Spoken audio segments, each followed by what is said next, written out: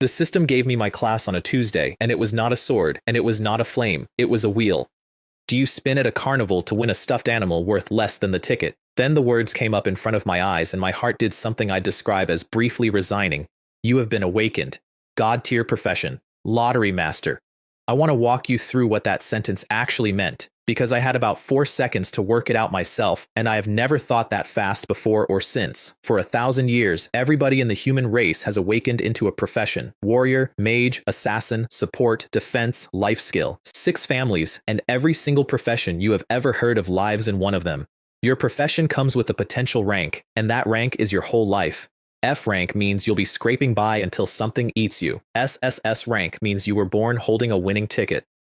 And 3 years ago, a girl named May Linxian awakened something above even that, a divine rank, and the entire species lost its mind about it, because divine rank means you don't have to advance through classes at all. You just level up in a straight line until you're a god. Divine rank was the ceiling. Divine rank was the top of the mountain, and everybody agreed there was nothing above it. God tier is above it. I stood there with my hands on a rock and my eyes closed and did the math on my own base attributes, which had just been printed in front of my face like a receipt. Strength 1000, Constitution 1000, Intelligence 1000. May Linxian, the crown jewel of our generation, the girl 3 academies fought a diplomatic war over, started at 100. 10 times. I was 10 times the best thing the human race had produced in a century, and I hadn't done anything yet except put my hands on a rock, and that was the exact moment I understood I was in enormous trouble. Because here's the thing about being a treasure doesn't own itself.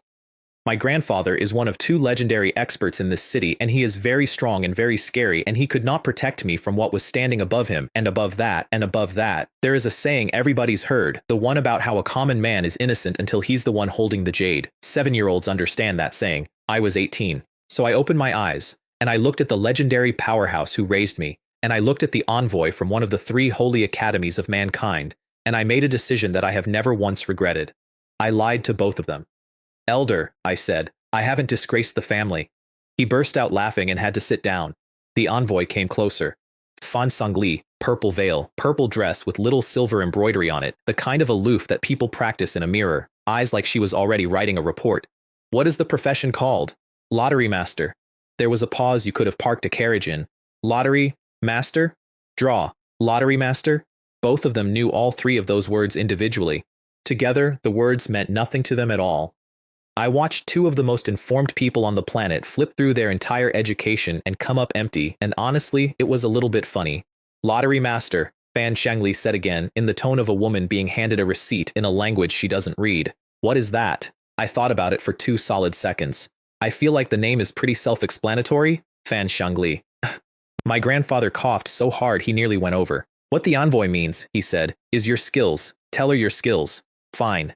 Skills. So I reached for it, the way you reach for a limb you've had your whole life, and the wheel came out of nothing and planted itself in the middle of the family living room, 2 meters across, rainbow light crawling all over the rim, the pointer sitting there like it was waiting for someone to be stupid. My entire energy bar emptied itself in one gulp and the skill went gray. 1 wheel. That's all I could hold. Then the information came up, and I got to watch 2 people read the same words I was reading, except they were reading the polite version and I was reading the real one. Their version said 1,000 gold per spin. Prizes include experience, gold, attribute points, skill books, equipment, pet eggs, and thank you for your patronage. 1 spin per person per day. Attribute points. I want to be clear about what that word did to the room, because I didn't understand it yet, and they did instantly. In this world, you get attribute points from exactly 2 places. You level up or you finish a quest. That's it. That's the entire list. There is no third way. Potions can lend you attributes, and equipment can lend you attributes, but the second you take the armor off the numbers, go with it, because those points were never yours. A professional's attribute points are their foundation. They are the thing underneath everything else. You cannot buy them, you cannot trade them, you cannot beg for them, and every powerhouse in human history has hit a wall somewhere and stood there wishing they had more. And my carnival wheel was offering them like a fairground offers a goldfish. Fan Shengli's veil did not move, but the rest of her did. The treasure chest, she said, to nobody. A chest has gold, equipment, skill books, pet eggs. A chest has never had attribute points. And a chest opens once. She looked up at the wheel with an expression I would get very familiar with over the next few days. This opens every day.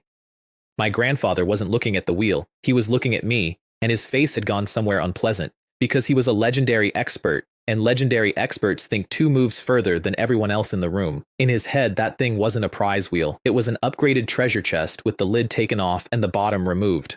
Lottery master, he said slowly. My grandson's potential is at least SSS.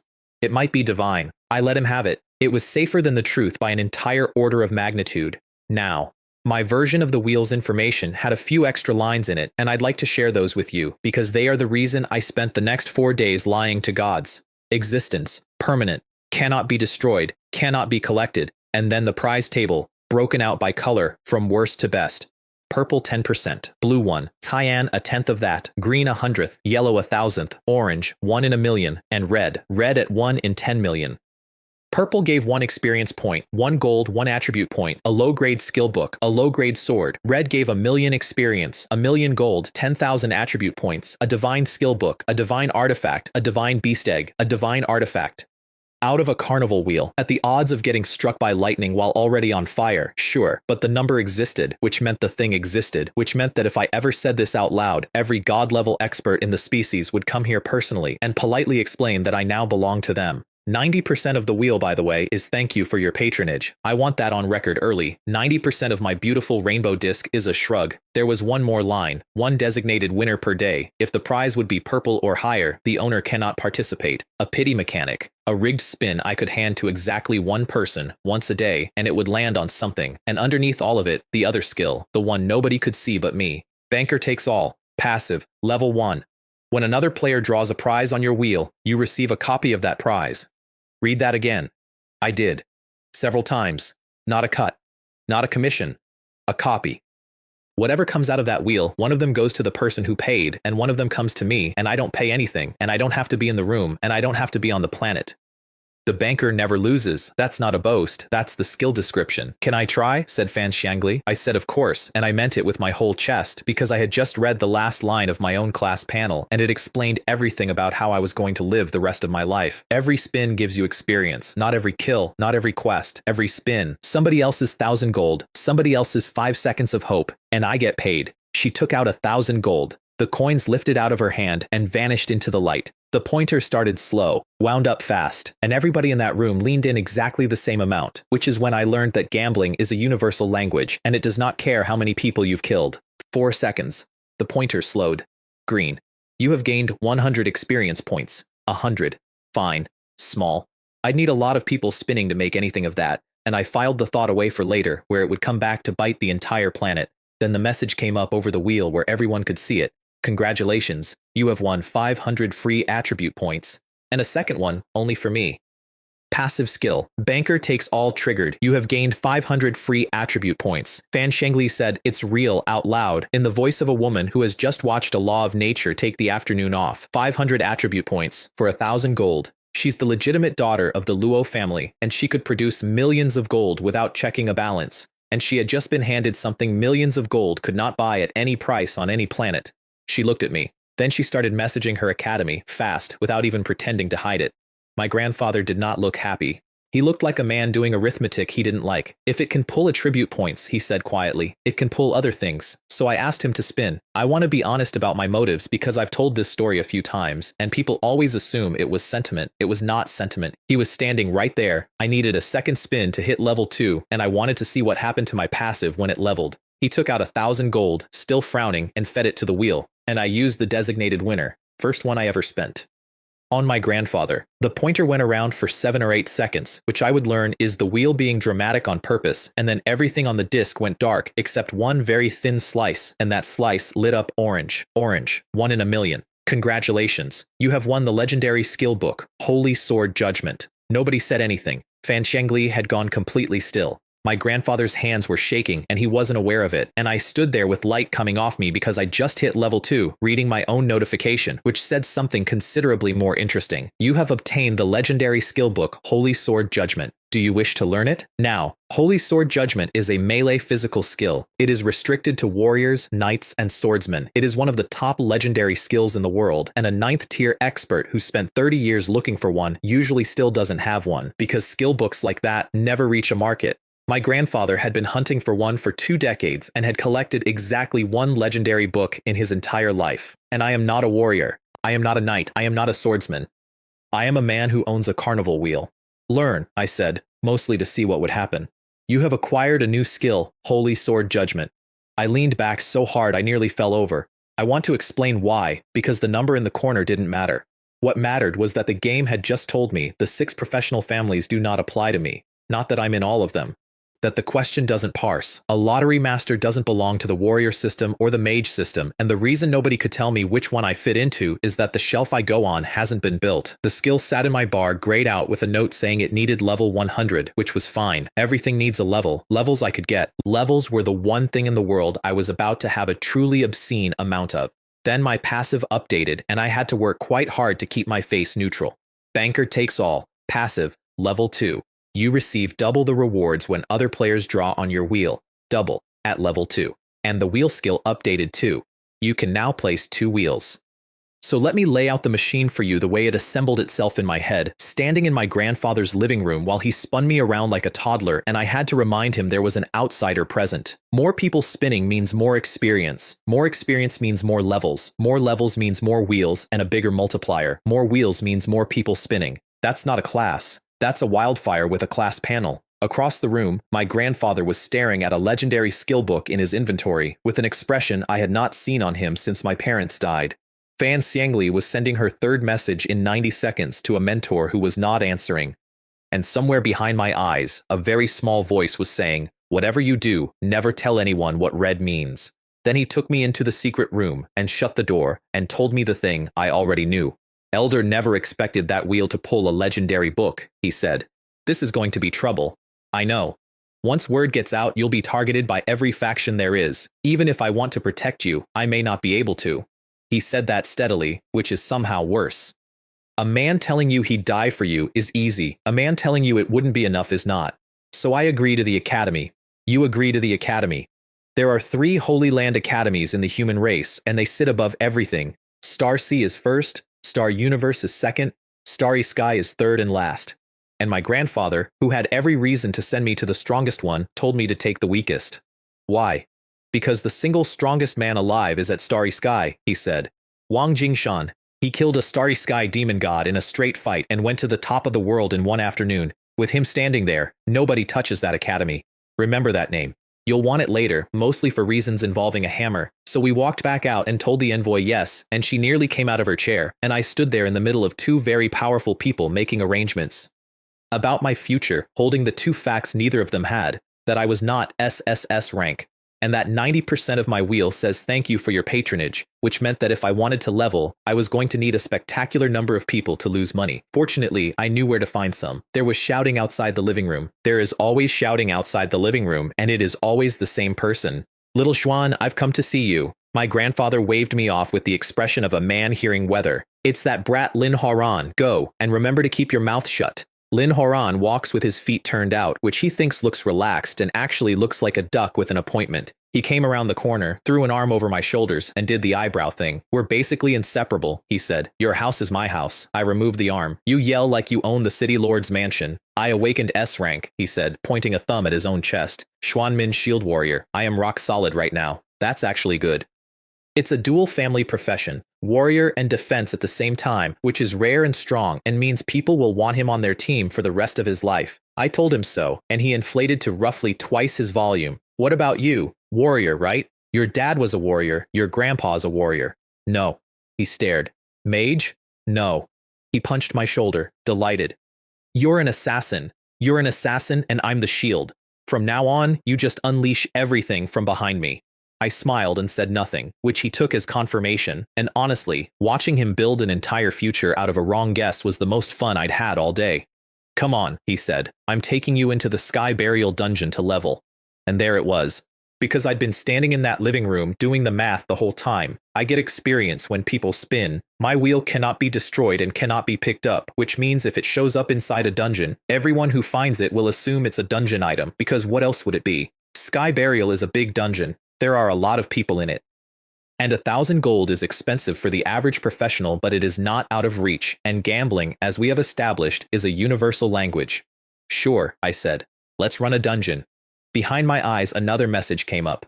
You have gained 100 experience points. Somebody back in the living room had just spun. I checked the record and blinked, because there was no prize attached, just the experience. Huh, I thought. Only experience? Right. The 90%.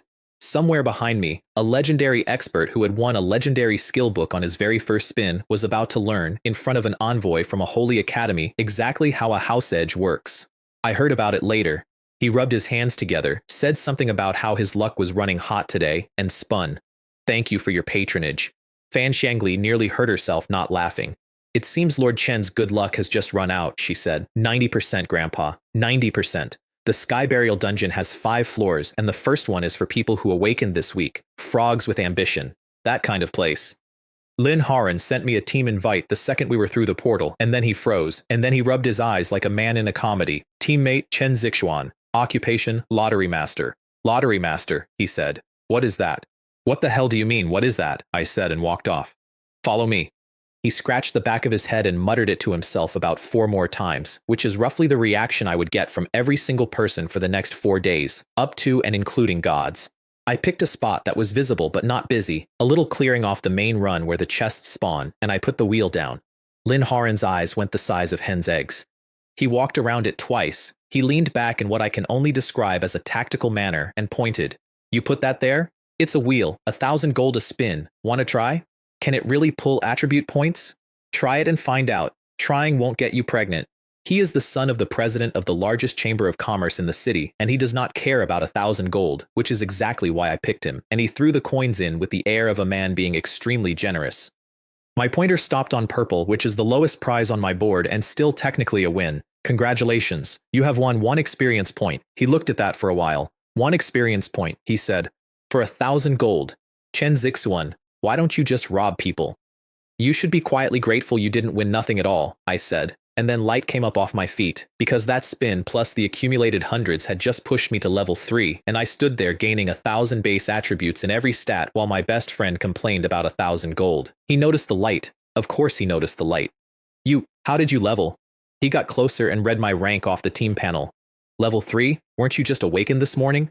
Don't be jealous, I said. Daddy levels differently than you do. Then I snapped my fingers and put down 2 more wheels because level 3 meant 3 wheels and I wanted to see his face. I got the face. Wait, he said, how many of these can you fit in one? Hurry up and spin, I'm only leaving one here when you're done. He complained about his gold not growing on trees. He asked whether I could improve the odds. I told him I could guarantee he'd win something and that what he won was his own problem, which was the truth, since I had 2 designated wins sitting there doing nothing. Then he said, oh no, I forgot to wash my face today. I want you to understand that he said this seriously. I resisted the urge to kick him and told him to spin before the guarantee went stale, and he threw 2,000 gold into 2 wheels and I spent both dailies on him, 300 attribute points, and a piece of advanced equipment, a beast bone shield, and because Banker Takes All was at level 3 by then, I got 3 of them. Lin Horan stared at his own inventory. I actually won. I put 2 of the wheels away, left 1, took him by both shoulders, and gave him the most serious face I own. Now you understand what this thing is worth. His head went up and down like a chick pecking rice. Clear, very clear. Then remember this. The wheel has nothing to do with you and even less to do with me. It is a new dungeon item that appeared in Sky Burial. Understood? Understood. Good. Now go find someone and spread the word. He blinked. Spread it? Shouldn't we hide it? What if someone takes it or breaks it? No need, I said, and I meant every syllable. Nobody can take it. Nobody can break it. Not even a god. Lin Haoran made a sound like a kettle, and then we walked away, and he kept looking back over his shoulder like a man leaving a buffet because he had spun 3 times, spent 3,000 gold, and walked out with something like 30,000 worth of goods, and his eyes had gone red about it. Can't we stay a bit? He said. No, I'm a treasure vault now. I can't afford one single suspicious glance. He caught up, went quiet for a few steps, and then said, Shall buy, thank you. For what? For trusting me. I stopped walking. He stopped walking. Lin Haran, I said. Are you being coy? He touched his nose, laughed, and put his arm back around my shoulders. Good brother, always in my heart. Who said best friend? I'm your foster master. He punched me. I'm 2 days older than you, you unfilial son. Are you spinning again tomorrow? Obviously I'm spinning again. Tomorrow. Then call me foster master. Twice. Godfather, godfather. Lin Haran, when did you get this shameless? That's not shamelessness, he said. That's a wise man knowing when to yield. If I could pull attribute points every day, I'd kowtow. Remember this exchange. It's going to metastasize. The first stranger to find my wheel was a man named Gao Lei, and he found it while showing off. He belongs to the Iron Fang Guild, which is one of the top 10 guilds in the city, and he was doing the Veteran Mentors Newbies quest, which mostly involves walking a dozen recruits to a monster patch and letting them tell you how great you are. He is broad, bald, carries a big knife, and has the specific confidence of a man who has never been the strongest person in a room, but has never been in a room with many people. One of the recruits pointed. Everyone turned. Rainbow light in a clearing. Gao Lei read the information panel, touched his shiny head, and laughed. A wheel? In a dungeon? 1,000 gold a spin? What a low-effort scam. Do they think we're stupid? And in front of several gasping girls, he raised his big knife and cut the thing in half. The blade went through it. Not into it, through it, the way your hand goes through steam, and Gao Lei, who had committed his whole body to that swing, followed his own knife face first into the dirt. I would like to formally thank Gao Lei. He is the reason my wheel got famous. He got up spitting. He swung again, gently this time, and watched the blade pass through again. He backed up 2 steps. I can't hit it. I can't hit it. What is this thing? Then his eyes started to light up because he'd arrived at the only explanation available to a man in his position. It's a dungeon item. A new one. And he had found it. He had 1,000 gold saved up over several months. He looked at it for a while. He said, "Why don't you give it a try?" Which is a sentence people say to themselves right before something changes. The wheel spun. 12 recruits held their breath. It stopped on purple. Congratulations. You have won the low-grade skill book, 1/ silence, and then a scream. A skill book. Understand that skills, in this world, come from exactly 2 places. You get one when you advance a class and you can learn a book. That's it. Books never appear on the open market because for a professional there is no such thing as too many skills, and if you don't want one yourself, you can trade it for something enormous. Gao Lei was a mid-tier guild grunt, and he had just been handed a real skill for the price of a nice dinner. He dropped his knife. He slapped himself across the face, hard. It's not a dream. It's a skill book. It's real. Behind my eyes, 3 copies of 1/ dropped into my inventory, and 100 more experience, and I stood 100 meters away watching my best friend fight a monster one-on-one and thought, oh good, someone found it. Then Gao Lei had the idea that ruined his entire week. If I report this to the guild leader, he thought, that's a big contribution. If Iron Fang Guild can control this, we can spin every day. He opened the guild channel to type it, and found a message already sitting there. A wheel is suspected to have appeared in Sky Burial. All members currently inside must search for it immediately and report the moment it is found. Everyone else had the same idea at the same time.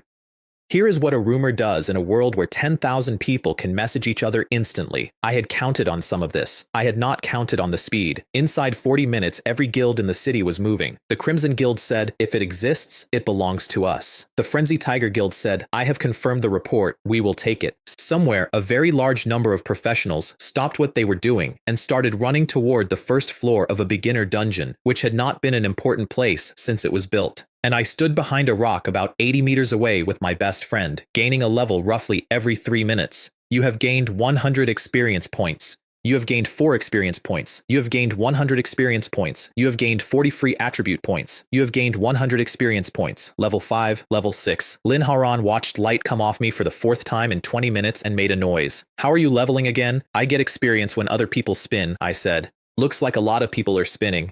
He looked at me with pure, undiluted resentment. Chen Zixuan. Do you know how annoying you look right now? Am I? I can be more annoying. Then Iron Fang arrived with 100 people, and the day got interesting. Iron Fang is a guild leader who looks like his name, which is to say he wears gold armor and has a beard and takes up more space than his body requires. He tried to collect the wheel, failed, tried to destroy it, failed, rubbed the beard. Can't be taken, can't be broken. Gao Lei suggested letting the brothers spin fast before the Frenzy Tigers showed up. Iron Fang sneered at the Frenzy Tigers, said the guilds he was actually worried about were Crimson and Soaring Storm, and then spun. Thank you for your patronage. His face went dark, and then he made a decision that tells you everything about how this world runs. Let the others spin one at a time. The guild reimburses the cost. The guild takes 80% of whatever they win. Gao Lei's eye twitched. Yes, 80%. Write that number down. It's going to cost this planet 40 wheels. Then the Frenzy Tigers arrived, and Iron Fang and Wild Wolf stood 100 meters apart with several hundred people behind each of them, and did the thing where 2 men who genuinely want to kill each other take turns describing how much they want to kill each other. Wild Wolf killed Iron Fang's younger brother some years ago over a boss, so this wasn't a business dispute. This was the good stuff. They actually fought. Both 7th tier elites, spear against greatsword, and it was genuinely spectacular in the way that two very strong people who are evenly matched are always spectacular, sparks and thunder, and neither side's subordinates daring to move. Lin Horan was punching the air. I was watching closely because I am a man with 100,000 health and no idea how to fight, and free lessons are free. Then a lazy voice said, "Wonderful, truly wonderful. I couldn't help but applaud you both." And everything stopped. The man who walked in wore a blood-red cloak, a blood-red mask, blood-red armor with a demon face on the chest. Behind him came several thousand people who looked at everyone present the way you look at furniture. Bloodthirsty Yama said, "It's the leader of the Crimson Guild, 8th tier, epic, Crimson."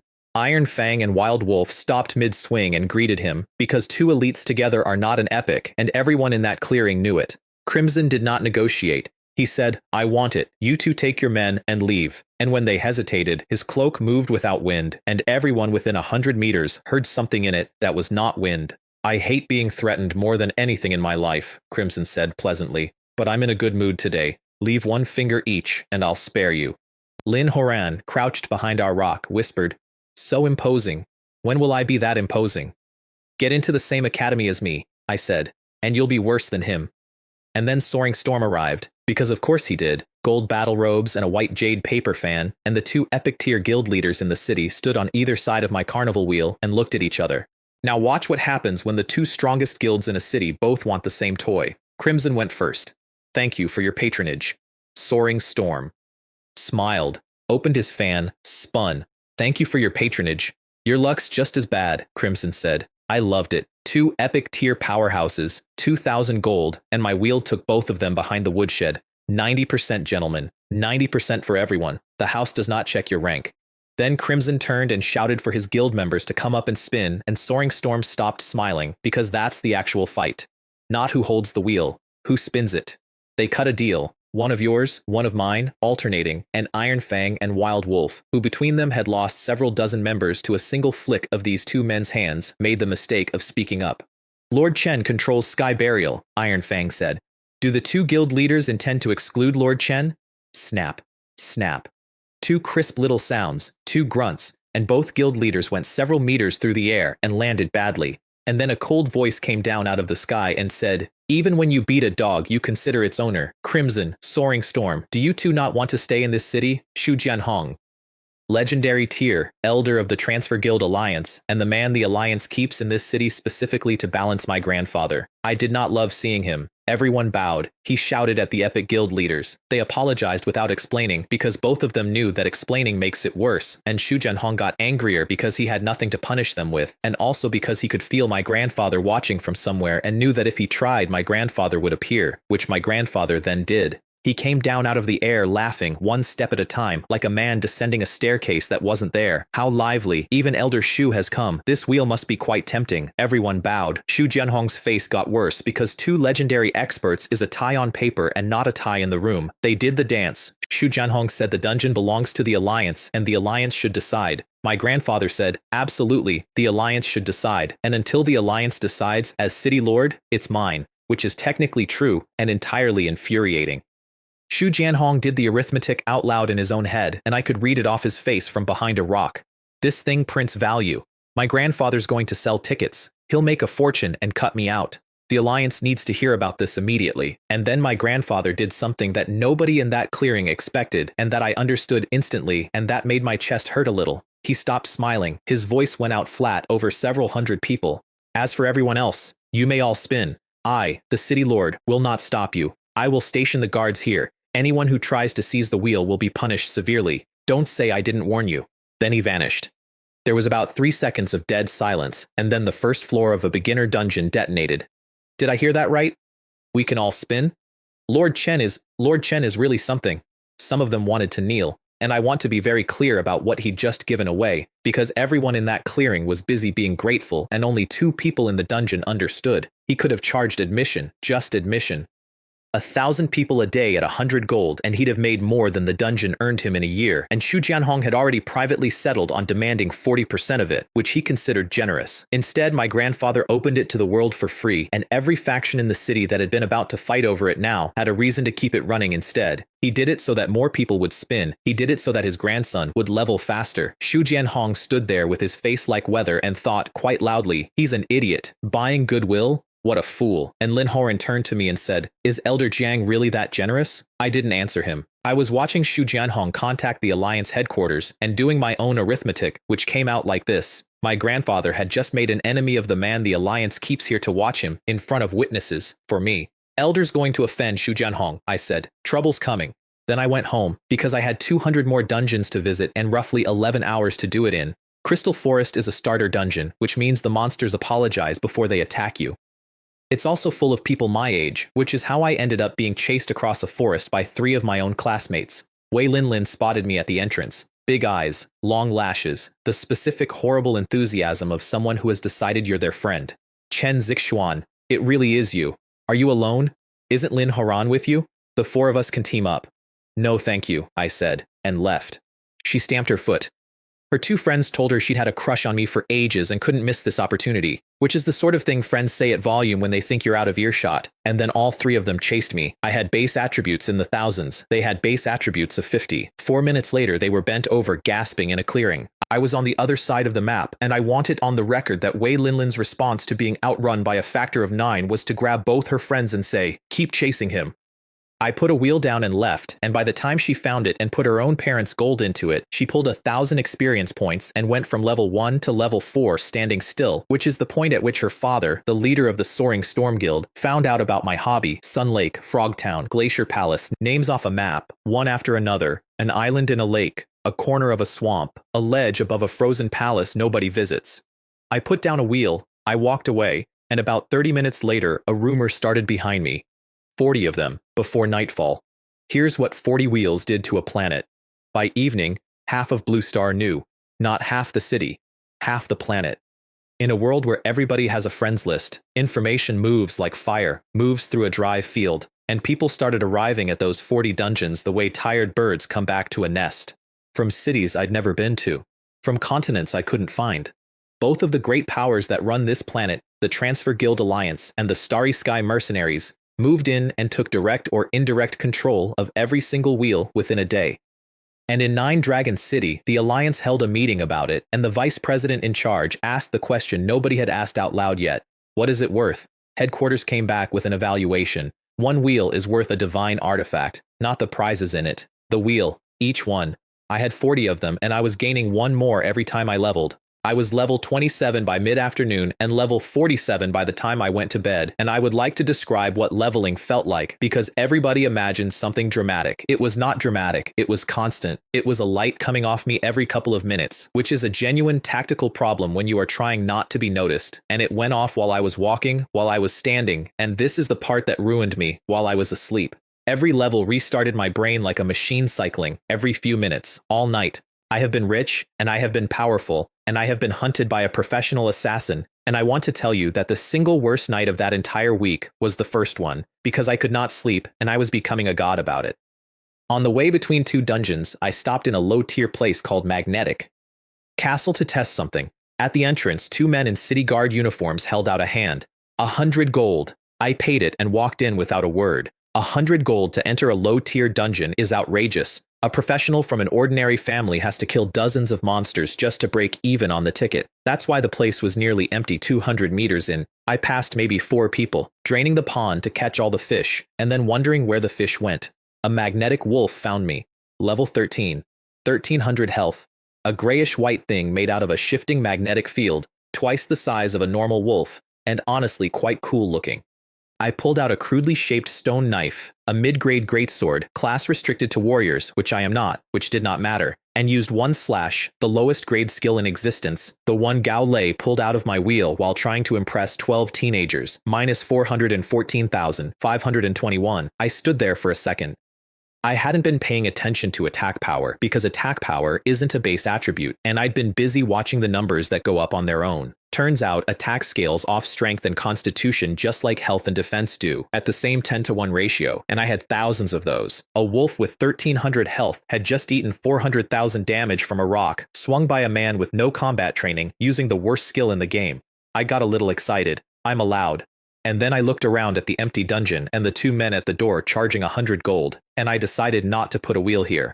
I want to be precise about why, because this is the first rule I ever made and I have never broken it. If I put a wheel in Magnetic Castle, the ticket price does not stay at 100 gold. It goes to 500, then 1,000, because now there's something inside worth paying for.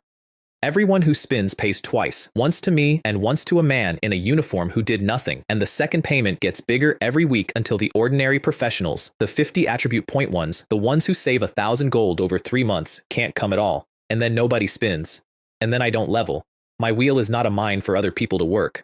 I left Magnetic Castle, and that night I went to sleep in a bed in my grandfather's house, and I woke up 15 levels higher and furious, because 15 levels overnight is slow. I had 40 wheels running for 11 hours across an entire planet, and I'd gained 15 levels, when a single wheel with a Q on it should have done 1,000 spins by itself. So I opened the records. I can see every spin on every wheel, who, what, when, and started reading.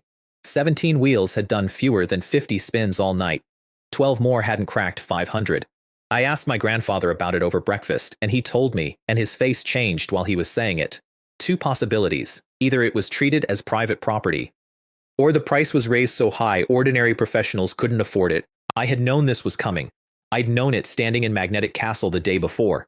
Knowing a thing is going to happen does not do anything at all to the feeling you get when it does. So let me show you what I was actually looking at. Frogtown is a starter dungeon full of frogs that can barely hurt you. It exists so that 15-year-olds have somewhere safe to practice. Several schools had a field trip booked there that morning, and in Frogtown, my wheel had spun 41 times overnight because the school administrators had cleared the area the night before and were taking turns. I saw the log. Principal Zhao pulled 1,000 attribute points. Principal Li pulled an intermediate skill book, and they stood around it congratulating each other, and one of them said out loud that it would be wonderful if the school could make it exclusive. And in Thunder Tower, on the 2nd floor, which is an endless desert, a young man named Zhou Zihan, grandson of the Thunder City Lord, about to be recommended into a holy academy, destined for greatness, everyone says so, was standing in front of my wheel surrounded by friends and hangers-on while they told him how clever he was. We picked right, following young Master Zhou. We don't have to queue at all. Look at the other dungeons. They're packed. Who knows how long the line takes? Only young Master Zhou dares to claim a wheel as his own. Would anyone else dare? We wouldn't dare. And Zhou Zihan, enjoying it, said, "As long as you follow me, I'll cover the gold for everyone's daily spin." I read that log twice. Somewhere in that desert there were people who had walked in that morning hoping to spend the 1,000 gold they'd saved, and there was a rope of hangers-on around my wheel telling a boy how generous he was for spending money on his friends at a machine he did not own, did not build, and could not have made. I sat there in my grandfather's dining room and felt something go very cold and very clear. "You want to take them back," my grandfather said. He knows my face. "Yes. I'd advise against it for now." He put his tea down. "Everyone has settled on the story that the wheel is a dungeon item. If you pull one back, that's a clue. Unless I pull back all of them, which will stop your leveling entirely. Then it stops." He looked at me for a long moment. My grandfather is a man who has spent 30 years managing an entire city by never doing anything sudden. "Then let's take them all back," he said. "I want you to picture this happening simultaneously in 40 places. In Thunder Tower, the flatterers were mid-laugh. The wheel simply stopped existing. No flash, no sound. Zhou Zihan's friends stared at the empty sand, and one of them, with real hope in his voice, suggested it had fallen in and they should dig. In Frogtown, the school principals were 4 spins into their morning, while several hundred children waited outside for their field trip. The wheel vanished between one blink and the next, and in the other, 38, mid-queue, mid-spin, in front of people who had stood in line since the previous night to be 6th from the front. 40 rainbow discs went out like candles. "Where's the wheel? Where's the wheel?" No, I was halfway through paying. I queued all night, and the second it's my turn, am I seeing things? They searched. Of course they searched. They took 40 dungeons apart corner by corner and found 40 empty patches of ground, and the news reached the Alliance headquarters before anyone had finished looking. The vice president who received it sat bolt upright. "What did you say? They've all disappeared?" And then he sat back down and looked for a moment genuinely unwell, because he had just done the multiplication. One wheel is worth a divine artifact. 40 divine artifacts had gone out like candles on his watch. Over at the Starry Sky Mercenaries, a marshal named Qin Hongbo broke a conference table with his fist and ordered a planetary search. And in the Sky Burial Dungeon, standing on the empty patch of dirt where the first one had been, the two vice presidents of the Transfer Guild Alliance on Blue Star had a conversation that was about to cost my grandfather everything. Their names were Zhao Wenjiao and He Min, and you need to understand that these two men had been fighting each other for a decade over a chair. The previous president of the Alliance on this planet died in a dungeon some years back, and headquarters never replaced him. They intend to promote one of the two vice presidents instead. Zhao Wenjiao and He Min have been level with each other for 10 years, and the way you get ahead in that race is by controlling cities, because cities control dungeons, and dungeons are the only thing anybody actually wants. My grandfather is He Min's man. Xu Jianhong is Zhao Wenjiao's. So when the two of them stood on that empty dirt with my grandfather and Xu Jianhong, He Min floated a theory to comfort himself. Chests respawn on timers, maybe the wheel just expired for now. And Zhao Wenjiao, who is not stupid, looked at the ground and produced the most beautifully shaped piece of malice I have ever heard. As far as I know, he said, of all the wheels, this one was found first because of Lord Chen's decision, and it had by far the most spins. He let that sit. Is it possible that the wheel disappeared because its spins ran out? My grandfather's heart sank, and he kept his face perfectly still because he knew exactly why the wheel had disappeared and could not say a single word about it as long as he lived. Xu Jianhong jumped on it instantly. Absolutely, Vice President Zhao is right. It must be like a chest. Chests have limits. Lord Chen opened it to everyone and burned it out, and the first one going empty triggered the rest. Then he clasped his hands very solemnly and said, Lord Chen must bear full responsibility. Which is the exact moment my grandfather learned the oldest lesson in the world. If a man wants a reason to blame you, he will find one, and it does not have to be a good one. He Min fought it. He pointed out, correctly, that he was the one who ordered my grandfather to open the wheel to everyone, and asked whether Elder Xu was suggesting a vice president should take the blame. Xu Jianhong sweated, and Zhao Wenjiao said the sentence that ends arguments. Headquarters needs an explanation. Then calmly, I propose Chen Guangming be temporarily removed as city lord, and Elder Xu temporarily assume the position. If the wheel refreshes, he'll be reinstated.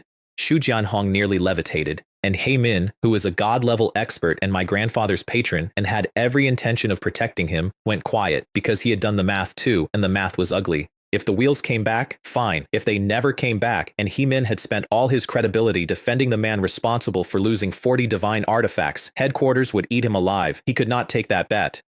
Zhao Wenjiao looked at him across the empty dirt, and the look said, Sky Burial City, I'm taking it. Are you going to give it to me or not? My grandfather saw He Min's face and understood he was being spent, not betrayed. Spent, which is different, and which happens to pawns. He stepped forward to resign. And then a message box opened in front of his eyes, and Xu Jianhong, watching him closely, savoring it, saw the impossible thing happen. Chen Guangming smiled. Laughing? Xu Jianhong thought. You're about to lose your city and you're laughing? My grandfather straightened his back and stopped smiling and spoke in the humble and completely immovable voice of a man who has just received extremely good news. Vice President Zhao. Sky Burial is under the Alliance's jurisdiction, but I earned this seat in combat. If you want to revoke it, send someone to defeat me. That's the Alliance's own rule. Zhao Wenjiao's eyes went cold. He Min stared at him like he'd grown a second head. Because yes, that is the rule. And no, nobody says that to a god-level expert who can end your career with a sentence. Where, Xu Jianhong thought, did Chen Guangming get this from? I'll tell you where. Deputy Head Su of the Starry Sky Academy had just messaged him to say she was coming to Blue Star personally and would be arriving shortly. For me. Zhao Wenjiao stared at my grandfather for several long seconds. Fine, he said. Chen Guangming, you're very good. Then he turned. Xu Jianhong. Your servant is here. I'm giving you a chance. Defeat him, and the city is yours. Yes. The battle space came down over the four of them. Every dungeon has one, and my grandfather, as sitting city lord, still had the authority to open it, and a 100-meter arena unfolded with 2 men in it and 2 gods in the stands. Xu Jianhong laughed at him. He'd been given something on the way in, quietly, from Zhao Wenjiao's inventory. A legendary skill book. Defensive. Enough to close the gap between a good 9th tier and a great one. Chen Guangming, he said. I advise you to concede before I beat you into paste. Enough talking, said my grandfather, and swung first. I want to walk you through my grandfather's duel properly because I missed it and because missing it is one of the 2 things I regret about that week. Word got out that the city lord was fighting for his seat, and it got out because Wild Wolf deliberately spread it, wanting an audience for Shu Jianhong's victory. That decision aged like milk in a warm room. Every important person in Sky Burial dropped what they were doing and came. Iron Fang came because if Shu Jianhong won, Wild Wolf's guild owned him. Crimson came because he'd done the math and decided Shu Jianhong couldn't possibly win, and then paused and said, unless he got a new legendary skill from somewhere, and left in a hurry. Soaring Storm came because he was worried, and because he'd insulted Shu Jianhong recently and would like to know if that was going to be a problem. And Sulan arrived at the teleport plaza with Fan Xiangli, could not find me, could not reach me, and went looking for my grandfather instead. I was asleep. I want to be clear about this. The deputy head of a Holy Land Academy crossed 2 million light years for me, and I was face down in a pillow because a lottery wheel had woken me up 400 times. Sulan walked into a spectator stand full of the most powerful people in the city, and none of them noticed her. Not one. They were watching the fight, and she is a mid-rank god-level expert, and if she doesn't want your eyes to stop on her, they don't.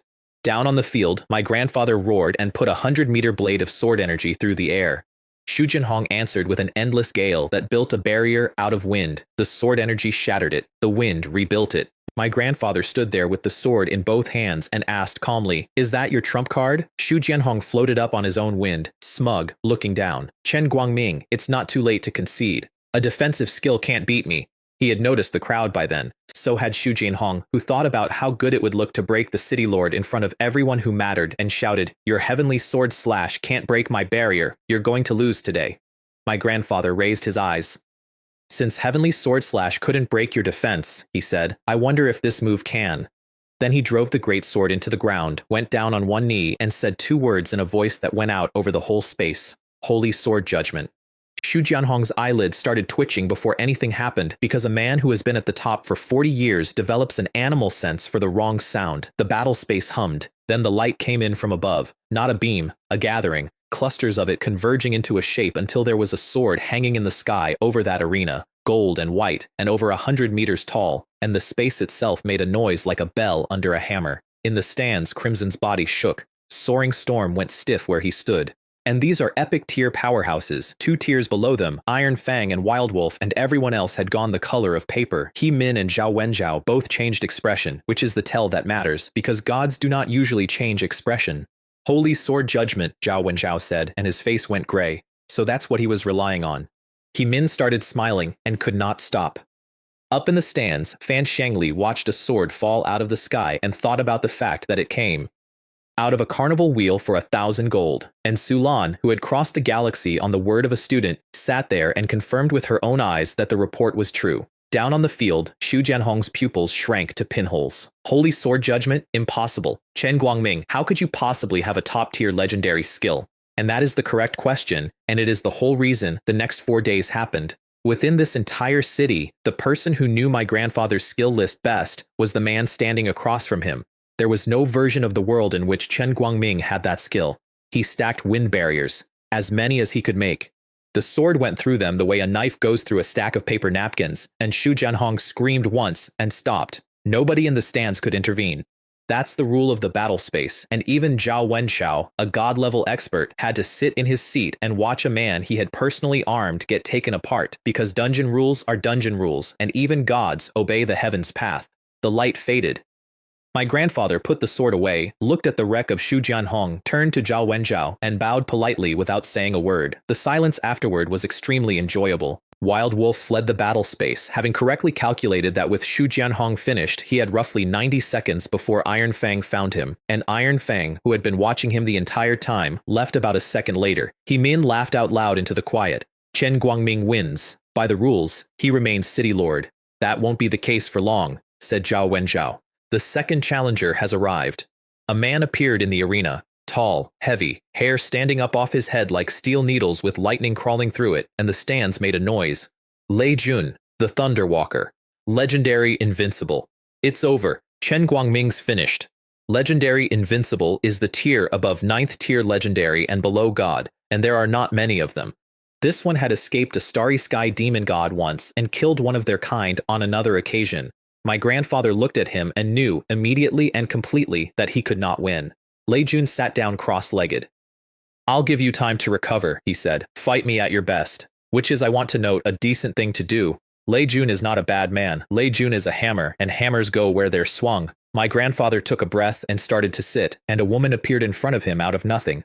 Lord Chen, I am Deputy Head Su of the Starry Sky Academy. My grandfather, who had just faced down a god and a legendary invincible in the same hour, took 2 steps back and bowed so fast he nearly folded. Then several things happened in about 4 seconds. He Min and Zhao Wenjiao both stood up at the same time. Both saw her back and both recognized her, and both were in the air and behind her and bowing before the 3rd second finished. He Min greets Deputy Head Su.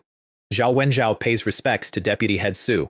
And the entire spectator stand went to pieces, because these 2 men were the god-level rulers of this planet, and they had just greeted somebody like servants. Lei Jun heard those 2 greetings, went pale, and looked at his own feet, because here's the thing, he had heard her introduce herself to my grandfather, politely, with a smile. And he had been sent by Zhao Wenjiao to take that man's city. Lei Jun's legs stopped working properly. He put his head down and did not breathe and cursed Zhao Wenjiao in his heart with great feeling. Su Lan ignored both vice presidents completely, raised a hand, and my grandfather found himself straightened up by something gentle and absolutely irresistible. I wonder where Chen Zixuan is now. I'll contact Xiaobai right away. That is, my grandson, Chen Zixuan. Please wait a moment, he messaged me. I did not answer because I was asleep. He messaged me again. Hey, kid, why aren't you replying? The deputy head came in person. Nothing. Because I was asleep. My grandfather stood in front of a mid-rank god-level expert with sweat coming down his forehead, messaging his grandson, receiving no response. Meanwhile, He Min and Zhao Wenjiao looked at each other, and 4 words appeared in both their heads at once. Heaven-born divine occupation. Because that's the only explanation. A deputy head does not cross a galaxy for a new awakener. 3 years ago, when Mei Lingxian awakened her divine occupation, the deputy head of Star Universe came to collect her personally, and everybody talked about it for a year. This was that. It had to be that. Both of them immediately reported it to their superiors. Su Lan asked whether my grandfather could reach me. He could not. She could have contacted him privately and quietly at any point. She showed up in the middle of a duel in front of the 2 rulers of the planet on purpose, so that everyone would see her standing next to him. She was doing him a favor. She was doing it in public so that it would be permanent. The 3 great holy lands stay out of planetary politics. Always. And she didn't have to say a word. Zhao Wenjiao took one look and started waving at Lei Jun to get out immediately. Are you trying to die? Lei Jun left like a man pardoned at the gallows. Soaring Storm and the rest evaporated without making a sound. Crimson, who had left 10 minutes earlier out of pure self-preservation, was later extremely smug about it. And my grandfather, sweating, said, Hey, the school's organized a trip to a starter dungeon today. Xiaobai has probably gone with them. Which one? A frog town. Then let's go. I was, at that moment, urinating. I want that in the record, because I have heard several versions of this story told back to me, and in all of them, I'm doing something dignified. The truth is that I had finally gotten to sleep after taking all 40 wheels back, and I only woke up because my body insisted, and I was walking back to my room with my eyes mostly shut when a voice appeared directly in front of me. You are Chen Zixuan? I stopped. I tried to open my eyes. I rubbed them. Yeah, it's me. Who are you? Behind me, my grandfather's voice came out at a pitch I had never heard. Little Xuan, don't be rude. This is Deputy Head Su of the Starry Sky Academy. I have never woken up faster in my life. I have been ambushed by a nest of void monsters since then, and it was less bracing. I got my eyes properly open, and there she was. Tall, nearly my height, and I'm taller than my grandfather. A black dress with stars scattered across it, the kind of formal that isn't trying to be attractive and lands there anyway. A face like a cold morning. What are you standing there for? My grandfather hissed. Bow. I bowed. Chen Zixuan greets Deputy Head Su, and while my head was down, I ran through it fast. As far as anyone knows, I'm SSS rank. SSS rank does not get a house call from a deputy head. Either she knows what a lottery master actually is, which is impossible, or E, she held something out. This is your Starry Sky Academy student token. From this moment, you are a student of the Academy. Take it. He Min and Zhao Wenjiao, standing right there, both flinched. Here is why. There are 2 ways into a Holy Land Academy. You test in, which requires SS rank potential just to sit the exam, or you get recommended. And even recommended students do not receive their identity token until the semester starts at the Academy itself. We were standing in a courtyard on Blue Star, and a deputy head had handed me a token before saying anything else. That is not recruitment. That is a woman planting a flag on something before anyone else can reach it. At that moment, He Min and Zhao Wenjiao stopped speculating and started believing. There was no other explanation available. He Min felt joy arrive in his chest like a warm drink. My grandfather is his man. If I was a heaven-born divine occupation, then his rival was finished, and the president's chair was his.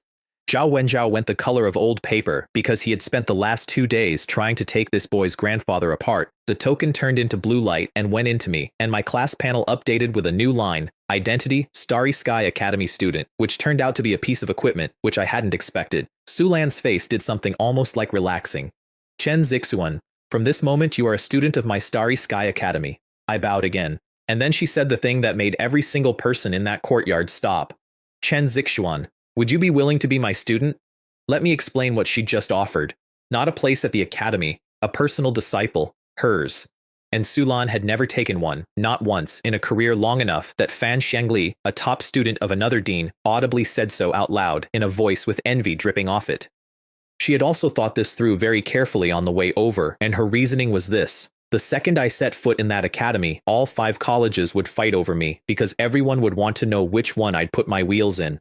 Fighting over a student is ugly, so she would take me herself, put me above all 5 colleges, and make the question meaningless. And also, in her own words, in her own head, this boy is not one strong person. Given time, this boy manufactures strong people. Legendary skills are the difference between a legend and a god. That makes him a factory, which makes him the single most valuable target the Starry Sky Demon God clan will ever have, and they will spend anything to kill him. If she's his teacher, she can stand in front of him. Behind me, my grandfather was shaking. 4 words were going around his head on a loop. My grandson is going to fly. What are you standing there for? He said, strangled. Call her teacher. Student Chen Zixuan pays respects to his mentor. I had no reason to refuse and about 9 reasons to accept. The competition inside a holy academy is vicious, and I needed a wall to stand behind, and she had real power and real strength and was offering both. My actual first choice, if I'm honest, was Wang Jingshan, the strongest man alive. But nobody says you can only have one teacher. Zhao Wenjiao heard the congratulations start and understood completely that he had lost. He'd spent 40 years on this planet waiting for a chair and lost it to a teenager in a courtyard. He tried one last thing. He messaged the deans of Star Universe and Star C. I'm on my way to Blue Star. Watch Sulan for me. If she hasn't taken him back yet, Star C will have him at any cost, and got back the reply that ended his career. Too late. Sulan has already taken him as her personal student. Then he stood there with a smile on his face, making polite noises, while a girl half his age asked me, quite reasonably, if he could stay for dinner. Why haven't you 2 left yet? Sulan said to 2 god-level rulers of a planet. Are you staying for dinner? He Min bowed and got out. Zhao Wenjiao hesitated and asked my grandfather the question that had been eating him. Lord Chen, may I ask what divine office your grandson awakened? Divine office? Fan Xiangli blinked. My grandfather blinked. And I thought, they've decided I'm a heaven-born divine occupation. That tracks, actually. SSS rank doesn't earn a personal disciple slot, Sulan said, in a voice with no room in it. That is not a question you should be asking. And now that Xiaobai is my student, Lord Chen is under your alliance's jurisdiction. You know what to do from here. I understand perfectly well, said Zhao Wenjiao, and left, and did not come back for 2 days, and when he did, he was a corpse. Xiaobai, said my new teacher, once the courtyard was empty of politicians. Let me see the wheel. I put one down. She looked at the information for about 2 seconds, took out 1,000 gold, and spun. I used the designated win, because she was my teacher now, and if she pulled something good, so did I. Also, I wanted to know what a mid-rank god-level expert's luck looked like. Yellow. Epic tier. 1 in 100,000. Congratulations. You have earned 630,000 gold. I stood there for a moment. Okay, is that how we're playing this? The anticipation went out of Sulan's eyes like a light being switched off. At her level, gold is a number that goes up. My grandfather and Fan Xiangli, who had both been leaning in, sagged in perfect unison. Don't be disappointed, I said. Use a different wheel. I put another one down without thinking about it, because my energy pool was over 1 million and a wheel cost 10,000, and watched the interest come back into her face immediately. Gambling, as I said. Universal language. Then Sulan asked how many wheels I'd placed, and I said 40 at the time, and she said at the time, and I said 63 now. Fan Xiangli's eyes went round. 63 divine artifacts, she was thinking. And that's just today. Does the number rise with your rank? My grandfather asked, and there it was. Yes, I said. 1 per level. Sulan's eyes did something dangerous, and it took me a second to work out that the killing intent wasn't for me. It was for the 2 vice presidents who had just walked out of that courtyard knowing my face. What level are you now? 63. Fan Xiangli asked me to repeat it. My grandfather looked smug enough to burst. 63, Su Lan said slowly. In 2 days. And then she did the multiplication out loud in her own head, and I watched her arrive somewhere. 9 class advancements. Level 1000 at the maximum. 1000 wheels. She looked at me after that with an intensity I would describe as uncomfortable. She was in that moment extremely grateful to herself for coming in person. Then she caught it. She's fast. Wrong. You've completed your first advancement? Because I had. At level 10, everybody gets an advancement quest, and you cannot level past 10 until you finish it. I had never received one. God tier doesn't do advancements. You just go in a straight line to God, same as a divine occupation, except more so. I'd had an answer ready since the moment I understood the problem. My first quest was to increase the odds on the wheel. I've already finished it. Which is a perfect lie, because only the professional can see their own advancement quest. Nobody can check. And a lottery master's quest being weird is the least surprising thing about a lottery master. Then you have your second skill, she said, and her eyes lit up. Because the first skill of this profession is worth a divine artifact each, and the second skill would only be stronger. It's called Lucky Blind Box, I said. Silence. My grandfather put his face in his hand. Fan Xiangli repeated it softly to herself the way you repeat a word that has stopped meaning anything. First skill, lottery wheel. Second skill, lucky blind box. My grandfather shook his head with a smile and thought, my grandson's profession is just too unusual. I used it, and I'll admit, I wasn't ready for what came out either. Threads of 7-colored light unwound out of the air, and for about 4 seconds the courtyard looked like someone was painting it, colored filaments swimming through the dark like fish, sketching a shape. Fan Xiangli made a sound. My grandfather stopped talking mid-word. Then the machine finished assembling itself. 2 meters tall, 1.5 meters wide, 7-colored light crawling over the shell, a glass front with rows of little boxes flickering red, orange, yellow, green, cyan, blue, purple behind it, and 7 glass tubes running up the right-hand side like the world's most ominous thermometers. Their information said, first draw, 10,000 gold, prizes, attribute points, skill books, equipment, pet eggs, no limit on draws. You can see the odds of the next box's color, and the odds rise each draw. Note, if the participant changes, the probability tubes reset. No draw limit and no thank you for your patronage. Fan Xiangli's first reaction was that this was strictly better than the wheel. Then she saw the price and revised. My version had the extra lines. First draw 10,000, second draw 20, third 30, and so on, forever. 10 draws costs 550,000 gold. Every draw fills the purple tube by 1%. Fill it and purple stops appearing entirely and blue starts filling. Fill all 7 and the next box is guaranteed divine. To fill the first tube, purple, the worst one, you need 100 draws. That's 50.5 million gold to get through the garbage tier. My honest assessment, standing there, poor people should not touch the blind box. This is a rich person's machine. Su Lan drew once. A cyan box floated out.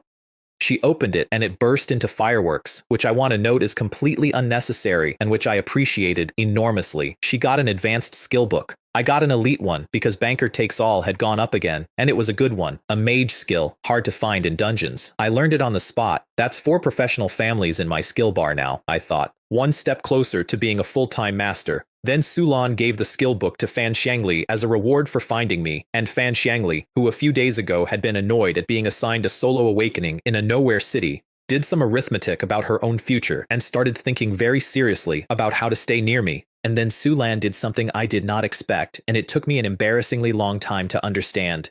She drew again. Purple, and again. Purple, and again. She didn't open them. She just kept drawing. 4th, 5th, 6th, 13th. A row of purple boxes floating in front of her like a very expensive fence. Fan Xiangli blinked at them. My grandfather came over and whispered, Xiaobai, the deputy head doesn't seem to be opening them. She's confirming a theory. What theory? You'll see. 25th, 44th. On the 63rd, I gained a level, and she didn't notice, because she was busy. 67th draw, a blue box. She stopped. She looked at it for a long moment.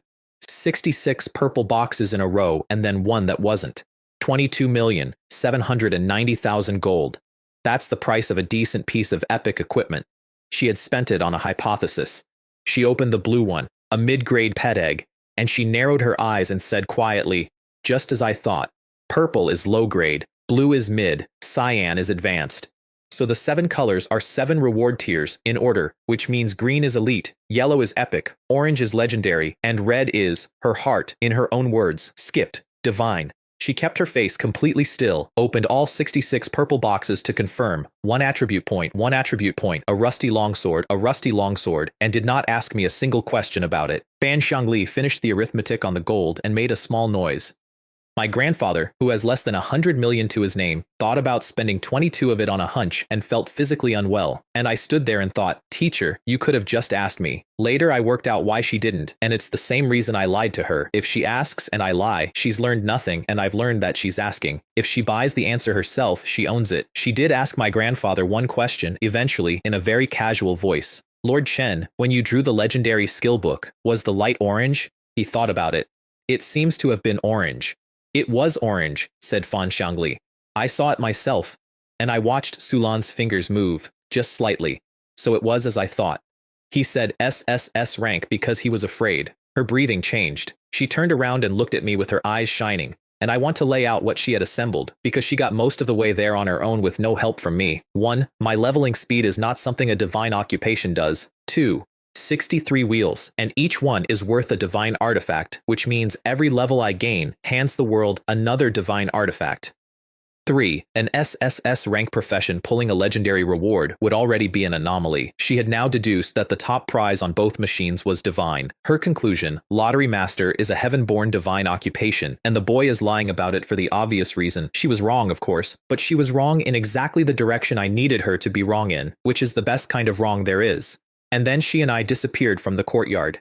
My grandfather and Fan Xiangli were left standing in an empty garden calling our names. From inside a fold of night sky where nobody could see us, I watched him spin in a circle looking for me, and I want to note that he looked frightened, and I saw it, and I did not like it. Sulan looked at me. Her eyelids were trembling slightly, which I would learn is the only thing about her that ever gives anything away. Little Juan, Lottery Master is a divine occupation. I couldn't hide it from you after all, I said, and smiled, and let her have it, because a divine occupation is a lie one whole tier smaller than the truth, and it would keep her satisfied for weeks. She laughed, not politely. She threw her head back and laughed out loud in the dark, and Fan Xiangli told me later that in years at that academy she had never once seen the deputy head smile, let alone that. Then she came over and pulled me into her arms. My child, she said. My good child. Don't worry. You are a student of Starry Sky Academy and my only disciple. Nobody can threaten you. I will protect you. The Academy will protect you until you are a god. I would like to make a joke here, and I have tried several times. My parents died when I was 7. My grandfather hugs me. He picked me up and spun me around a few hours before this, in front of an envoy, which I complained about. It isn't the same. He's a man holding on to the last piece of his son. She was a stranger who had known me for one afternoon. Yes, I said. It came out rough. She held on for a while. When she finally let go, she reached out and touched my face, and paused, and something went across her eyes that was not about me at all. Mentor? She stopped, put it away wherever she keeps it, and shook her head. It's nothing. My teacher has a story. I didn't ask. I have a few of my own. The night sky folded back, and we were standing in the courtyard again, and my grandfather's shoulders came down about 3 inches when he saw me. There was one more thing, and it turned out to be the best thing she did all day. Where's Lin Haran? Frogtown, I said, confused. He knows your profession, so he can't stay outside, she said. I'll give him a guaranteed admission slot. He can enter without the exam. My grandfather stared at her. Fan Xiangli's mouth actually opened. The Starry Sky Academy had 26 guaranteed admission slots that year. 26 for the entire species. Every major faction in the human race scraps over them annually, and my grandfather had heard of an executive at the largest bank in existence spending an unspeakable amount of money to buy one for his child. Lin Haran is S rank. S rank doesn't qualify to sit the entrance exam. Sulan's original plan, I found out later, had been to make him sign a binding secrecy contract.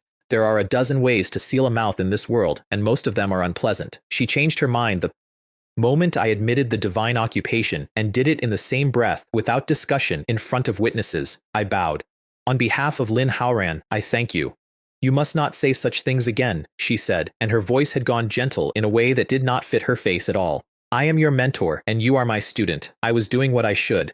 Fan Xiangli looked at her like a woman meeting a stranger. So I messaged my best friend, who was at that moment in a starter dungeon holding a shield against 2 frogs the size of adults and screaming for heals. He was, and I want to be accurate here, playing the victim. Giant frogs deal almost no damage. Lin Haran was swaying dramatically and shouting, Mengfei, heal me, I can't hold on, I need milk, lots and lots of milk, at 3 girls who were rapidly running out of patience. Lin Haran, one of them said. If you keep shouting, we're not teaming with you again.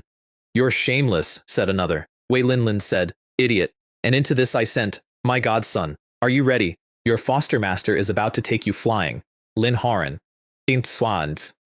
He got so distracted that a giant frog knocked him over, which required actual effort on the frog's part, and the three girls had to save him from a monster that has no attack to speak of. Then he disbanded the team and left, and when Wei Linlin demanded to know what Chen Zixuan wanted, he said, walking away without turning around, beautiful women are nice, but what's more important than taking off? He arrived at the mansion doing the duck walk, rubbing his hands, yelling, Godfather, Godfather, how are you taking me flying? Then he came around the corner and saw 66 lottery wheels standing in the hall. He counted them out loud. He got to 66. He made a noise that I have never heard a human being make before or since, threw his arms wide and ran at me shouting that he loved me to death. I put a hand on his chest and pointed silently to the side of the room, where his mentor's superior, the deputy head of a Holy Land Academy, was standing watching him. Lin Haran's smile came off his face in stages, like paint. Luo, Envoy Fan, and Elder Jiang are also here. Heh. He told me afterward that in that moment he was so embarrassed he could have dug out a divine rank dungeon with his bare hands. My grandfather barked at him to greet the deputy head. He didn't know who she was. I helpfully clarified. Starry Sky Academy, Deputy Head Su. He went white, then damp, then bent double, and started stammering out a greeting while his legs shook. Fan Shengli laughed out loud, which she had not done once since arriving, and I laughed, and Lin Haran bent lower and messaged me from 6 feet away with the fury of a wronged man. Why didn't you tell me she was here? You made me lose face. You were the one being flamboyant. I don't care. You have to make it up to me. I want 100 spins. And Sulan, with a completely flat expression and a very slight twitch at the corner of one eye, said, Lin Haran, after you finish spinning, go home and say goodbye to your family, then accompany Xiaobai to the Starry Sky Academy. He said, is it, huh? And then Fan Shengli explained that he was being given a guaranteed admission slot, and he dropped to his knees and started banging his forehead on the floor and swearing to bring glory to the academy for the rest of his life. And by the time he ran out of things to swear, both Sulan and my grandfather had left. He looked up. Fan Shengli was standing there laughing at him. Then he picked me up and spun me around, and I called him an unfilial son and told him to put me down, and he asked whether he should kowtow to me too, and I said yes as a joke, and he immediately started kowtowing. Hey, you're actually doing it? Of course I'm actually doing it, he said from the floor. Forget once, I'd do it 100 times, 1,000. If it weren't for you, I would never have gotten into that academy in my life. Then he said, in an entirely different voice, you gave me something that changes my whole life. His eyes had gone red.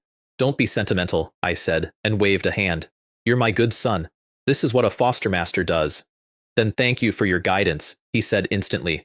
Foster master. And the moment was gone, and thank God. He then went and spun every single one of the 66 wheels, 66,000 gold, his entire monthly allowance. Every single one said thank you for your patronage. He sat down on the floor of my grandfather's hall with the face of a woman abandoned in a novel and said, Chen Zixuan, this wheel of yours is a scam. What did you call me? 2 seconds of silence. Godfather. I was not in the room for the next part. I got it later, in pieces, from 3 separate people who were, and I have put it back together in the order I believe it happened. Zhao Wenjiao, having lost a planet, went to see his uncle, not a real uncle, the kind of uncle you get when your patron is a counselor. His name was Sun Wei. He was the 11th counselor of the Transfer Guild Alliance, mid-rank god level, and his nickname was the Shadow Smile, which is not a nickname you earn by being pleasant. He looked about 50. Round face, glossy black hair, impeccable clothes, and a smile that never once left his face for the entire time I knew him, including at the end.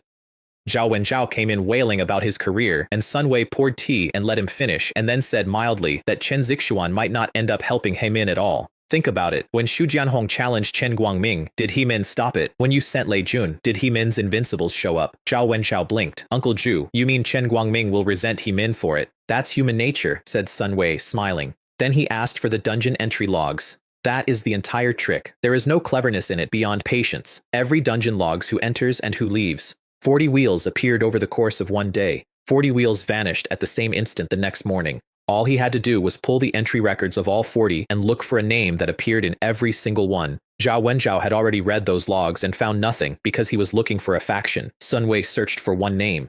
Don't you think it's too much of a coincidence? He said, scrolling. The first wheel found was in Sky Burial. There is a very high probability that Chen Guangming's grandson is a born god. And Su Lan came in person to take him as a student. Zhao Wenjiao's eyes started trembling. You mean the wheel, and that kid? The wheel is not necessarily a dungeon item. And there it was, on the screen, in every one of 40 logs. Chen Zixuan. Sun Wei narrowed his eyes into slits, and the smile did not move at all, and inside his chest something turned over. A born god who can place lottery wheels, he thought. I must befriend this boy. I must have him in the alliance, at any cost. I want to note that at almost exactly the same moment, in a different city, the Starry Sky Mercenaries think tank finished the same arithmetic and reported it to Marshal Qin Hongbo, with the additional note that the probability the wheels were connected to this newcomer exceeded 84%. Qin Hongbo's response was to order the 7th Army to move out with him personally, with the instruction, bring Chen Zixuan to me, even if you have to capture him, at all costs. So that is 2 of the 3 great powers of the human race converging on my grandfather's house. One of them brought an army. I was asleep for most of it, which is becoming a theme. And while that was in motion, in a teleport plaza on the far side of the city, 2 men arrived within seconds of each other and immediately started bickering. The first wore a moon-white scholar's robe and carried a feather fan. Han Suiman, Dean of Star Universe Academy, nicknamed the Scholar's Serpent, and I want to state at the outset that I did not like him and that this feeling was entirely rational and was later fully vindicated. The second was built like a spear that had learned to walk. Tall, straight, short beard, brows like blades, and an aura that pushed on you from across a plaza. Fang Gentian, Dean of the Warrior College of Star Sea Academy, the first holy land of the human race, and known as the Heaven-Shattering Blade because he had personally killed 7 starry sky demon gods. Han Shuiman, he said, wherever I am, there you are. You should stop calling yourself a spear and start calling yourself a follower. You'll have to be scolded later, said Han Shuiman. I have important business, and vanished, leaving a single feather drifting down, because he is that kind of man. So by mid-afternoon, my grandfather's mansion contained my teacher, me, my best friend, a counselor of the Transfer Guild Alliance, a former vice president of the same, a dean of Star Universe, a dean of Star Sea, and a rapidly increasing amount of tension. Sun Wei opened with charm. He always did. Deputy Head Su. Please don't be angry. I've come at President Gu's order to invite young friend Chen Zixuan to join the Transfer Guild Alliance. He can become an elite core disciple immediately and enjoy the highest treatment. I appreciate President Gu's intention on Xiaobai's behalf, said Su Lan in a voice you could have chilled wine in. My student will not join any faction or organization before graduation. No pause, no consideration, refused in front of everyone. I want to note that Han Shuiman and Fang Gentian both looked surprised because an elite core slot in the Alliance is genuinely enormous, and even Holy Academy students don't get offered those. Sun Wei stopped smiling. It was honestly worse. He then executed a maneuver so clean that Han Shuiman stood off to the side, narrating it to himself in admiration. Step 1. Retreat. What is the deputy head saying? My alliance would never do something like forcefully snatching. Show weakness. Don't corner her. Step 2. Borrow authority. However, President Gu attaches great importance to this matter. Not me. Him. Refusing me is small. Refusing the head of the alliance is not. Step 3. The knife wrapped in a napkin. If the deputy head repeatedly refuses, I'm afraid it will hurt the harmony between us. Han Shuiman, fanning himself, thought, outwardly harmonious, inwardly sharp, what a shadow smile. And Su Lan said, this deputy head said that before my student graduates he will not join any force, including your Transfer Guild Alliance. If your President Gu has an opinion about it, he can come to the Starry Sky Academy and find me any time. Sun Wei's face went bad. She hadn't just refused him, she'd slapped the man he was borrowing authority from. Somewhere behind her I was standing there thinking, mentor, you don't have to do that. And underneath that thought, a warmer one, which was, she is doing that. Sun Wei exhaled, and the smile came back, and the room got noticeably colder. Deputy Head, have you forgotten that Sky Burial City is my territory? That half of Blue Star is decided by my alliance? What if this counselor insists? There it is, I thought. There's the knife. 2 mid-rank god-level experts released pressure at each other across a courtyard, and I stood behind my teacher and did the honest arithmetic. She was 1. He was 1, plus a former vice president, plus whatever the alliance would send, and I was a treasure with 100,000 health and no ability to hurt anyone. Off to the side, Han Shuiman fanned himself and thought, and I am not paraphrasing, I heard about it later from someone he'd said it to, fight. Please fight. Then I'll help whichever side is losing, and since I can't have the boy, I'd at least like to take some wheels home. And Fang Gentian, who had been beaten up by my teacher less than an hour earlier for being rude to her, stepped forward and said, Counselor Sun, isn't this a bit inappropriate? Han Shuiman's eyes came off his fan. I want you to appreciate the timing here. Sulan had recently sent this man through 2 walls for using the wrong tone with her. He had wiped blood off his mouth, and here he was. Your action is too disrespectful to my 3 great Holy Land academies, Fang Gentian said into the face of a god-level counselor. The 3 Holy Lands are of one breath. If you dare force Chen Zixuan to join the alliance, I, Fang Gentian, will be the first to disagree. Sun Wei's expression did something I have not seen on it before or since. Fang Gentian, he was thinking, are you out of your mind? I just helped you. Han Xuemin cursed him internally with real passion because Fang Gentian had just detonated the entire profit he had been sitting there waiting to harvest. If one Holy Land had declared solidarity, Star Universe could not visibly do otherwise without it becoming a story, so he took 2 extremely reluctant steps forward, made a face like a man swallowing a coin, and announced that he would be reporting this to his academy and demanding an explanation. I poked my head out from behind my teacher and looked at Fang Gentian standing there like a spear planted in the ground. He was reckless, and he was loud, and he had been publicly humiliated by our side an hour earlier, and he had chosen dignity over profit anyway, on principle, at his own expense. What a heaven-shattering blade, I thought. Remember him. He's about to lose everything for it, and he'll do it twice. Sun Wei was now stuck. Continue, and he was one god plus a broken vice president against a mid-rank deputy head, a dean of Star C and a dean of Star Universe. Back down and say he was joking, and he'd never get me. Sweat came down his forehead. His mind, I imagine, was going extremely fast, and that's when the alarm went off over Sky Burial City. Not a bell. A sound that goes into the bones. Every professional in the city looked up at once, and one of them screamed the words that made the whole city move. That's an enemy attack alarm. Attacking the city? Sun Wei said. On Blue Star? Who would dare attack Alliance territory? And Han Xuemin, fanning himself, looking at the sky, said, there really is someone on Blue Star who dares. Above the teleport plaza, thousands of figures in identical black armor rose into the air. They could all fly, every one of them. Flight means 7th tier elite at minimum, and there were thousands of them, and at the front was a man in god-level battle armor with eyes like a hawk who had come here personally with an army for a teenager. Seal every teleport channel in Sky Burial City, said Qin Hongbo. Today, not even a fly gets out. Dark red light went up from all 4 horizons and joined overhead, and the city guard, average strength 4th tier, did not so much fail to stop it as fail to be relevant to it. He Min and Zhao Wenjiao shot up to meet him, demanding to know whether he intended to start a war between the 2 great powers. Qin Hongbo looked at them, was visibly annoyed that they existed, waved a hand, and 2 of his generals peeled off to occupy them while he flew on toward the mansion with his hands behind his back. This is my chance to rise, he thought. War? Heh, this marshal loves it. And Sun Wei, standing in my grandfather's courtyard, watched the seal go up and made a decision that I think about a lot. His instinct was to go stop it. 2 great powers, 1 planet, don't let a rival take the prize. And then he stopped. Sulan is impervious, he thought. I've already offended her. It'll be even harder to get the boy later, and the alliance may punish me for the attempt. Better to cooperate with Qin Hongbo. He went up to meet him instead. They talked in mid-air a few kilometers out, and they came to an arrangement because when 2 men who despise each other both want the same thing, the fastest route is always through each other. If we join forces, said Sun Wei, we won't get the person, but we'll get some wheels. Otherwise, neither of us can report back to our superiors. Then let's do as you say. For safety, let's sign a contract. And Sun Wei took out a god-level contract scroll, and they signed it, and that scroll is going to be extremely funny in about 10 minutes. So here's the picture. A city sealed under a dome. Thousands of elite soldiers in the sky. Every faction in Sky Burial standing on rooftops looking at the mansion because whatever was going to happen there. Down in the courtyard, my grandfather landed in front of my teacher, looking older than I'd ever seen him. Deputy head, Marshal Qin Hongbo has personally led thousands of elites and sealed the city. The channels don't work. 8 times out of 10 he's here for Xiaobai. What do we do? Elder, I said, and walked out from behind her. Lord Chen, said Sulan, there is no need to worry. With me here, you don't need to worry about Xiaobai's safety. He nodded and looked at me anyway, the way he always does. Fang Gentian, meanwhile, was furious in a way I found genuinely useful. Sun Wei uses soft and hard tactics, and Qin Hongbo brings an army to surround a city, he said. The 2 great powers are being this arrogant. They clearly don't put our 3 academies in their eyes. He looked at my grandfather.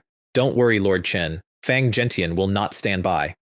Han Xuemin said nothing at all and stared at the sky with his eyes moving, which told me everything I needed to know about Han Xuemin. I did the honest arithmetic and messaged my teacher. Mentor, Qin Hongbo and Sun Wei are here for me. If it's difficult, make some concessions. All they want are wheels. Give them a few. I'll have plenty of these things eventually. It doesn't matter where they're placed. I meant it. 2 mid-rank gods against 1.5. Feng Gentian would fight and Han Juemin would watch. Is not a fight. It's a bill. And there is a practical truth underneath it that I had already worked out. The academy could not absorb all my wheels anyway. As my level climbed, I would have hundreds. They would have to go somewhere, and everywhere is owned by somebody, and the somebodies are these people. Sulan turned around and looked at me. Concessions? Compromise? Xiaoshuan, remember this. There is no such word as compromise in your mentor's dictionary. I nodded slowly and said, this student remembers. They want wheels? Let them see what price they can offer. Something for nothing? Wishful thinking. And I thought, ah, good. She'd reached the same conclusion I had, that Starry Sky couldn't digest them all, and had simply decided that this made them a currency rather than a burden. Then Sun Wei and Qin Hongbo came down side by side, and behind them came He Min and Zhao Wenjiao and 2 generals, and the courtyard got crowded with people who could level it. Qin Hongbo walked with heavy strides. Up close he was worse, a face like something struck out of iron. Deputy Head Su, after many years, your demeanor is unchanged. Marshal Qin, your demeanor has become even more impressive. She did not blink. May I ask the meaning of surrounding this mansion? Naturally, it's for the student you recently took in. He pointed at me. My grandfather moved in front of me and looked at my teacher with his whole face. Elder, I said, it's fine. The wheel is of great importance, said Qin Hongbo. I must take this child today. It is we, Sun Wei corrected, smiling. Deputy Head, rest assured, neither of us will do anything to your student. Oh, said Feng Gentian, laughing in the way angry men laugh. You've joined forces. The 2 of you have truly refreshed my understanding of you. Shameless. The generals drew their weapons. The stars came alight across my teacher's black dress, and a deep starry sky opened up behind her. Han Suemin took a small step backwards, which he does. Everyone, restrain yourselves, Sun Wei said pleasantly. If we really fight, the whole city is destroyed. Let's talk. One playing good, one playing bad, I thought. So they don't want to fight either. This deputy head will say it again, said Sulan. My student joins no faction before graduation. Stop wasting your breath. Then, roared Qin Hongbo, let's settle it with our hands. And a mid-rank god-level pressure came off him like a wall falling over. Sun Wei's face changed. That was not in the plan. I had 1 second of real fear, and then the world went dark and quiet. I was standing in a starry sky, deep and empty in every direction. Ahead of me, my teacher and the marshal faced each other. Mentor's domain, I thought. God-level experts turn skills into domains and domains into law. I'd been told, it's different when you're inside one. And then Qin Hongbo pulled all of his pressure back in, put his hands on his hips and said, Sulan, how was my acting? Not bad, right? Chen Zixuan? Not bad, said my teacher. Sun Wei shouldn't have seen through it. She turned to me and actually smiled. Xiaoshuan, the marshal and I trained together on the extraterritorial battlefield 100 years ago. Very few people know. Qin Hongbo grinned at me with a face like a cliff developing a crack. Kid, your mentor's already promised me 5 wheels. You don't have objections, right? I thought, 5? That's all? And said, it's all up to my mentor. These 5 aren't free, Sulan said. 5 slots in the Elf Island secret realm. My eyes came up.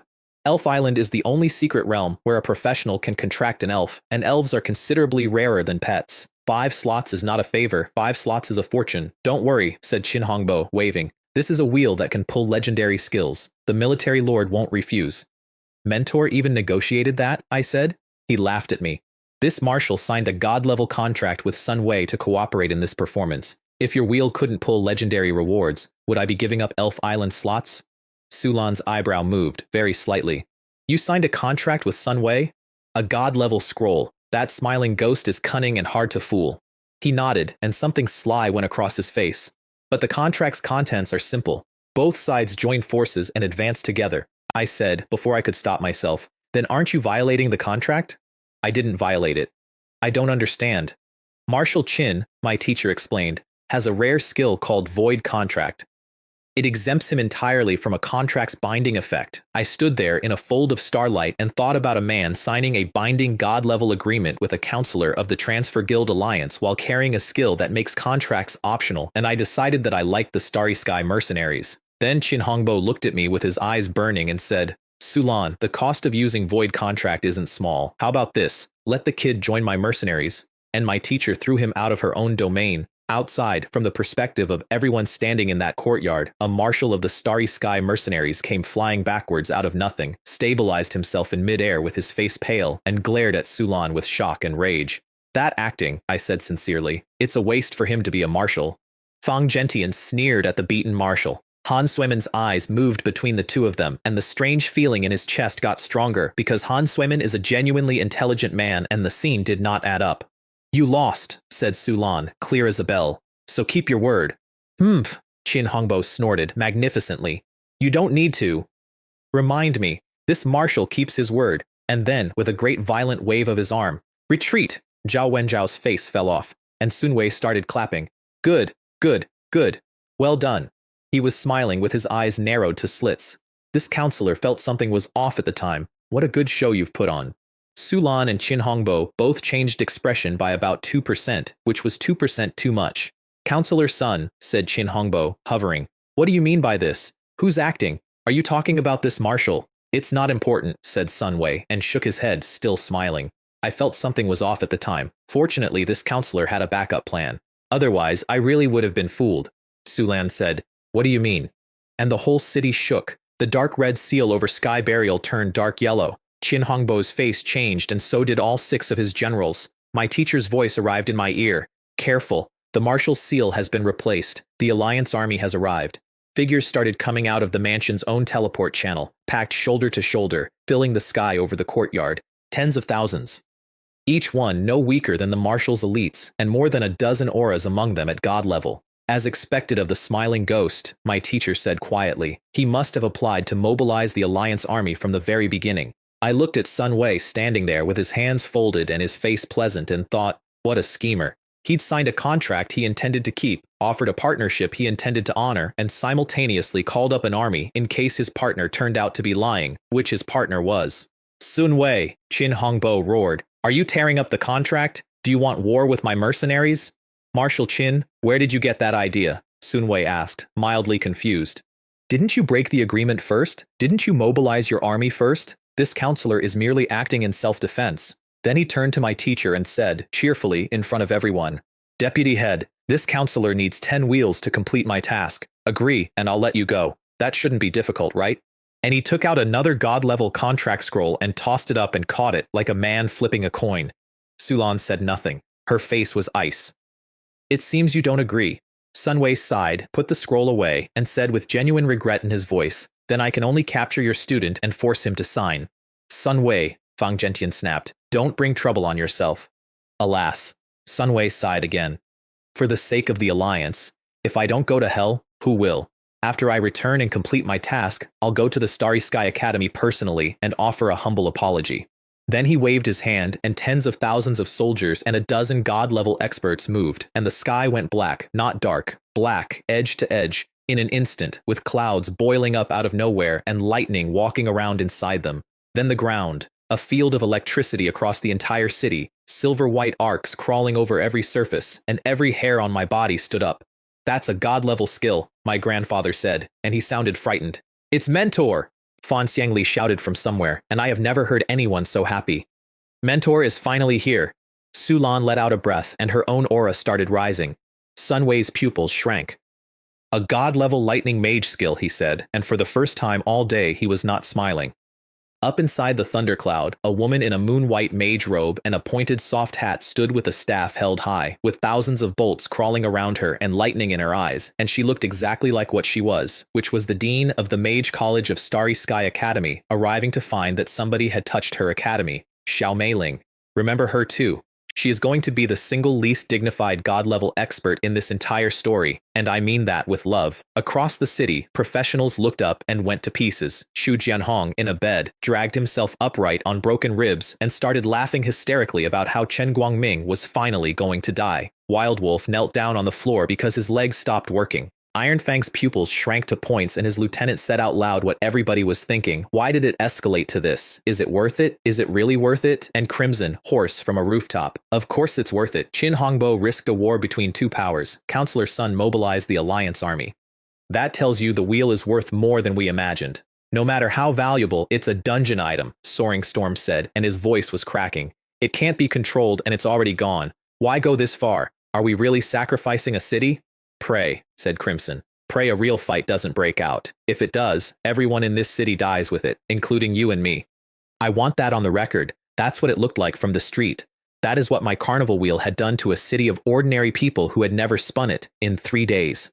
And then Han Suiman, watching the thundercloud, saw 6 more figures come out from behind Xiao Meiling. Boom, boom, boom. 6 auras, all god level. Sun Wei's face turned to water.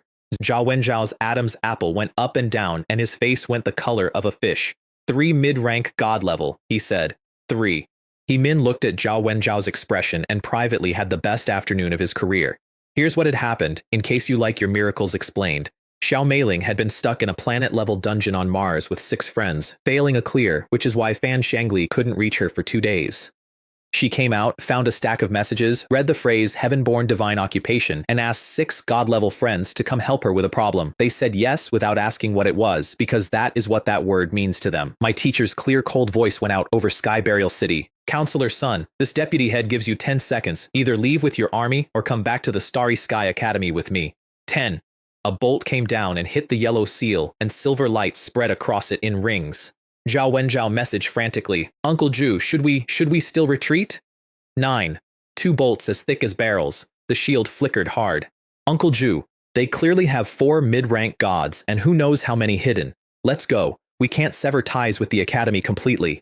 Sun Wei did not move. He was looking at my teacher, and I watched him do the calculation and arrive somewhere, and I want to tell you what he was actually thinking because he told me later, in a manner of speaking, victory was in my hand and I still made one wrong move. The Starry Sky Academy is 2 million light-years away in a secret realm.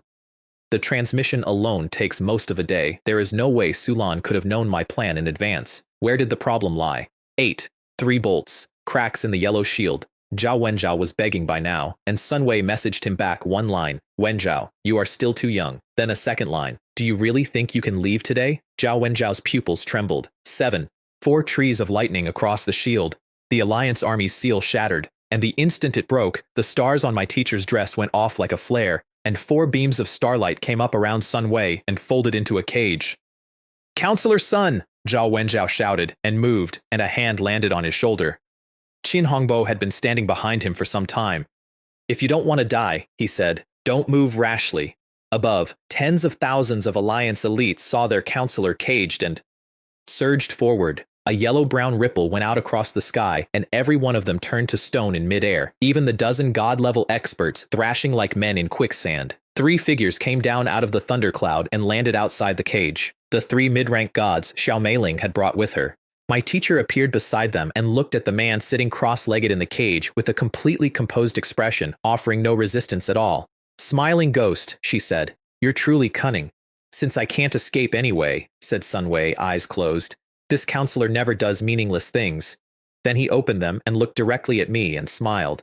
Although I made one wrong move, he said, it wasn't without gains. Heh. My teacher's brows came together at that. So did mine. Sitting in a cage of stars, surrounded, finished, with an army frozen above him, he had said something designed to be overheard. And it worked, because Han Juemin's hand tightened on his fan, and Fang Gentian's brows drew in, and both of them started thinking the same thought, which was, if the smiling ghost thinks he gained something today, what did he see?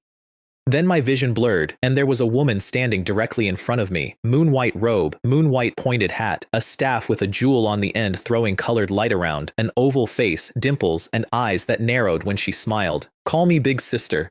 I paused. She tapped my forehead with the end of a god-level staff. What are you spacing out for? Quickly call me big sister. I took a breath, stepped back 2 paces, and bowed properly.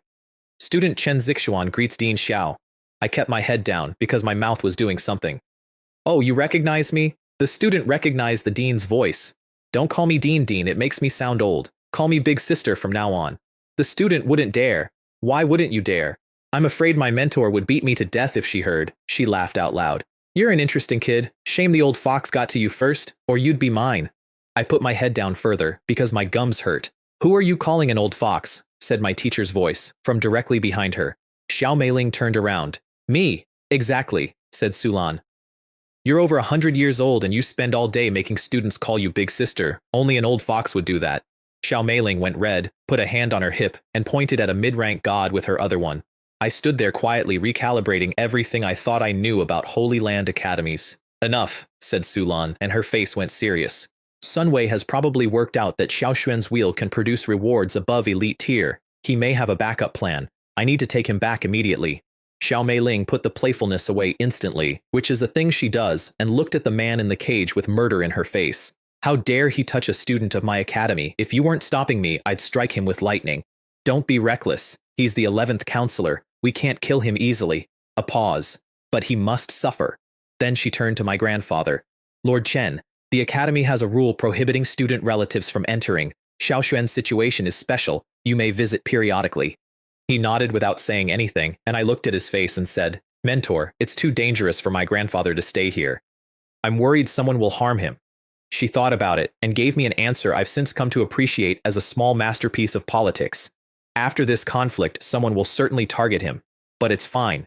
As long as you leave one wheel in the City Lord's mansion, nobody will dare have ideas. Even if someone wants to harm Lord Chen, the Transfer Guild Alliance's own people won't stand by and watch it happen. I understood immediately, and it made me laugh a little. If there's a wheel in my grandfather's house, then my grandfather's house is the only place on the planet where a certain kind of person can get what they want. Every faction in that city instantly becomes his bodyguard, for free, out of pure self-interest. She had turned the thing everyone wanted to steal into a wall around the man they'd want to steal it from, and leaving Sun Wei alive and in a cage, she added, gives the Alliance a reason to come to the academy and negotiate rather than retaliate. There will be even bigger commotions later, she said softly, to nobody. Before we left, Qin Hongbo came over with an expression I can only describe as hopeful. Xiao Xuan, said my teacher.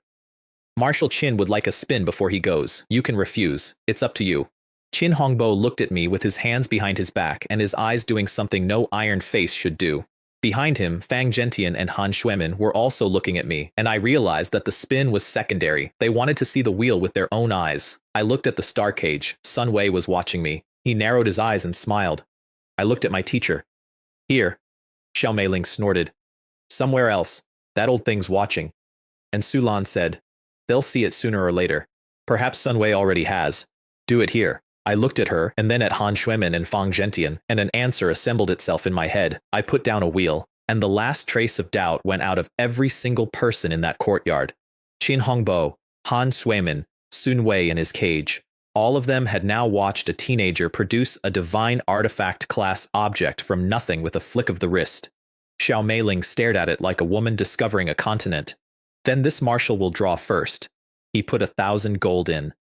I spent the daily guaranteed win on him, and I want to be honest about why. I liked him, he was my teacher's friend, and if he pulled something high in front of these people, it would do more work than any speech. 10 seconds, the pointer slowed. Yellow, epic tier, 1 in 100,000. I'll tell you what I was thinking, which was, it's only ever gone above elite twice, once for my grandfather and once for this man, and I want it to be a skill so I can see if it doubles. And I'll tell you what everyone else was thinking, in order. Han Xuemin, yellow, a color that has never appeared before. According to our intelligence estimates, that's epic tier. He stared at the wheel and stopped fanning himself. Fang Gentian, holding his breath.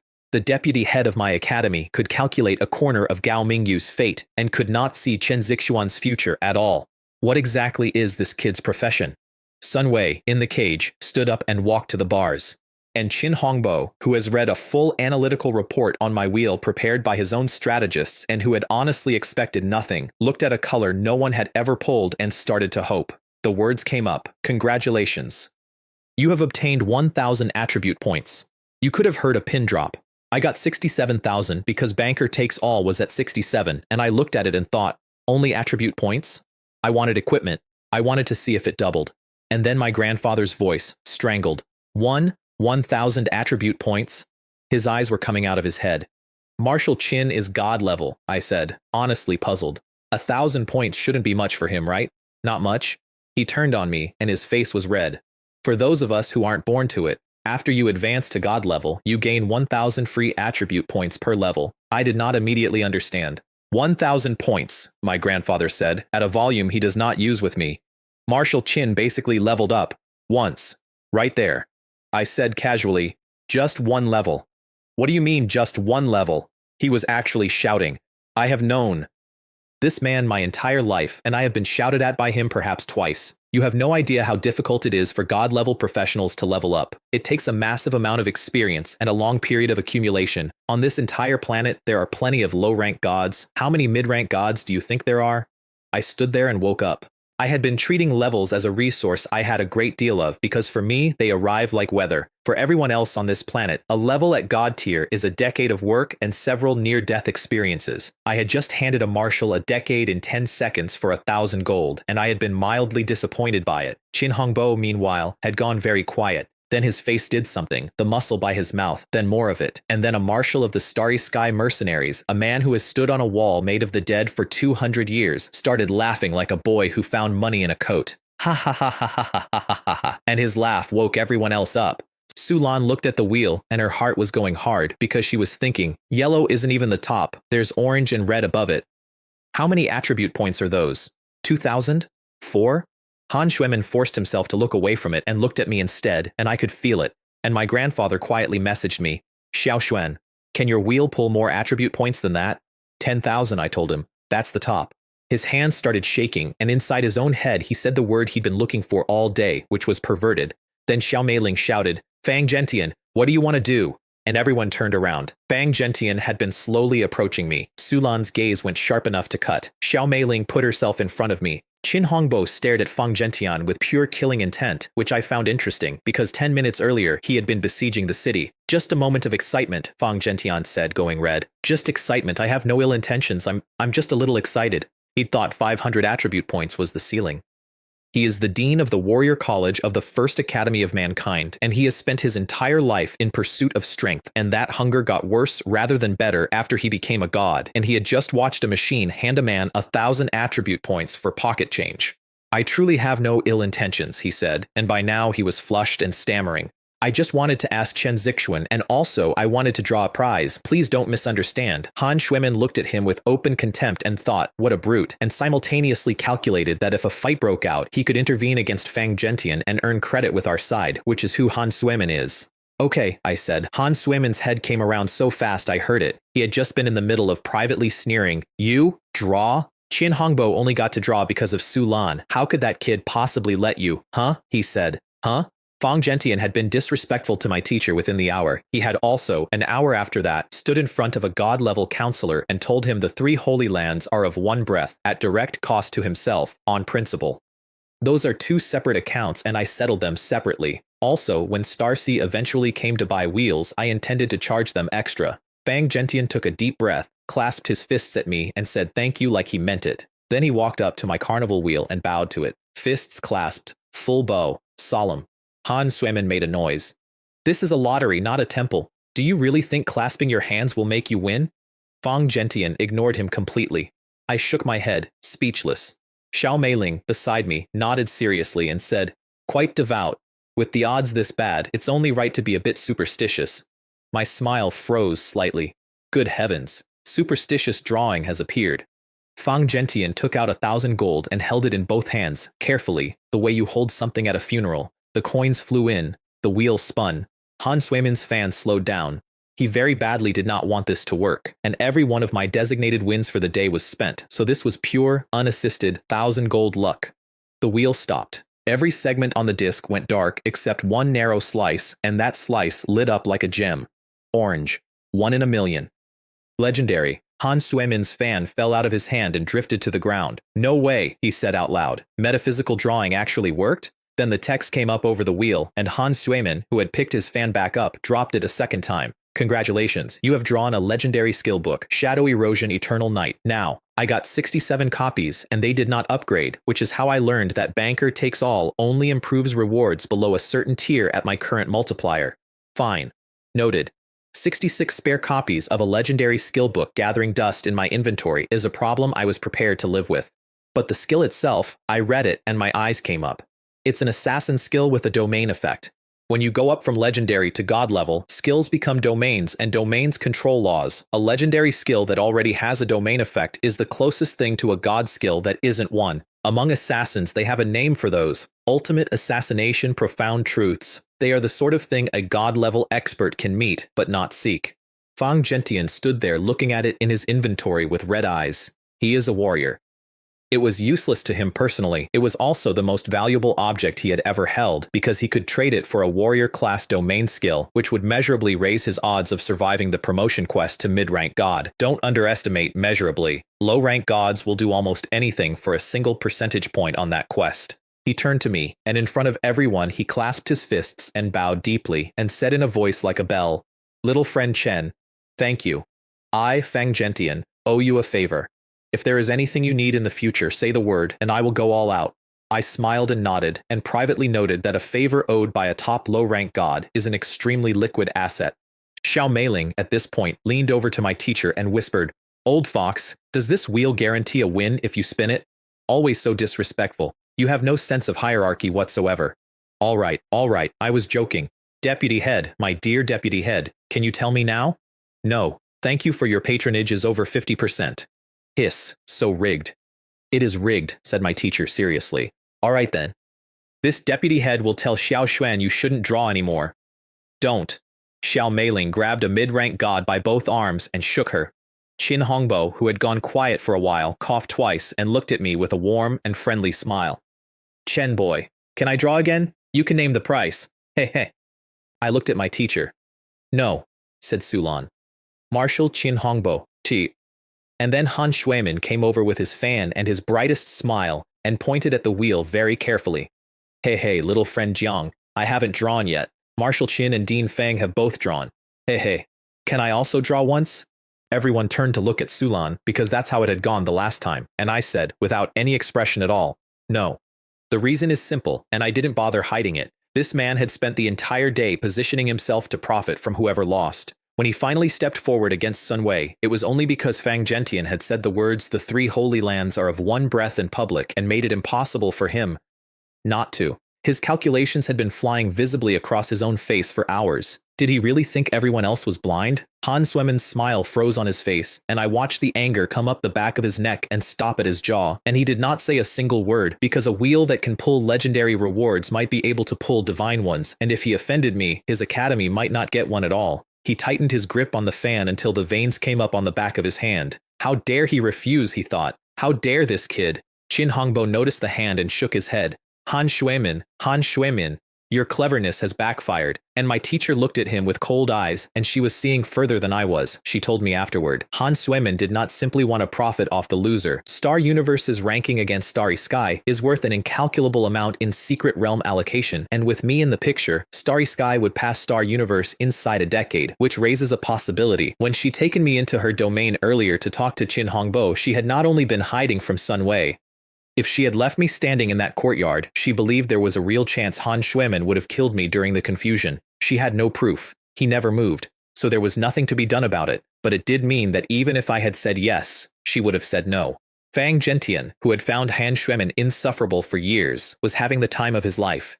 Han Shuimin, are you deaf? Didn't you hear little friend Jiang? Do you need this dean to repeat it for you? No need, said Han Shuimin, coldly. I'm not deaf. He took a few steps back. Xiao Meiling muttered something under her breath about how well he could put on an act. My grandfather quietly relaxed, having spent the entire exchange worrying that a god-level expert would kill his grandson out of embarrassment. And that is when the star cage rang like a struck bell.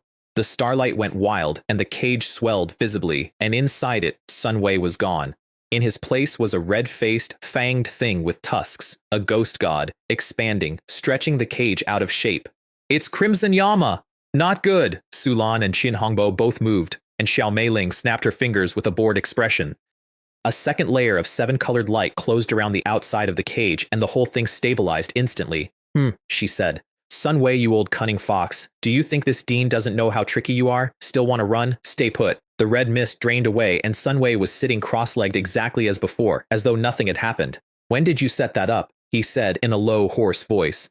Just now, when you came close. The second ceiling layer? Otherwise? She put her hands on her hips. This dean has been watching you the whole time. Ha. This counselor underestimated Dean Xiao.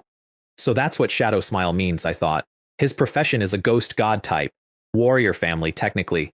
The era of universal job changes has produced some deeply strange professions. Sulan reinforced the cage anyway, to be safe. Xiao Meiling said superfluous out loud. Qin Hongbo then also stepped forward to reinforce it, and my teacher stopped him without turning around. Does Marshal Qin want to return to the academy with us? Caught, he scratched his eyebrow. This marshal is just worried. Concerned about little friend Jiang's safety, Xiao Meiling rolled her eyes so hard I heard it. Then it was time to go, and my grandfather walked me to the teleport channel. He rubbed my head, the way he did when I was small. Take good care of yourself at the academy, he said. With Deputy Head Su as your mentor, Grandpa is very relieved. Elder, a man doesn't shed tears easily. His eyes had gone red without his permission and his voice had gone rough. It's not as if you'll never see me again, and Grandpa can visit, study hard, advance to God level early, so our Jiang family can be a God level family too. Heh. I will. Elder believes in you. He patted my shoulder. I have not been away from that man since I was 7 years old. He raised me on a promise he made to 2 people who died saving his life, and he has never once made me feel like a promise. Behind us, the marshal of the Starry Sky Mercenaries was waiting politely, and a counselor of the Alliance was in a cage of stars, and a dean of Star Sea was standing at attention, and none of it seemed as large as an old man rubbing my head in a courtyard. Then Lin Haoran came running up with his bag half-packed and shouted, "Godfather!" and ruined it, and I have never been more grateful to him. The trip took most of a day, which we spent in a hazy-colored tunnel sitting on the floor. Xiao Meiling spent it lying on a bed. She brought a bed. A God-level expert produced a full soft bed out of her inventory in a transit corridor and lay on it and pestered me the entire way about becoming her personal student. Xiaoxuan Didi, don't follow Sulan anymore. Follow your good older sister instead. I'm about to be promoted to mid-rank. Why don't you consider it? Then this student congratulates Dean Xiao in advance. My teacher sat at the front with her eyes closed pretending to sleep, and I watched her mouth move. Lin Haoran watched this with open envy. He told me later that if he'd had the choice, he would absolutely have picked Xiao Meiling on the grounds that nobody can refuse a beautiful older sister with a sweet voice, and that my ability to refuse indicated something was medically wrong with me. Then Xiao Meiling said, "Shangli, I'm hungry. Make some food." Not much. 8 or 10 dishes is fine, and Fan Shangli nodded and closed her eyes. I looked at Lin Haoran. Lin Haoran looked at me. Fan Shangli can cook? Besides being an excellent mage, said Xiao Meiling with enormous pride, Shangli is an outstanding gourmet. Lin Haoran sat straight up. A second profession? Dual profession awakeners, I learned in that corridor, are second only to divine occupations in rarity. I had been walking around with one for 3 days and thought she was a courier. 10 dishes came out of nothing in about 20 minutes. Starflame roasted dragon ribs from a crimson flame star dragon, which is an epic tier monster. Ice soul jade dew soup, void stir-fried stardust shrimp, golden honey brewed phoenix wings, and a dessert Xiao Meiling got so excited about that she demanded a kiss from her own student. A small round table appeared. 3 stools. Lin Haoran. What about me? He did not say it out loud. He sat there and watched, and I have never seen a man look so betrayed by a piece of furniture. I ate a phoenix wing and felt something warm go through my whole body and my limbs get lighter. Fan Shangli sat with the corners of her mouth up, entirely confident in her craftsmanship, and she had every right to be. She had also used up nearly every high-end ingredient she had accumulated over months to make that meal, on purpose, to get closer to me so that she could spin more often later. I found that out afterward. I didn't hold it against her. It was, if anything, the most honest thing anyone did that week. She wanted access, she paid a real price for it in advance, and she never once pretended otherwise. My teacher sat pretending to sleep with her nose twitching, having earlier said out loud that she wasn't hungry, and being now unable to walk that back. Somewhere in the middle of the meal, message boxes started appearing in front of Sulan and did not stop for an hour. The 3 great powers. The 2 rival Holy Lands. Second-tier organizations she'd never dealt with, deans inside her own academy, probing, congratulating, or asking directly about the wheel, then one from the Grandmaster himself, and after she read that one, her face changed. Starsea's deputy. Head. The head of the family that holds the largest share of the Cosmic Bank, a military lord of the Starry Sky Mercenaries, the president of the Transfer Guild Alliance, all of them in motion because of one boy in a transit corridor eating dragon ribs. The words she'd said in a courtyard on Blue Star, there will be even bigger commotions later, had come true within a day. The Starry Sky Academy sits inside a secret realm 2 million light-years from Earth, and the entire campus is built above a boundless star sea with actual rivers of starlight running through the night sky over it. The 5 colleges sit at the 5 corners of a pentagon. Inside that pentagon are 8 independent residences named for the stars of the Big Dipper, and one more, and living in one of them means you are among the very best students in the academy, and the only way to get one is to win it in the annual ranking competition. The last one, the highest, is called Shangli No. 1 Courtyard, and the Grandmaster had assigned it to me before I arrived. What? Said Xiao Meiling, sitting bolt upright on her bed. Shangli number 1? Fan Shangli's eyelashes trembled. What? Said Sulan calmly. Do you think Xiao Xuan isn't qualified?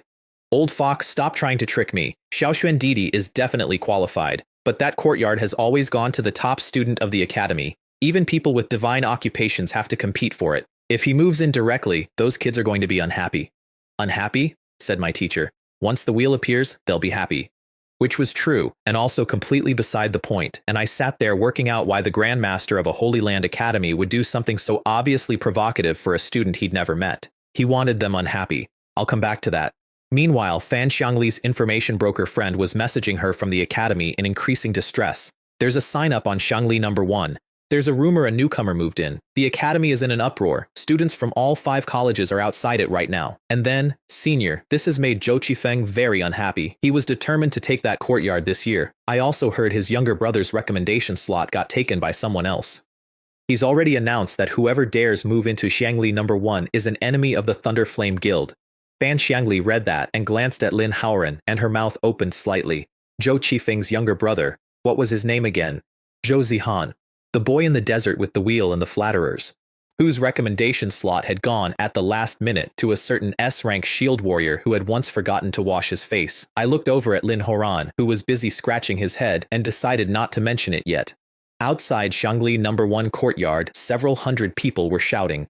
Zhou Qifeng wore deep blue armor and a black cape and was built like a wall with opinions. His guild stood behind him. He had been staring at that gate for an hour with his fists clenched, and honestly, I understand him better than I'd like to. The ranking competition was about to start. He was, by his own estimate, and probably correctly, the strongest student in the academy. The 2 other guild leaders weren't his match. That courtyard was his, and he was going to walk into it in a few days, having earned it in front of everyone. And the academy had given it to a newcomer who hadn't arrived yet. Why? He shouted. What qualifications does he have? His guild made a lot of noise about the attitude of the old students, and about how nobody breaks the rules, and about how if that newcomer moves in, everyone present is responsible. Off to one side, the leaders of the other 2 great guilds watched. Zhou Qifeng is just too stupid, said Shu Chengfeng, long hair over his shoulders, the pleasant one. Only the Grandmaster can decide who gets that courtyard. Not even the deputy head qualifies. What can he do about it? He's not that stupid, said Wu Haoyu, bronze-skinned, plain-faced, the grandson of a dean. He knows that. Which was correct. Zhou Qifeng wasn't shouting because he thought shouting worked. He was shouting so that when the newcomer arrived, the newcomer would know exactly how expensive that courtyard was going to be to live in. We came out of the teleport channel into a plaza, and I heard my teacher and Xiao Meiling both make a sound at the same time. Grandmaster? 4 deans? My vision hadn't cleared. A hand took my arm, and a voice said impatiently, "Go. This Grandmaster will take you to act cool. No, to show off in front of people." Chen Zixuan. Sulan. Lin Haoran. Xiao Meiling grabbed my other arm and shouted, "Old geezer, take me with you." I finally got my eyes to work and looked at the Grandmaster of the Starry Sky Academy. He was about 20. He wore a gorgeous divine robe. 3 black chess pieces floated in front of his chest, turning slowly, with starlight moving inside them. The Grandmaster of a Holy Land Academy looked younger than most of his students, and Xiao Meiling had just called him Old Man, and my first coherent thought was that I had got on the wrong teleport. "This is a personal stage I specially prepared for Chen Boy," he told her. "There's no part for you. Add a part for me." "All right, Grandmaster," said Sulan, with the tone of a woman who has had this conversation before. "Xiao Xuan just arrived. You're going to scare him." Murong Xuan looked at me. "Will he?" I nodded. I was, in fact, a bit scared. This was not how I had pictured the beginning of my academy career. He thought about it seriously and said, "Then let those little brats wait outside Xiangli number 1 a while longer." And I made a noise, because I had just understood who had leaked the news that a newcomer was moving into that courtyard. I looked at him, and my mouth twitched. In order to let me show off, the Grandmaster of the Starry Sky Academy had personally started a rumor that would guarantee a hostile crowd at my front door. Sulan worked it out at the same moment and laughed out loud, which is apparently what she does when speechless. Fan Shangli laughed too, because she had spent the last hour genuinely worried for me, and it turned out the danger had been arranged by management. Then another voice said, Right, no need to rush the showing off. Let's first look at the wheel and the blind box machine. Everyone can't wait." A man appeared next to the Grandmaster, about 50, thin, a wrinkled dark gray robe with suspicious stains on it and several holes burned by cigarette butts. Graying hair, 3 days of stubble, a nearly finished cigarette in his right hand, and a half-empty bottle of amber liquor in his left. Dean Guo, said Xiao Miling, you're the impatient one, aren't you? Has your gambling addiction flared up again? I stared. This was the dean of the Warrior College. He smiled without committing to anything, took a pull off the bottle, and fixed his bloodshot eyes on me with an intensity that was, frankly, worse than the marshals. Then a third voice. Grandmaster, Dean Guo is right. The main business is important. I turned and knew immediately who it was from the shape of him. Tall, heavy, unmovable. The dean of the defense college, Wu Yidi, who fit his stereotype perfectly except for 2 things. He was unexpectedly gentle, in a way that felt slightly excessive, and he was carrying a hoe over one shoulder. A hoe. It seems everyone can't wait, said Murong Xuan happily. Actually, this grandmaster is a bit impatient too. Let's go directly to Shangli number 1. Sulan built a starry passage. The grandmaster grabbed my arm and went in first, and the man with the cigarette went second, and I want to note that at no point in this sequence did anyone ask me anything. Behind us, Fan. Shengli told Lin Horan to wait outside the courtyard with her, and Lin Horan said in a very small voice, Senior sister, is this really the Starry Sky Academy? We didn't come to the wrong place, did we? We came out in a pavilion by a pond inside the courtyard, and through the wall I could hear several hundred people shouting about how outrageous I was. Shangli number 1 has always been where the student leader lives. What right does a newcomer have? No matter who the newcomer is, even if he has a born divine position, I, Zhou Qifeng, will be the first to disagree. Chen Zixuan.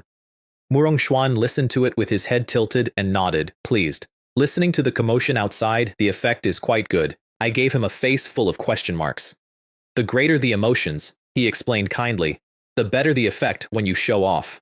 I stood there in a courtyard I had not asked for, in front of a crowd assembled by the man who gave it to me, and gave the Grandmaster of the Starry Sky Academy a small internal thumbs up because I had just understood that he was not eccentric. He was extremely deliberate and had decided before ever meeting me that the most valuable thing he could give me was not a house. It was a story that would be told in that academy for 100 years. Before we get down to business, he said, and his smile went off like a light. There's one more thing. Let Sun Wei and the others out. A starry domain opened and 2 men appeared in the courtyard. Sun Wei saw who was standing in front of him and his face twitched. Zhao Wenjiao went the color of ash and his legs stopped holding him. How dare you provoke a student of my Starry Sky Academy, Murong Xuan said, in a completely disinterested voice. Have you 2 forgotten how the word death is written? One of the 3 black chess pieces lit up along its edge. When your President Gu arrives, this Grandmaster will have a good talk with him. Go outside and kneel. And the 2 of them vanished from the courtyard.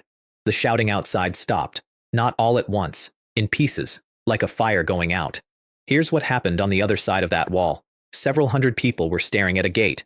There was nobody in front of it. And then there were 2 men kneeling there facing the gate, backs to the crowd, not moving. Silence, and then noise. Who are they? When did they get there? Am I seeing things? Why are they kneeling? Zhou Qifeng raised a hand to quiet his guild, because something about the figure on the right was familiar. He walked over, alone, in front of everyone. He looked down. He took a breath so sharp people heard it, and went back several steps. Vice President? He knew Zhao Wenjiao personally. His grandfather is Lei Jun, the legendary invincible expert, and Lei Jun serves under Zhao Wenjiao. Zhao Wenjiao turned his head slowly and produced a smile that was worse than crying. So it's Qifeng. Shu Chengfeng, meanwhile, had walked to the other one and looked down, and his face did what a face does when it sees a ghost. He crouched and reached out to help him up, and something invisible knocked his hand away. Little brat of the Ying family, said Sun Wei, and closed his eyes. Then someone in the crowd said the name out loud. Isn't that Counselor Sun Wei? The one on the right is Vice President Zhao Wenjiao of the Blue Star Branch, and the crowd came apart. Which counselor? The 11th counselor of the Transfer Guild Alliance? 2 god-level powerhouses? Why are they here? Why are they kneeling? Wu Haoyu, who is a quiet young man with a stingy grandfather, slowly raised his head and looked at the sign above the gate and felt awe arrive. Shu Chengfeng did the same and was shocked and confused. Zhou Qifeng did the same, and something else happened to him entirely. His throat moved, his pupils shook, the fear came up through him and locked his whole body, and one sentence went around and around inside his head. What is the background of this newcomer? Within 20 minutes, several hundred people had left. Zhou Qifeng was among the first, and I am told he could barely walk. Within the hour, between 100 and 200 people had quit the Thunderflame Guild. The 3 of them tried to buy the answer from Tang Xiao, the Academy's information broker, a young man in a bright pink suit who flips a gold coin across his knuckles while he talks. He named a price of 500,000 for the identity, and Wu Haoyu called him crazy for money and walked off, and Xu Chengfeng paid it and got told there was a second divine occupation on Blue Star this year, and it was living in that courtyard. Then he asked for the name, and Tang Xiao held up 5 fingers again, and Xu Chengfeng left too. Didn't manage to fool him, Tang Xiao sighed. What a pity. I want to note something, because it matters later, and because I have never been able to decide how I feel about it. At that exact moment, Sun Wei, a mid-rank god-level counselor, kneeling in the dirt in front of several thousand students at the lowest and most humiliating point of a long and vicious career, did something genuinely interesting. Xu Chengfeng asked him, quietly and politely, who was inside, and Sun Wei, without opening his eyes, said, "He is now a new student at your academy. You will all know who he is sooner or later." And when the boy pressed, he said nothing else. He hadn't given away a thing. But he had told the heir to the largest merchant guild in the human race, in front of witnesses, that the person inside that courtyard was someone a mid-rank god could not afford to provoke. He was still working. On his knees, ruined, with an audience, he was still building the version of the story that would be useful to him later. I had to respect it. I really did. Inside the courtyard, the Grandmaster put the cold expression away and smiled at me, and 4 deans looked at me with expressions ranging from eager to earnest to openly starving. I leveled up while they were looking at me. Level 77, still going because 200,000 strangers on a planet 2 million light-years away had no idea they were feeding me. "Deputy Head," said the dean with the goatee, unable to stop himself, "why did your student suddenly level up?" Sulan's eyes went proud. "Lottery Master, he gains experience as long as someone spins." "So that's how it is," said Han Baoguo, tugging his beard, as expected of a born divine occupation. Truly eye-opening. "Stop talking," said Guo Tianming, swallowing liquor. "Chen boy, release the wheel so we can see it."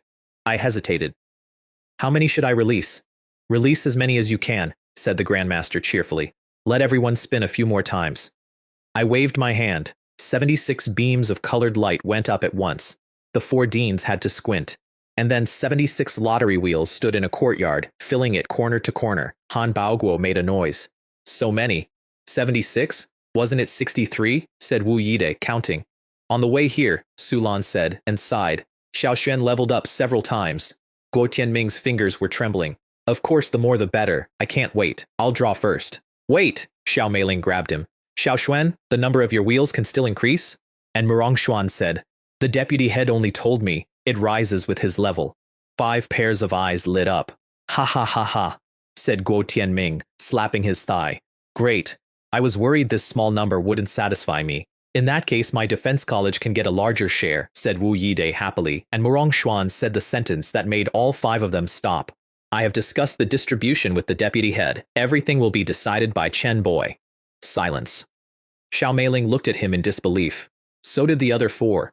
I looked at my teacher to check, and she smiled and nodded at me. I would like to explain what had just been handed to me, because it took me a moment. Whichever holy academy I had chosen, I had already privately budgeted to give away 2/3 of the distribution rights, and probably more. That's not pessimism, that's arithmetic. You cannot walk into a 1,000-year-old institution as an 18-year-old and keep control of the single most valuable resource in the species. Star C or Star Universe would have taken the vast majority, directly or indirectly, and they'd have been polite about it, and I would have said thank you. The 3rd-ranked academy had just given me all of it in front of 5 deans before I'd spent a night on campus. "Not just the wheels," Murong Xuan added, "the blind box machine, and whatever skills come later. You decide everything. The academy will never interfere." I opened and closed my fists a few times. Sincerity is a killer move. I had walked in here fully prepared to be managed, and instead a high-rank god-level expert had looked at the most valuable thing in the human race and handed me the keys, because he had worked out that the fastest way to own a resource permanently is to make its owner want to stay. He knew exactly what he was doing. He told me later, more or less, that his entire plan for me consisted of treating me like an ancestor and hoping it stuck. It stuck. "Let's start drawing," he said. "By my calculations, the ones coveting the wheel will be here soon." The 5 deans descended on 76 wheels like weather, and Sulan looked at me with something burning behind her eyes and said, "Xiaoxuan, release the lucky blind box machine. I want to tell you about the blind box, and about the 11 billion gold coins, and about the fact that my teacher spent a fortune large enough to buy a small city on a machine, and did not once look like she regretted it. She had already filled the purple tube on Blue Star, 67 draws in, 66 of them purple, and she'd asked me whether taking it back and putting it out again would reset her progress.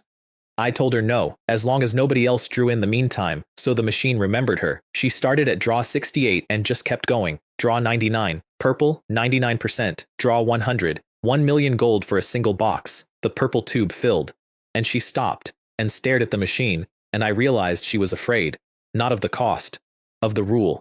She had built her entire 11 billion gold plan on the assumption that the price schedule stays linear, and it had occurred to her that a machine like this might change the rules at a milestone, out of spite. The next draw came up at 1,010,000. Her expression softened, and she kept going. Draw 101. The second tube showed a single blue mark at the bottom.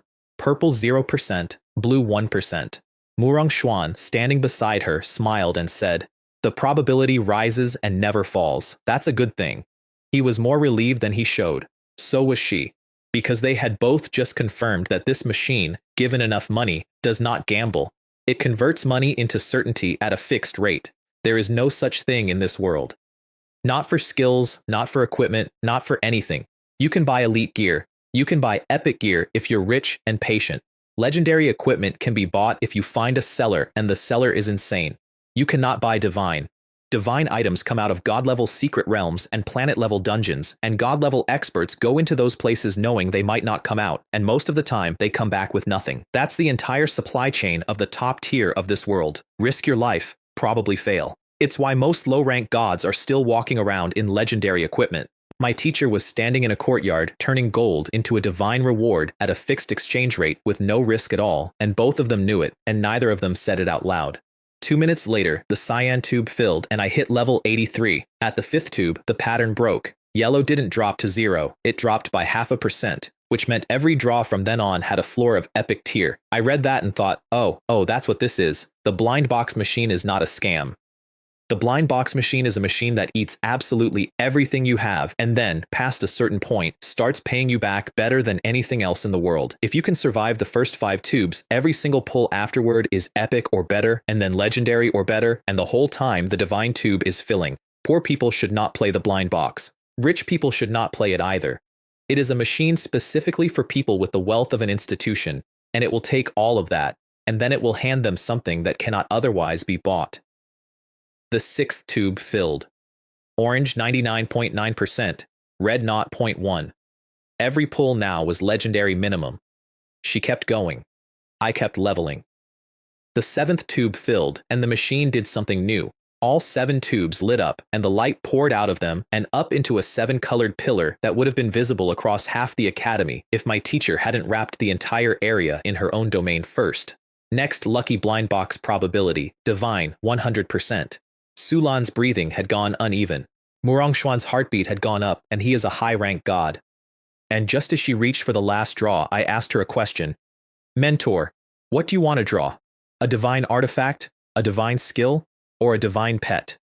She thought about it for several seconds, and her voice shook slightly. A divine pet, I suppose. Then that's what you'll get, I said, and smiled. Murongxuan's eyes moved. He's very old, and he doesn't miss things. She drew.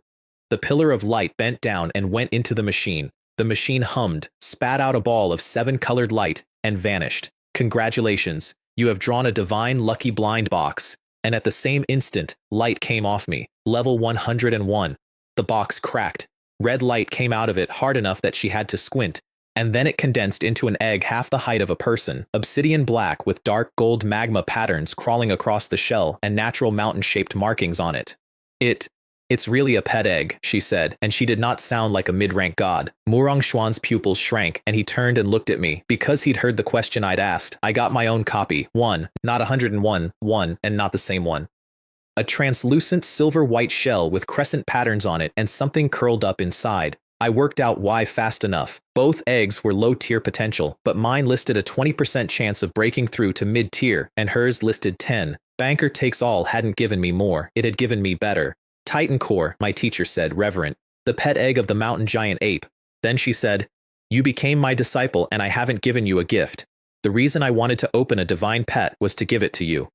I stood there holding an egg worth more than most cities and could not think of a single thing to say. You can't refuse a gift from your mentor, said Murongxuan, and the two of them exchanged a look and both quietly relaxed when I accepted, because refusing would have meant there was still a wall between us. Then Murongxuan asked why the blind box machine had disappeared, and I told him, 7-day cooldown after a divine pull. Both of them let out a breath they'd been holding, and I understood that in their heads this was not a lottery machine, it was a strategic asset the size of a small nation, and for 4 seconds they had thought they'd lost it.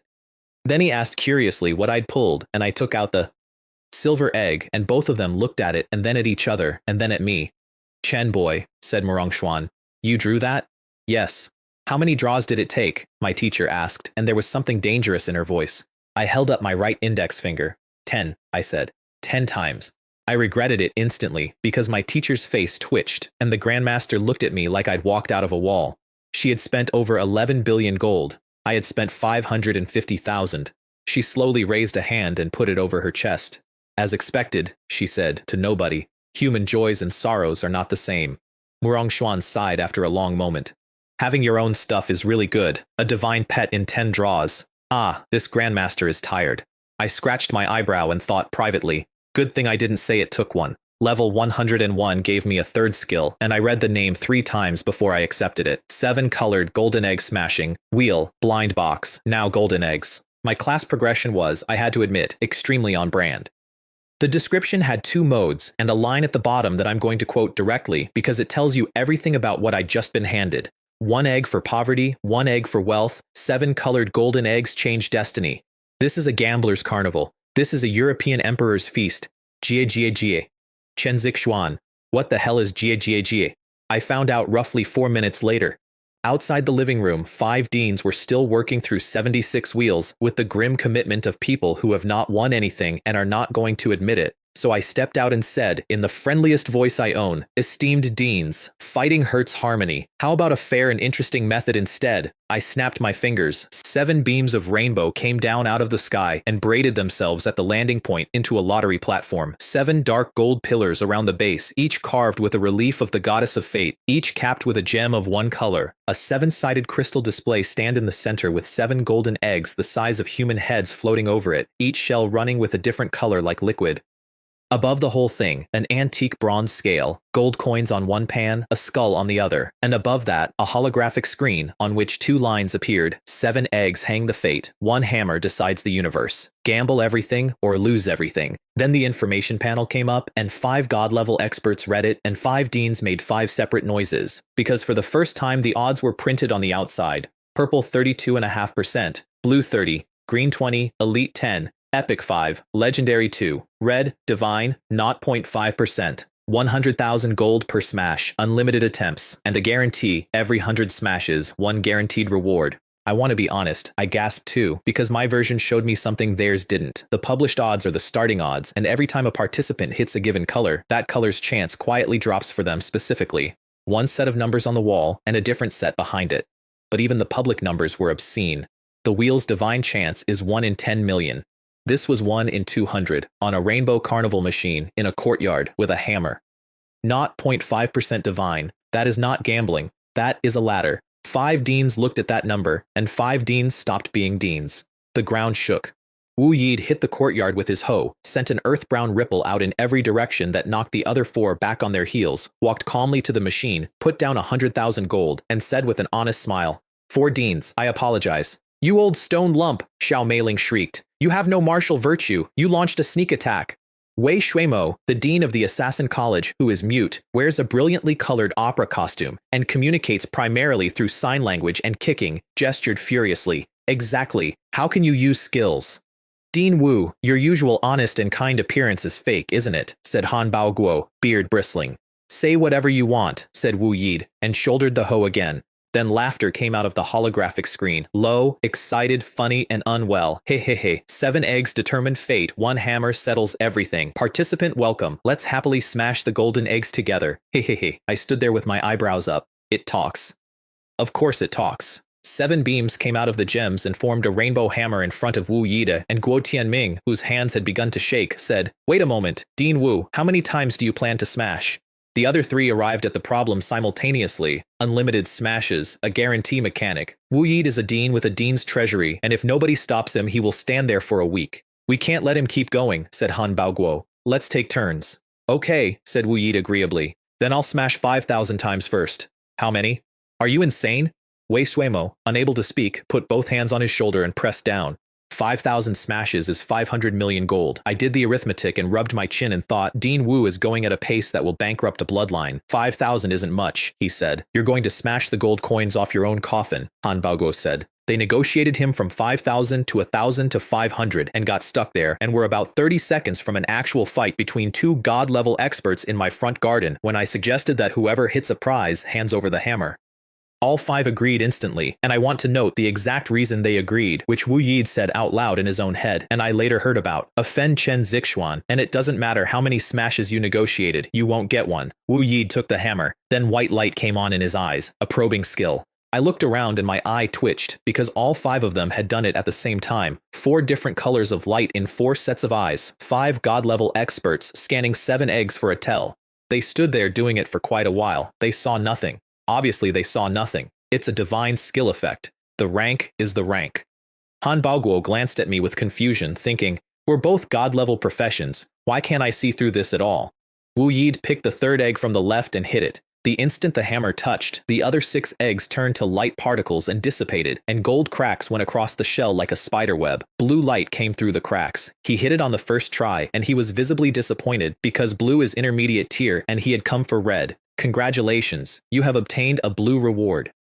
Intermediate Thorn set, and I got the Thorn Lord set, elite tier, upgraded 2 full grades, which told me Banker Takes All had gone up another step at 100. The other deans congratulated him with the specific warmth of people who are pleased that a rival got something cheap. Han Baoguo, stroking his beard, said the set was worth over 100,000 gold, so with one hammer Dean Wu had made a profit of 1 or 200,000, and truly, this dean was envious. And then the screen said, in a voice dripping with contempt, tsk tsk, barely enough to fill a tooth gap. Chen Zixuan.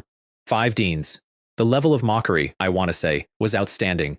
I checked my panel. Blue had quietly gone from 30% to 29% for him, silently, while the public display still said 30. Xiao Meiling went next by pulling rank. She announced that she was second because she was the one who saved me from Sunway, which nobody could argue with, and then made all 3 men look her in the eye and say out loud that she could smash. Guo Tianming had to be asked twice. She smashed the 7th egg, hard, with no hesitation. A dull thud. The egg went gray. A large gilded character appeared on the shell. Empty. Oh dear, said the screen. Almost. Then, a second later, actually, it's far off. She smashed the 1st egg. Empty. Does the taste of air feel fresh? She smashed a 3rd. Empty. A 4th, after I helpfully pointed at one at her request. Empty. Guo Tianming, standing behind her, sighed like a man watching an amateur. Old ace, I didn't hit and you're sighing? Hesitation leads to defeat, he said. Decisiveness leads to giving it away for free. Hasn't Dean Xiao heard that saying? Never heard of it. With this kind of machine, he said, assuming the manner of a professor, it's about letting your heart guide your actions. Dean Xiao hesitated too long on the 1st hammer and was too impatient on the 2nd. Neither of these conforms to… Nonsense! She planted the hammer on the crystal stand. Do I need you to teach me how to smash eggs? Stop showing off your damn gambler experience here. And this is the point at which I want to formally introduce Guo Tianming, Dean of the Warrior College of the Starry Sky Academy, mid-rank god-level expert, and the single least well person in this story. His hands had been shaking for several minutes, his knuckles were white, his breathing had gone shallow. When Xiao Meiling finally gave up the hammer and Wei Shuemo kicked him aside to take her own turn, then failed 4 times and stepped away, he took the hammer and his entire body shuddered and he made a sound. Finally, he said, it's my turn. Everyone within 3 meters moved back. Today, he announced, I'll let you witness the demeanor of the king of gamblers again. Then he closed his eyes, pinched his own right ear with his left hand, pointed the hammer at the sky with his right, and began to spin in place. First circle. Chen Zixuan. Huh? Lin Haoran, arriving at exactly that moment. Ah? Fan Xiangli, behind him. 5 deans. Old gambler, what are you doing? He completed 3 rotations, wobbled, let the hammer come to rest pointing at an egg, opened his eyes and said calmly, this is metaphysics. The finger of destiny. Then he looked around at everyone's faces and added profoundly, probability is cold, but choice is hot. You don't understand. He hit the egg. Empty. Wei Shuemo applauded, expressionless. Xiao Meiling laughed so hard she had to hold on to something. Han Baoguo gave him a thumbs up. Wu Yi said, a series of actions fierce as a tiger, and shook his head. Didn't hit, said Guo Tianming, unmoved. That's interesting. Then he smashed the 1st egg. Empty. Then the 1st egg again. Empty. Then the 2nd. Then the 3rd. Then the 5th. 6 hammers in under 10 seconds, smooth as a man who has done this 10,000 times, and everyone empty, and his eyes got brighter with each failure. Han Baoguo finally stopped him. This move of yours, is there a reason for it? This, said Guo Tianming with the confident smile of a man about to be humiliated, is one of the methods I've summarized from 100 years of gambling, the 7-star alignment. What does it mean? Smash in the order 1, 1, 2, 3, 5, 8, 13. The 7th egg has a hit probability of over 99%. He paused meaningfully. You know, golden eggs can deceive. But numbers won't. Smashing a golden egg, said Xiao Meiling, and you have a whole procedure for it. You've even gambled out proverbs, said Wu Yid. It has to be you, old ace. Hurry up and smash it, Wei Shuimo gestured. He raised the hammer for the 7th time and delivered the final blow of the 7-star alignment. Empty. And a clown appeared on the holographic screen. It was the first time it had shown a face, painted, grinning, mouth nearly at the ears, and it laughed at him for a solid 3 seconds while Wei Shuimo applauded again. Guo Tianming looked at the hammer in his hand silently for 2 seconds. Then he smiled and switched it to his left hand. It seems I need to be a bit more serious. 900,000 gold later, he waited until Wu Yide wasn't looking and rubbed his right hand on Wu Yide's right hand. Lin Haoren gasped audibly. Wu Yide's face went dark and he shook his hand like something had crawled on it. Han Baoguo took 3 quick steps back and said, You, don't tell me that's another gambling method. That's right, said Guo Tianming, switching the hammer back. This is the luck transfer technique. Dean Wu hit on his first try, which means he's lucky today. In Gambling Dog, gambling studies circles, the luck of a European emperor can be stolen, rubbing off some before you strike. No problem. Fan Shangli, quietly, sounds impressive but unclear. He hit the 4th egg, the only one he hadn't tried. Empty. There was a silence. Didn't even hit that? Xiao Meiling crossed her arms. King of Gamblers Yin, you're not doing so well either. Don't worry, he said, taking a deep breath. Those 3 methods were warm-ups. Now that the warm-up is over, this king of gamblers will show his true skills. Then he paid, closed his eyes, put his palms together, and began to chant. It must be empty this time. It must be empty this time. It must be empty this time. Lin Haoren, who had come in about 10 minutes earlier and had been standing very still, trying to understand what he was looking at, blurted, Reverse jinx? Guo Tianming opened his eyes and looked at him with genuine warmth. You know about reverse jinx? It seems you're one of us. Which college are you from? 4 deans immediately made a note of Lin Haoren's name because Fan Shangli explained that he was my friend, and my friend is a lever. The reverse jinx failed 7 times in a row. By the 5th, his left eye had started twitching. By the 7th, his legs were going up and down like a sewing machine. Impossible! This old man has dominated casinos for 100 years. 1 hit is guaranteed after 7 reverse jinxes. How is this possible? He's completely carried away, Lin Haoren murmured. He was, very. They told him his luck was just bad today. They suggested he take a break. Han Baoguo offered with the specific kindness of a man who wants a turn, to go instead so that Guo Tianming's luck could recover. He couldn't hear them anymore. His eyes had gone the color of a sunset. He flipped a gold coin. True randomness is the only way to break the deadlock. Chaos is the highest order. Heads the 1st, tails the 7th. And missed, and crushed the coin to powder in his fist. Then he bit his own index finger open and dripped blood on the 3rd egg. The blood went through the egg in the crystal stand and hit the ground because none of it is physically there. He kept going anyway, forcing me to use my trump card, the blood sacrifice for luck method. Only by seeing blood can I see gold. He dripped blood for a full minute. Han Baoguo's eyes had gone very wide. Xiao Meiling shook her head and said, This old ace has truly gone mad. I considered briefly giving him a designated win out of mercy. I decided against it, on the grounds that even gamblers have dignity. He hit the egg. Empty. You've drained all your blood and still can't hit, said the clown. Your luck must be inherited from a cursed lineage. Give up, you unlucky fool. And Guo Tianming screamed, Give up? Absolutely impossible. I'm turning the tables. I'm going to make a comeback from the brink. A mountain of gold appeared behind him, an actual mountain, and the coins came off it like surf and poured into the machine. Method, he said, and his voice had gone quiet and wrong. Heh, just an excuse gamblers give. Themselves. A true winner only believes in one thing. He raised the hammer over his head. Fate. 1st, empty. 2nd, empty. 10th, empty. 20th, empty. Han Baoguo, dumbfounded. This old ace is really going for the guarantee. Wu Yidi. This luck, how many days has he not washed his hands? Xiao Meiling, watching hammer after hammer fall. Gamblers. They're truly crazy. At the 50th, the screen quietly displayed his guarantee progress. 50 out of 100, 5 million gold. He did not look at it. He kept smashing. 60, 73, Somewhere in there, the Grandmaster, who had left and come back, arrived beside us and asked what the machine was, and was told it was Chenboy's third skill obtained at level 101, and then said, "What did you say? He's at level 101?" and had to take a moment. Then he saw the guarantee counter and asked what Dean Guo had smashed so far. "Nothing," said Wu Yide. "He's almost at the guarantee and hasn't hit once." Morong Xuan. "That unlucky?" 99 out of 100. Guo Tianming stopped. His cheeks were shaking.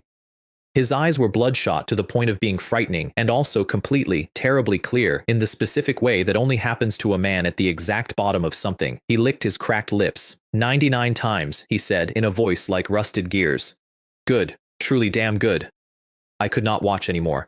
10 million gold, 99 consecutive empties, and if the guarantee came up purple, I genuinely thought he might start eating people. So I decided to compensate him with the daily designated win, which, since I'd hit level 101, now had a floor of blue. The veins on his hand came up, he raised the hammer, and it drew an insane arc in the air. The last smash! His pupils shrank to pinpricks and something came out of his teeth that was not entirely a word. "Give me red." And the instant the hammer landed, I spent the guarantee. The egg cracked. Thin crimson beams came out of the fractures. I looked at that, and my own pupils went small. Red. Divine. His guaranteed drop had come up red on a 0.5% chance at the end of 99 consecutive failures. I still don't know whether the two guarantees stacked or whether that man's luck simply detonated all at once after being compressed for 100 smashes, and honestly, I prefer not knowing. The cracks spread and the crimson leaked out brighter, and the whole eggshell tore itself apart, and a beam of red light went straight up out of my courtyard like a volcano opening. Everyone stopped breathing. Guo Tianming went completely rigid. His lips moved and nothing came out. Han Baoguo's beard blew straight back and his old face went red, and he said out loud, "Damn it, this old ace really smashed out a divine reward?" Wu Yidi stepped forward twice and cracked the ground with both steps. Xiao Meiling's mouth opened. This is unreasonable, and she was right. 99 empties and then red on the 100th is not reasonable. It's not even statistics. It's a machine with a sense of theater. Fan Xiangli covered her mouth. Lin Horan's legs gave out and he sat down hard and said the sentence that I think about more than anything else anyone said that week. "Foster Master, this isn't a lottery machine. This is a God-making machine." I nodded because he was right, and because that was the first time he called me that in front of 5 gods and nobody laughed. The screen blew apart. The mocking clown got crushed mid-laugh and replaced with enormous gilded characters. "Congratulations, European Emperor." God level appears. And then Murong Xuan went up into the air because a crimson pillar of light punching out of the top of the academy is not something you leave running. His 3 chess pieces flew off his chest, grew until they were enormous, turned into 3 unbearably bright stars, and vanished into the high atmosphere, where a phantom chessboard hung over the campus for a moment. The pillar went out like it had never existed, which was, unfortunately, about 9 seconds too late, because 2 of the most dangerous men in the human race were sitting in a reception hall on the other side of the campus, and both of them had already turned to look. Guo Tianming got a low-tier divine support skill out of it. I got the mid-tier version of the same thing, a disguise skill, one that lets you change height, build, face, race, fingerprints, and energy signature, store 9 complete identity templates, and fool every detection method below the highest tier, including prophecy and fate reading. I had been thinking for 2 days about how much I would like to be able to walk around as somebody else. It arrived like a pillow handed to a man who has just decided he's sleepy. Guo Tianming, meanwhile, looked at his own prize, saw the word support, and visibly crumbled because he is a warrior and cannot learn it. Han Baoguo, who can, was on him within a second, offering to buy it at any price. Guo Tianming refused with the specific fury of a man who has spent 10 million gold and 100 smashes to obtain something useless to him and would rather it rot. Then he picked the hammer back up, and 4 deans shouted at once, and Wei Shuimo kicked him across the courtyard. The Grandmaster sent them all away on errands after that, because the visitors were starting to arrive, and the courtyard emptied out, and I finally had a moment alone with the machine. Which is when I learned that the strongest man in the human race is a freeloader. I didn't learn it directly, I learned it in stages over about 2 days, and I want to lay the stages out in order because it's the funniest thing that happened to me all week. Stage 1. I came back from an errand and found an extra line in my wheel's records. Wang Jingshan. Thank you for your patronage. That's it. That's the whole entry. The single strongest human being alive, the man who killed a starry sky demon god and went to the top of the world in one afternoon, had come into my courtyard while I was out, put 1,000 gold into a carnival wheel, lost, and left. He'd also been guarding me the entire time. I understood that immediately, and I decided to pretend I hadn't noticed, because he clearly wanted it that way. Stage 2 happened while Lin Horan was alone in the courtyard, and I got it from him afterward, in pieces, because he kept stopping to make sure I believed him. A man came in. 30-ish, plain white robe with no pattern on it at all, face like cold jade, left eye silver white like the moon, and right eye gold red like the sun. At his waist, an unsheathed bronze sword with 2 characters on it. Lin Haoran read the characters and stopped breathing. Wang Jingshan looked at the price on the egg machine, 100,000 gold per smash, and frowned. Then he swung the hammer. It passed straight through the egg. He raised an eyebrow and said, "Interesting." Then he drew the bronze sword and ran a fingertip down the blade, and the sword lit up like the sun and moon together, and Lin Horan's clothes started moving with no wind, because it was not the wind moving. It was the entire courtyard beginning to peel away from reality. The sword tip drew a half circle. A crystalline wall came up where the line passed. "Within this small universe," said Wang Jingshan, "my will is law." 10 meters of the world around that machine became its own world, with its own rules, written by him. "Anyone who enters this world," he said, "smashes eggs without paying." Lin Haoran told me he stopped being able to think at that point. Wang Jingshan weighed the hammer, satisfied, and swung. It passed through the egg. No sound. Wang Jingshan, He stood there in silence for 2 seconds, looking at the hammer, then at the egg, and his brows came together. "Strange," he said. "The rules have been changed. Why is it still not working?" He tried again. Through the egg again. Not even a noise. And the strongest man in the human race, who had just rewritten the laws of physics in a 10-meter radius specifically in order to avoid paying 100,000 gold, finally lost composure. His eye twitched. "This broken machine," he said, "is harder to fool than the heaven's path." Lin Haoran, standing to one side, was quietly terrified that he was about to split my lottery machine in half with a sword. Instead, Wang Jingshan turned around and looked at him and said, in a tone that did not permit discussion, "Get the money." What? 100,000 gold. And then Wang Jingshan listed my best friend's finances at him like a man reading a receipt. Lin Haoran, only son of the president of the Kang Chamber of Commerce in Sky Burial City on Blue Star, given 1 million gold by his father before departure. Lin Haoran handed over 100,000 gold with shaking hands. Wang Jingshan accepted it with great satisfaction and thought, and this is the part I love, this way it doesn't count as breaking my rule about getting things for free. Half a minute later, he smashed out an epic skill book and threw it to Lin Haoran. "This seat never owes others gold coins. Take it, kid," and left, and then came back, which nearly made Lin Haoran drop it, and pointed at the machine and said, "Also, tell Chen Boy that when he puts this thing out again, pay attention to the left-right symmetry. The right side is clearly off by 3 millimeters. And left again. Lin Horan squatted down and examined all 7 crystal pillars for several minutes, found nothing, and then went cold all over, because the man's title is the Universe Measurer, and he measures the world, and of course he could see it. I want to state, for the record, my full and considered assessment of the strongest human being alive. He guarded a stranger's grandson for 4 days, without being asked. He rewrote the laws of local reality to avoid 100,000 gold. When that failed, he took the money off a first-year student, and when he won, he gave the prize to that student because he does not like owing people, and on his way out, he corrected a 3 millimeter alignment error on a machine that isn't physically there. He is the strongest person in this story by a distance that cannot be measured, and he never once won anything from my wheel. Stage 3, which I'll get to later, involves him doing it again with a professional assassin's money. Meanwhile, the visitors arrived. First was Ouyang Feng, one of the 2 military lords of the Starry Sky mercenaries, a thin old man in a straw raincoat and a bamboo hat, who was, when the message about me reached him, sitting cross-legged in open space fishing, with a bamboo rod, with the line disappearing into the void. He pulled a commander-level void monster out of the nothing while reading about me and said, "A big fish. It'll make a good gift. Today is a double blessing," and came to the academy. He and the Grandmaster had a conversation that I only heard about secondhand and that I enjoy enormously. Ouyang Feng started by insulting Murong Xuan for pretending to be young. Murong Xuan responded by telling him he looked like he didn't have many years left. Ouyang Feng agreed cheerfully and then said that before he died, he needed to find a successor, and Murong Xuan went instantly on guard and told him not to set his sights on Starry Sky students. "That little fellow Chen Zixuan appearing now," said the old man. "It's all fate."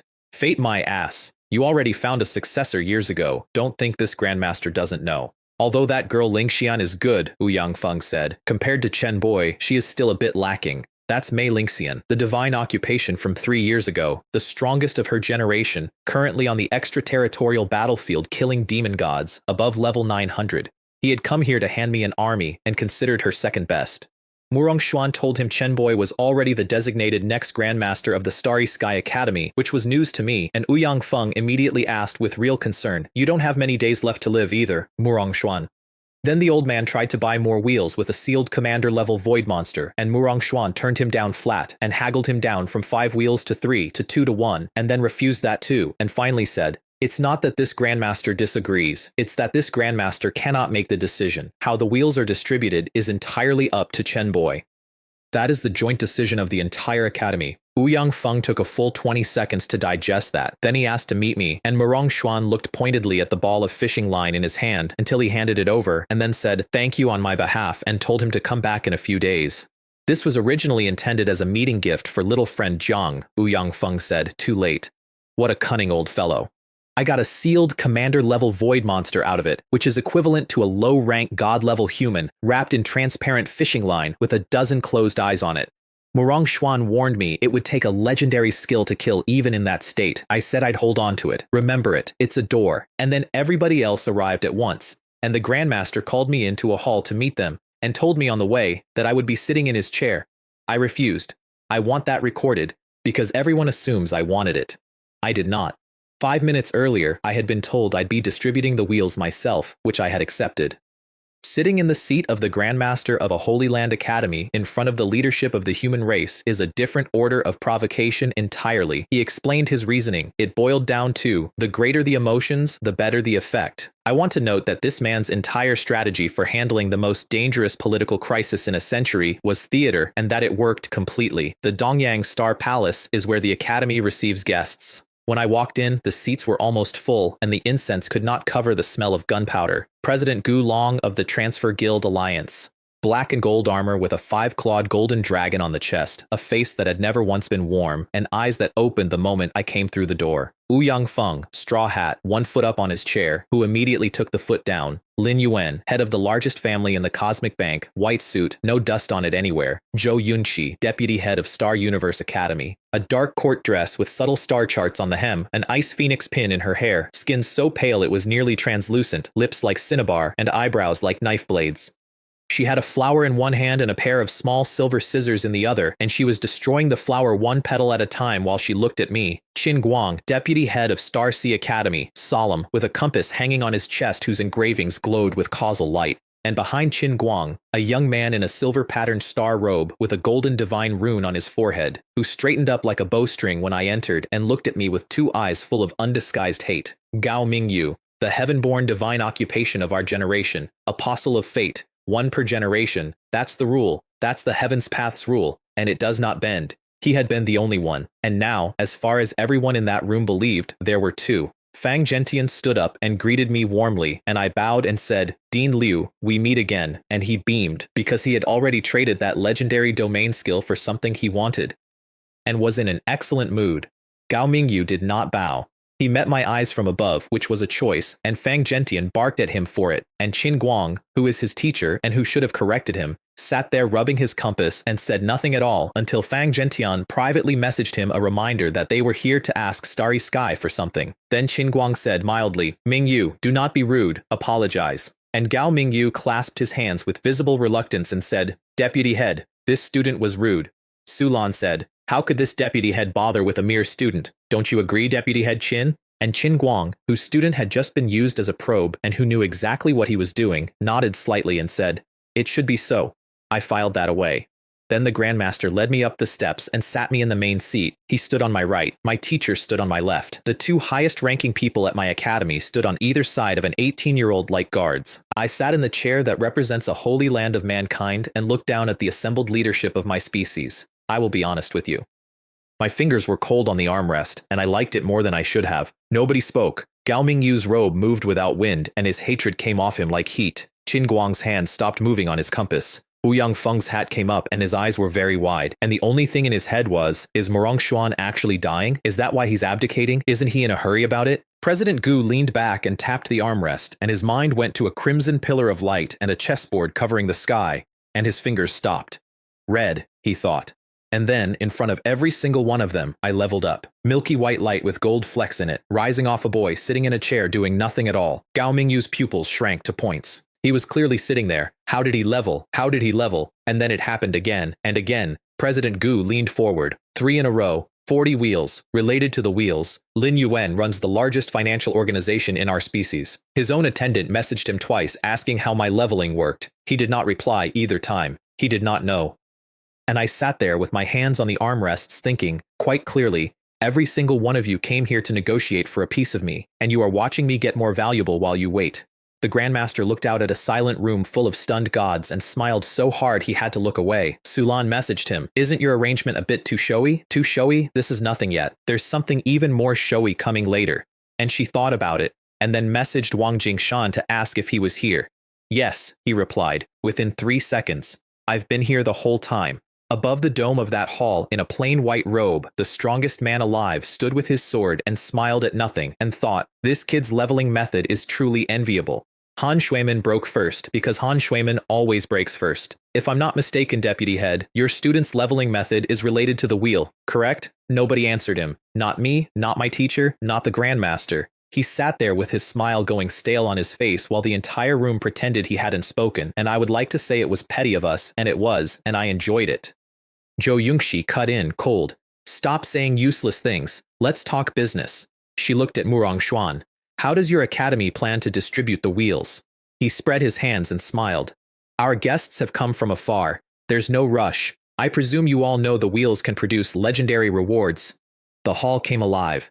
The ones who could not sit still were the leaders of the 7 great first-rate academies, who had come on Zhou Yongxi's invitation, partly coerced, and had only ever heard rumors about me. Starfall, Starglow, Star Eclipse, Star Abyss, Star Pivot, Stardust, Star River. Below the 3 holy lands and above everything else, 7 institutions that had come here on Zhou Yongxi's invitation, partly coerced, and who had only ever heard rumors. Is it true? Can it really produce legendary rewards? Isn't the wheel just a dungeon item? And Ouyang Feng cheerfully pointed at Fang Zhentian. Dean Feng personally drew a legendary skill book. Fang Zhentian nodded and looked at me and said gratefully, out loud, in front of everyone, "Little friend Chen's wheels can indeed produce legendary rewards." And that was it. That was the whole meeting, really.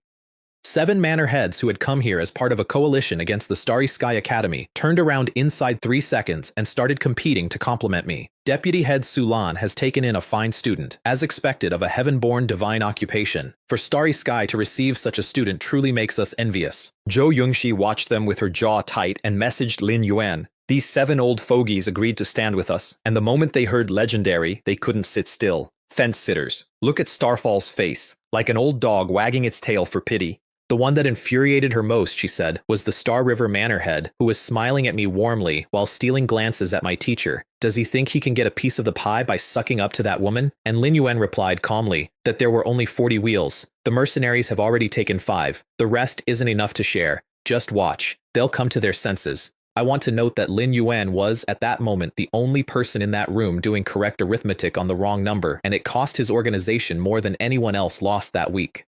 Qin Guang finally spoke, and the room went quiet because Star Sea is first and has been first for 1,000 years, and everyone in that room was raised to go quiet when Star Sea speaks.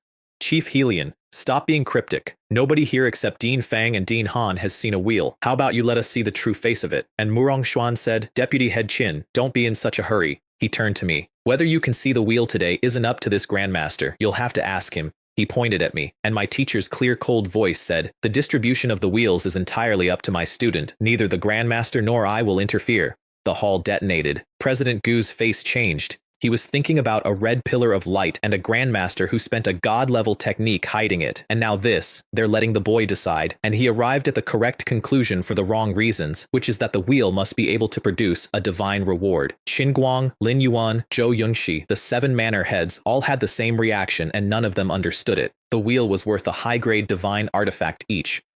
You do not hand a resource like that to an 18-year-old. If it were theirs, they wouldn't. So there had to be a reason, and none of them could see it.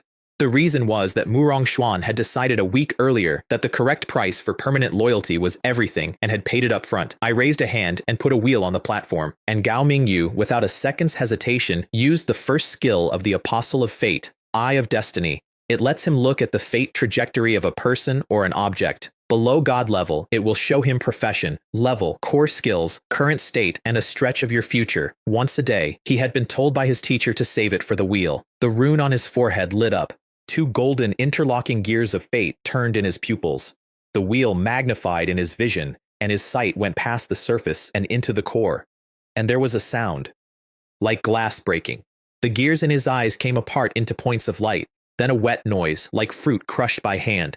His eyes burst.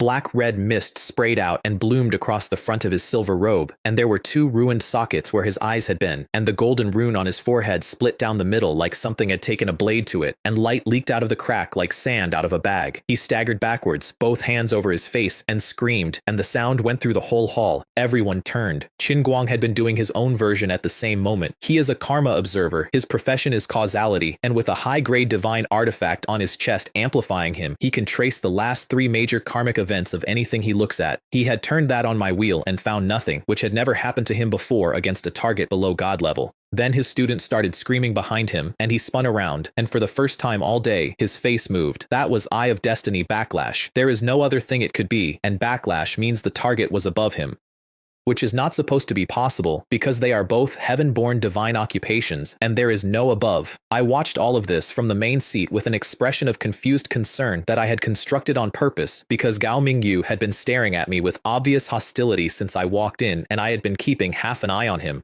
Lottery Master is a super god tier profession, I thought, and the wheel status is super god tier too. Dare to pry into anything and everything. Your eyes burst. Right.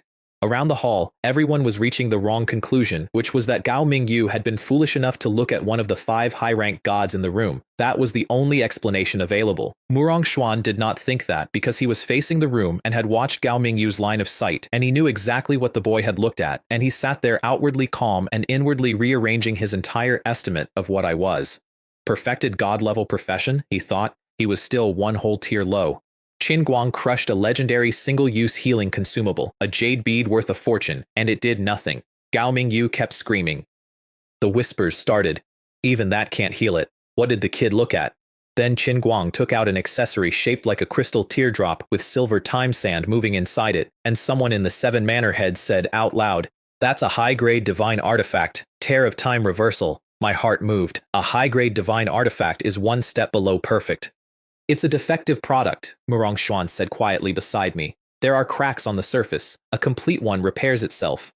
Qin Guang activated it, and time ran backwards in his students' eye sockets, and for several seconds you could see both states at once. Perfect golden gear pupils and torn ruin, grinding against each other with a sound like a saw, and Gao Mingyu made a noise I would rather not describe. Then it settled, and his eyes were whole. They were also completely ordinary, black, human, empty of anything divine, dull as gray stone, and the split in the rune on his forehead stayed exactly as it was.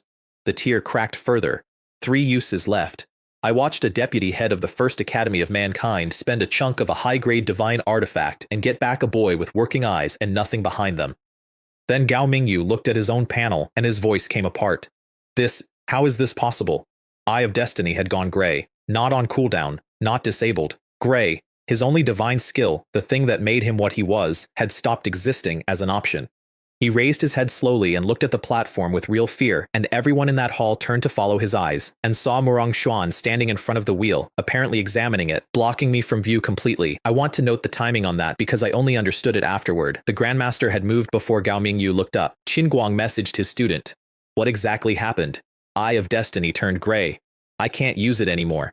And Qin Guang's pupils contracted, and he sat back down in his seat and put his hands in his sleeves, and did not say one word about it to anyone for the rest of the meeting. He couldn't. His student had been caught spying on another academy student in a public hall. Complaining meant admitting it, and there were wheels to be distributed, so he swallowed it. He and his student both, in front of me, and the entire room watched him swallow it and drew conclusions. Which is when Wu Yangfeng cheerfully broke the silence. Little friend Chen, may this military lord draw a prize? I said of course, and he was in front of the wheel in 1 step. 1,000 gold. 10 seconds. Thank you for your patronage. The light went out of his eyes. Fang Gentian, smiling and not unkindly, said, It seems military lord Ouyang's luck isn't very good. And Zhou Yunxi saw an opening and took it. It's not bad luck, it's normal. She plucked a petal off her flower.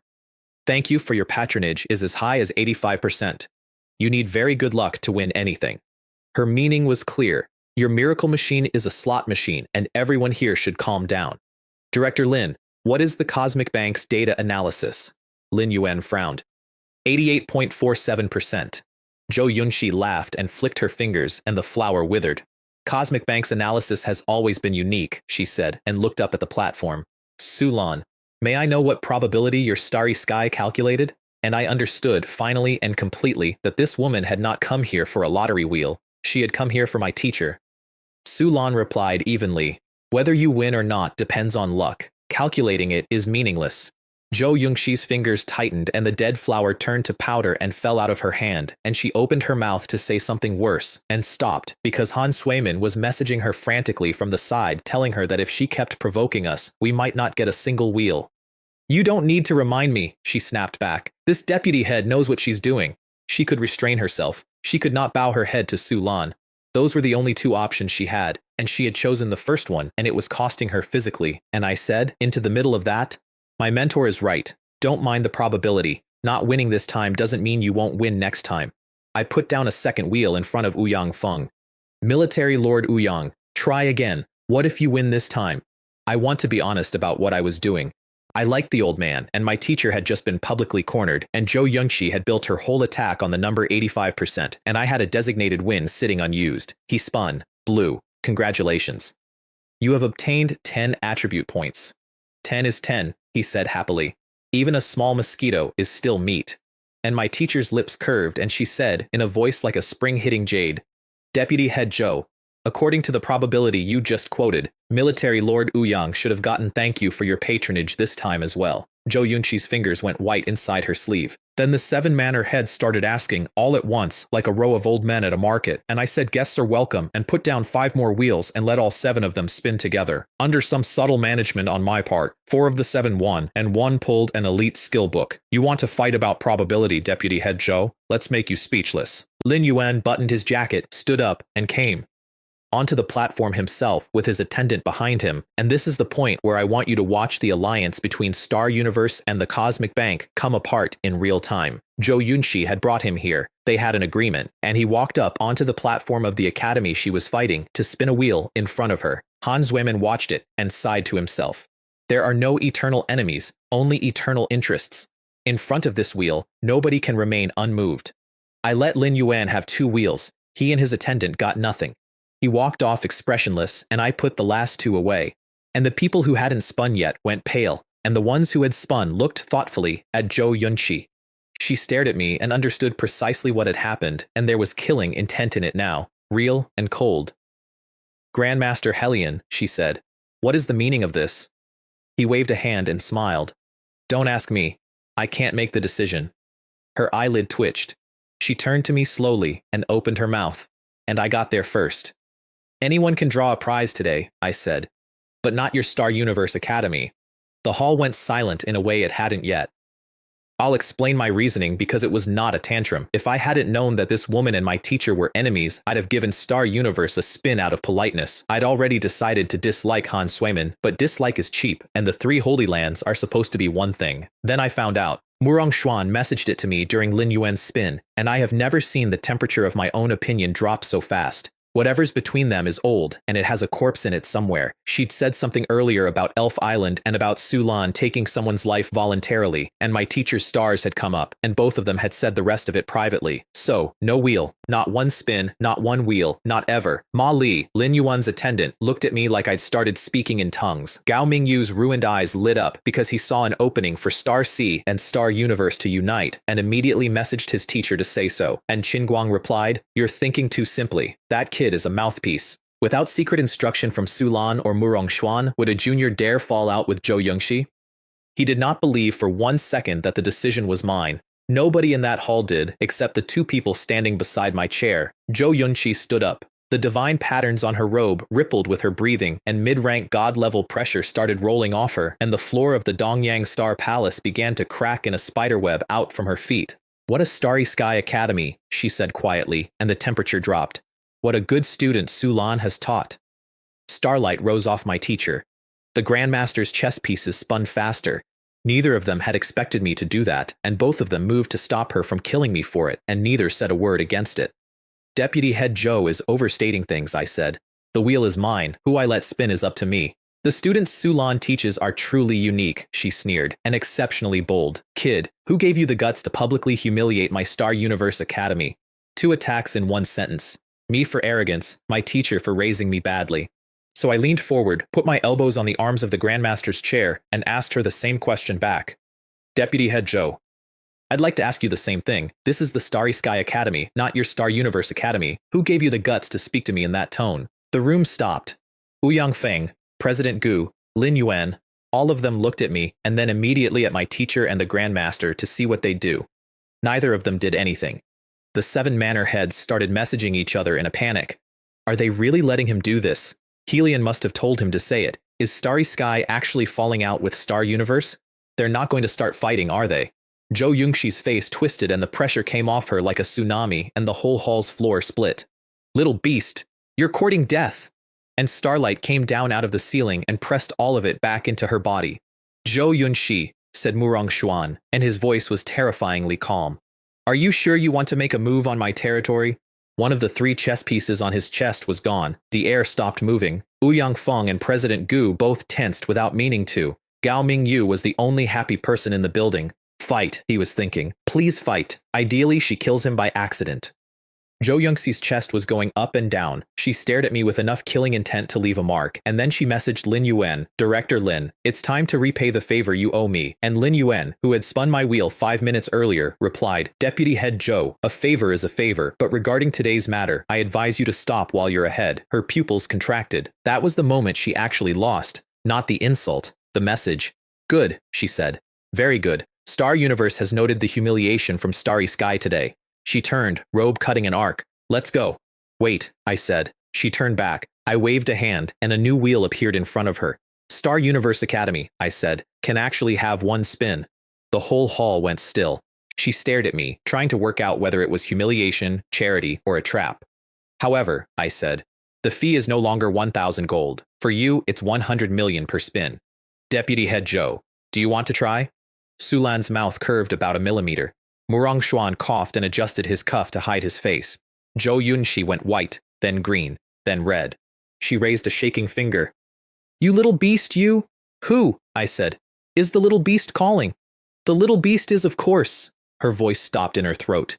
Her face went crimson and then went the color of a corpse, because as deputy head of Star Universe Academy, she had never in her life been walked into a joke by a teenager in front of the leadership of the human race. Good, she said when she could speak. Each word came out separately. Very good. The shame of today will be repaid 100-fold. Then she came apart into petals and was gone. Han Suemin hesitated, clasped his hands at the platform, and left extremely unwillingly. Fong Gentian watched him go, sighed, and shook his head. Ma Li said, to nobody, he's crazy. This guy is crazy. And Lin Yuan slowly unbuttoned his jacket and looked thoughtfully at Qin Guang, who had just watched Starry Sky and Star Universe tear a 1,000-year relationship in half and had not said a single word. That, Lin Yuan thought, does not match my understanding of Star Sea Academy. Then he looked up at the boy in the Grandmaster's chair and understood that the ranking of the 3 Holy Lands had quietly changed while nobody was looking. Then President Gu spoke, and I want to describe him properly before I tell you what he did, because it matters. He sits like a general on a horse. His face does not do warmth. He runs the organization that controls over 90% of the guilds in the human race, and he got there without being anyone's friend. Little friend Chen's leveling speed really opened my eyes, he said, and he was smiling, which was worse. Before I came, I learned that 2 of my subordinates offended you and Deputy Head Su. Outside the hall, on their knees, Sun Wei and Zhao Wenjiao had been kneeling for hours in front of a few thousand students. Having them kneel there all this time doesn't look good, said President Gu pleasantly. Have you thought about how to deal with them? I won't interfere. Handle them as you please. I have absolutely no objections. My teacher waited for me to answer. I did not answer because I was reading my own panel, having just crossed level 201 and gained a 5th skill. Which is why I missed it. I missed it because I was reading my own panel. 2 spears came out of President Gu's body, entirely purple, wrapped in black demonic energy.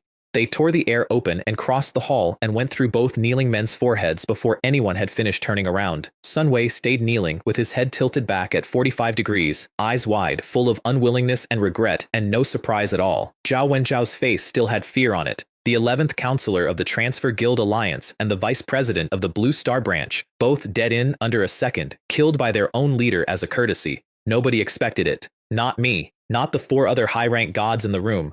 Not the 7 manor heads, whose faces changed as one, and who then looked at President Gu sitting there with his expression unmoved and felt something cold arrive. President Gu is a true hero, said Lin Yuan quietly, and there was apprehension in it.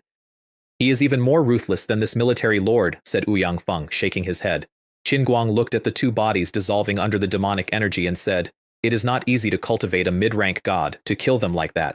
Sun Wei's crime did not warrant death." Murong Xuan's eyes changed and went back to normal fast. I sat there and looked at 2 corpses and did the accounting honestly, and here is where I landed. I did not order it. I was not asked. If I had been asked, I would have said, send them to the extraterritorial battlefield for 50 years, which is what Murong Xuan had planned anyway. And also, if my teacher had arrived 1 day later, Sun Wei would have taken me, and I would have signed whatever contract he put in front of me, and I would not have been in that chair. So, they died. I did not weep about it, but I noticed what it was, because President Gu had not killed those men as an apology. He had killed them as an argument. He had removed my grievance with the alliance in front of witnesses, which meant that when the wheels were distributed, I would have no reason left to refuse him. It was a payment. It was also a demonstration, and I was meant to see both. "These 2 offended little friend Jiang," he said, in the tone of a man who has crushed 2 ants, "and were destined for death. I hope you no longer harbor dissatisfaction toward my alliance." "Since President Gu has taken action," said Murong Xuan, playing with a chess piece, "it saves this grandmaster the trouble. I had no intention of letting them leave the academy alive." President Gu's expression changed by about 0.5%, because that undid it. If they were going to die anyway, he hadn't bought anything, he'd just done the academy's chores. He laughed anyway. "It seems we thought alike. Their lives resolved the misunderstanding between us. Grandmaster Helion, shall we discuss the distribution now?" "President Gu, there is no need to test me further," said Murong Xuan. "I said the distribution is up to Chen Boy. However he says to divide them, that is how they will be divided." Everyone looked at me. "Xiao Xuan," said Sulan, and her voice went soft in a way that I noticed several people notice. "However you say to divide them, that's how it will be. Even if you don't divide them at all, that's fine." So I stood up. "Everyone wants wheels," I said. "You can have them." The 7 manor heads nearly came out of their seats. "However, to get wheels, we need to agree on 3 rules. "Just say it," they said. "Whatever the conditions. 10 rules, we won't say a word against it." Ouyang Feng grinned. "Chen Boy, speak. Even if you want to be a military lord of the Starry Sky Mercenaries, this military lord agrees." "Shameless." Murong Xuan's face changed. "This old bastard poaching right in front of me," and Sulan said coldly, "My student will not join any faction before graduation. Military Lord Ouyang, please do not say such things." Lin Yuan swallowed whatever he had been about to say, which I later learned was going to be a directorship. I want to be clear that Ouyang Feng had not misspoken. He was sending me a message. "Come to us and you'll be at the top. Here are the 3 rules. 1. You must not use the wheels to seek exorbitant profit. 2. You must not interfere with others' drawing. 3. The location and the timing of every placement is decided by me. Break one of them, and the qualification is revoked permanently, and I take back every wheel, leaving none." The hall went quiet in a very specific way, and I'll tell you what each of them heard. President Gu heard, "Every method my organization has for turning an asset into a monopoly has just been made illegal." Lin Yuan heard the same thing, and he actually tried. "Little friend Chen, can the 3rd condition be flexible? The Cosmic Bank has branches in every major city." "No," I said, and cut him off. "There's no room for negotiation. Agree and sign or leave." I had not forgotten Thunder Tower. I had not forgotten 100 gold at the door of Magnetic Castle, or the school principals discussing exclusivity, or a boy in a desert being told how generous he was. Whatever they do, my wheel does not become a toll booth. If the Alliance has it, the Alliance will farm it. If the Cosmic Bank has it, they'll price ordinary professionals out within a month. Not because President Gu or Lin Yuan would personally do it, although they would, but because they have hundreds of thousands of subordinates, and every single one of those subordinates will. And when it becomes a toll booth, the ordinary people stop coming. And when the ordinary people stop coming, I stop leveling. I would like to claim that my motive was purely noble. It was about 60% self-interest, but those 2 things pointed the same direction, which is the best possible arrangement for everyone involved, and it is why the rule held. My teacher's eyes flickered with approval. Murong Xuan's chess pieces clicked together, and he said mildly, "These 3 conditions are interesting. This is turning the lottery into a welfare for all people." Ouyang Feng laughed out loud and slapped his knee. "Good, this military lord agrees first. We hate people who eat alone. Chen Boy, don't worry. If anyone causes trouble with a wheel, this military lord will kill him personally." "Starcy Academy agrees," said Qin Guang suddenly. Fang Gentian's held breath came out. He had spent the entire meeting terrified that his own leadership's behavior would cost his academy everything, and it had just, apparently, not. Almost forgot, I said. I patted my forehead. This distribution does not include Star Sea Academy. Qin Guang's fingers stopped. Gao Mingyu's head came up and his mouth opened, and then he saw my face and closed it and looked at the floor. Fang Gentian's hand shook. The hall erupted. That was Star Sea, the first holy land of the human race, publicly excluded by a first-year student in a hall out loud. Qin Guang stood up slowly. He did not look at me at all. He looked at Murong Xuan. Grandmaster, is this your intention? Or Senior Wang's? And Murong Xuan shook his head gently. This is Chen Boy's intention.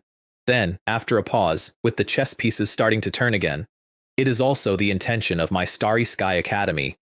That sentence changed the map. Everyone in the room heard the third academy tell the first academy no. Qin Guang finally looked at me, and I looked back. You pried at me in public, I thought. Did you really think I have no temper? Several seconds. The air did not move. Then he laughed, once, softly. Good. Very good. He turned and walked out, robe moving without wind. Mingyu, let's go. Gao Mingyu looked up at the platform with hatred and then saw whatever was on my face, and it turned into fear, and he followed his teacher out. After they'd gone, the 7 manor heads dared to whisper, the strongest academy competition is imminent. Having offended Star Universe and Star Sea in succession, Starry Sky will be jointly targeted. Young people are still too impulsive. Could this be the Grandmaster's intention? That possibility cannot be ruled out. I looked at Lin Yuan and President Gu. How is it? Have you considered it? Lin Yuan glanced at the door Qin Guang had gone out of, then at the Grandmaster's chess pieces and smiled. The Cosmic Bank agrees. President Gu took a long look at me and said in a low voice, the Transfer Guild Alliance has no objections either. I looked at Murong Xuan. Grandmaster, let's draft the contract. I did not hear the following conversation either. I know it word for word anyway, and I will explain how at the end because the explanation is my favorite part of this whole story. Outside the academy, in the dark between stars, 4 people were waiting for each other. Zhou Yunxi, Han Shuimin, Qin Guang, and Gao Mingyu, standing in the void. It seems as I expected, said Zhou Yunxi, and her lips curved. Starry Sky never intended to allocate anything to our 2 academies. Starry Sky wants to use this to step on us both, said Gao Mingyu with his broken rune. Even your student can see it, she said. The wheels go to 7 second-rate academies. They go to the 3 official powers, and deliberately not to us. Chief Hellion's intentions are clear as day. Qin Guang was quiet. Then, so Deputy Head Zhou knew in advance. Otherwise, if I hadn't anticipated it, why would I openly fall out with them? You saw their attitude toward me. Han Shuimin looked up at her and realized that his attention had been so completely on the wheel that he had missed something, which was that Zhou Yunqi had walked into that hall knowing she would get nothing and had spent the entire meeting engineering a public break. With only 40 wheels, said Qin Guang, Starry Sky cannot replace my Star Sea. Deputy Head Qin is right. She turned and looked out at the stars. But it's enough to shake your position. What do you plan to do? She laughed, and the laugh went cold in the middle. Starry Sky has been a holy land for hundreds of years. It's time for another academy to take that seat, Qin Guang said carefully. Starry Sky has Wang Jingshan. The strongest academy competition is about to begin. In previous years, the 3 holy lands didn't have to enter the elimination rounds. She turned around. Whether the holy lands participate this year is up to Star Sea. His eyes moved. Eliminate Starry Sky in the qualifiers, she said. Our 2 academies together, it's easy. And then even Wang Jingshan will have nothing to say. And Starry Sky loses face sitting in the 3rd seat, and the 3 official powers get a lesson about who they should be listening to. Han Shuimin fanned himself and added the part that made it work. Wang Jingshan is the strongest expert of the human race. He is also, ultimately, one person. The rules of the competition were written jointly by the 3 holy lands. If Starry Sky can't even pass the qualifiers, can one man overturn the rules of the entire academy system by himself? He paused and folded the fan. Starry Sky monopolizing the wheel has already touched too many interests. However they divide it, the 3 official powers will not be satisfied, and no matter how strong Wang Jingshan is, can he be stronger than the will of the entire human race? Qin Guang thought for a long time. Okay, he said finally. When I return, I will propose modifying the rules of this competition. Zhou Yunqi smiled. That's right, Starry Sky wants to soar on that wheel. So first we break its wings. And Han Shuimin opened his fan again and said, leisurely, as for Wang Jingshan, if he's sensible, he'll understand that some things, no, some people, cannot be protected by personal force alone. Lin Horan wanted me to start a guild. He'd been at it since the transit corridor. He had a plan. He had, and I want to stress that he had known about the academy for approximately 11 hours at that point. A complete written proposal for guild structure, membership tiers, 3-year growth targets, and an operating model. Foster Master, he said, with the wheel as a tool, and me operating, within a year, no, within half a year, will be the #1 guild in the academy. Fan Shengli looked at him with visibly increased respect. Xiao Meiling said she'd join first. My teacher informed her that deans are not permitted to join student guilds, and Xiao Meiling got angry and said, "Old fox, do you have to be such a killjoy?" And Sulan said it's an academy rule and nobody can violate it, and Xiao Meiling immediately went off and started thinking about how to get all of her students to join instead. I read the proposal and asked when he'd written it. After you brought me along and got me recommended into the academy, I looked into it. I already had ideas. That's good, godson. Hey. Basic operation. Basic operation. I want to note that this is a young man who has spent his whole life around the largest chamber of commerce in a mid-sized city, and that within a week his instincts would be the most valuable thing I owned that wasn't a lottery machine. So, the Lottery Club, level 1 guild, 100 member slots, 5 core slots. I made Lin Horan vice president and handed him full authority, and then I did what I do with everything I don't want to think about, which is stop thinking about it. Then I dumped some inventory into the guild warehouse. Here's what that looked like from the outside. Xu Qingfeng, former president of the Angel Guild, one of the 3 great guilds of the Academy, son of the head of the largest merchant guild in the human race, had just disbanded his own guild to buy in. He was, understandably, in a delicate emotional state about it. He opened the guild management interface to walk Lin Haran through the fundamentals, in the patronizing tone of a man who knows how these things work. The most important thing in managing a guild is the incentive mechanism. The warehouse is the core. Members check it daily. A level 1 warehouse has 200 slots, so we need to allocate carefully. He stopped. All 200 slots were full. At the top, 3 legendary pieces of equipment. Below that, 20-odd elite skill books. Below that, rare materials. At the bottom, over 50 pet eggs, all faintly glowing. Xu Chengfeng's voice actually shook. A level 1 warehouse only has 200 slots, and it's already full? Lin Horan, who had been about to offer some pointers of his own, opened the warehouse himself, and his eyes went wider than Xu Chengfeng's. Those 3 legendary items alone were worth half a year of his old guild's total accumulation. "This," said Xu Chengfeng, scrolling. Are these all placed by the president?" Should be," said Lin Horan. "Where did Foster Master get so many things?" "I'll tell you where. Thousands of students at the Starry Sky Academy had done 1 round on 100 wheels the day before. That's the leftovers. That's what I threw out because it wasn't worth carrying." Lin Horan messaged me, "Foster Master, why is the guild warehouse full?" "Mentor knew I was starting a guild," I said. "Sponsorship. That's great. With this I can upgrade the guild in 3 days." And then he went and set the membership fee. I did not know about this in advance. He didn't ask because I'd told him to handle it, and because in his words it was a small matter not worth bothering me with. 100 million gold for an ordinary member slot. Xu Chengfeng made a noise like a man being stabbed. 100 million? That's for ordinary members, said Lin Horan, looking at him sideways with an expression of enormous superiority. For elite members, don't even think about it without a billion. Xu Chengfeng went away that night convinced my best friend was insane and lay in bed doing the arithmetic on what 100 million gold buys and concluded that only a fool would pay it. The next morning his father messaged him. "I have seen the transcript. My best friend keeps it. I have read it. It goes roughly like this. Fenger, do you know your president has become the 3rd army master of the Starry Sky mercenaries? You don't? Then do you know his wheel can produce divine rewards? You don't know that either? What are you doing? Didn't you say an ordinary membership costs 100 million? You're a core member. I'm transferring 10 billion gold right now. Pay it immediately. What do you mean what for? The membership fee. Hurry. What the hell do you know? There are only 5 core slots in a level 1 guild, and now that the news is out, students will be climbing over each other to buy in. Secure your position."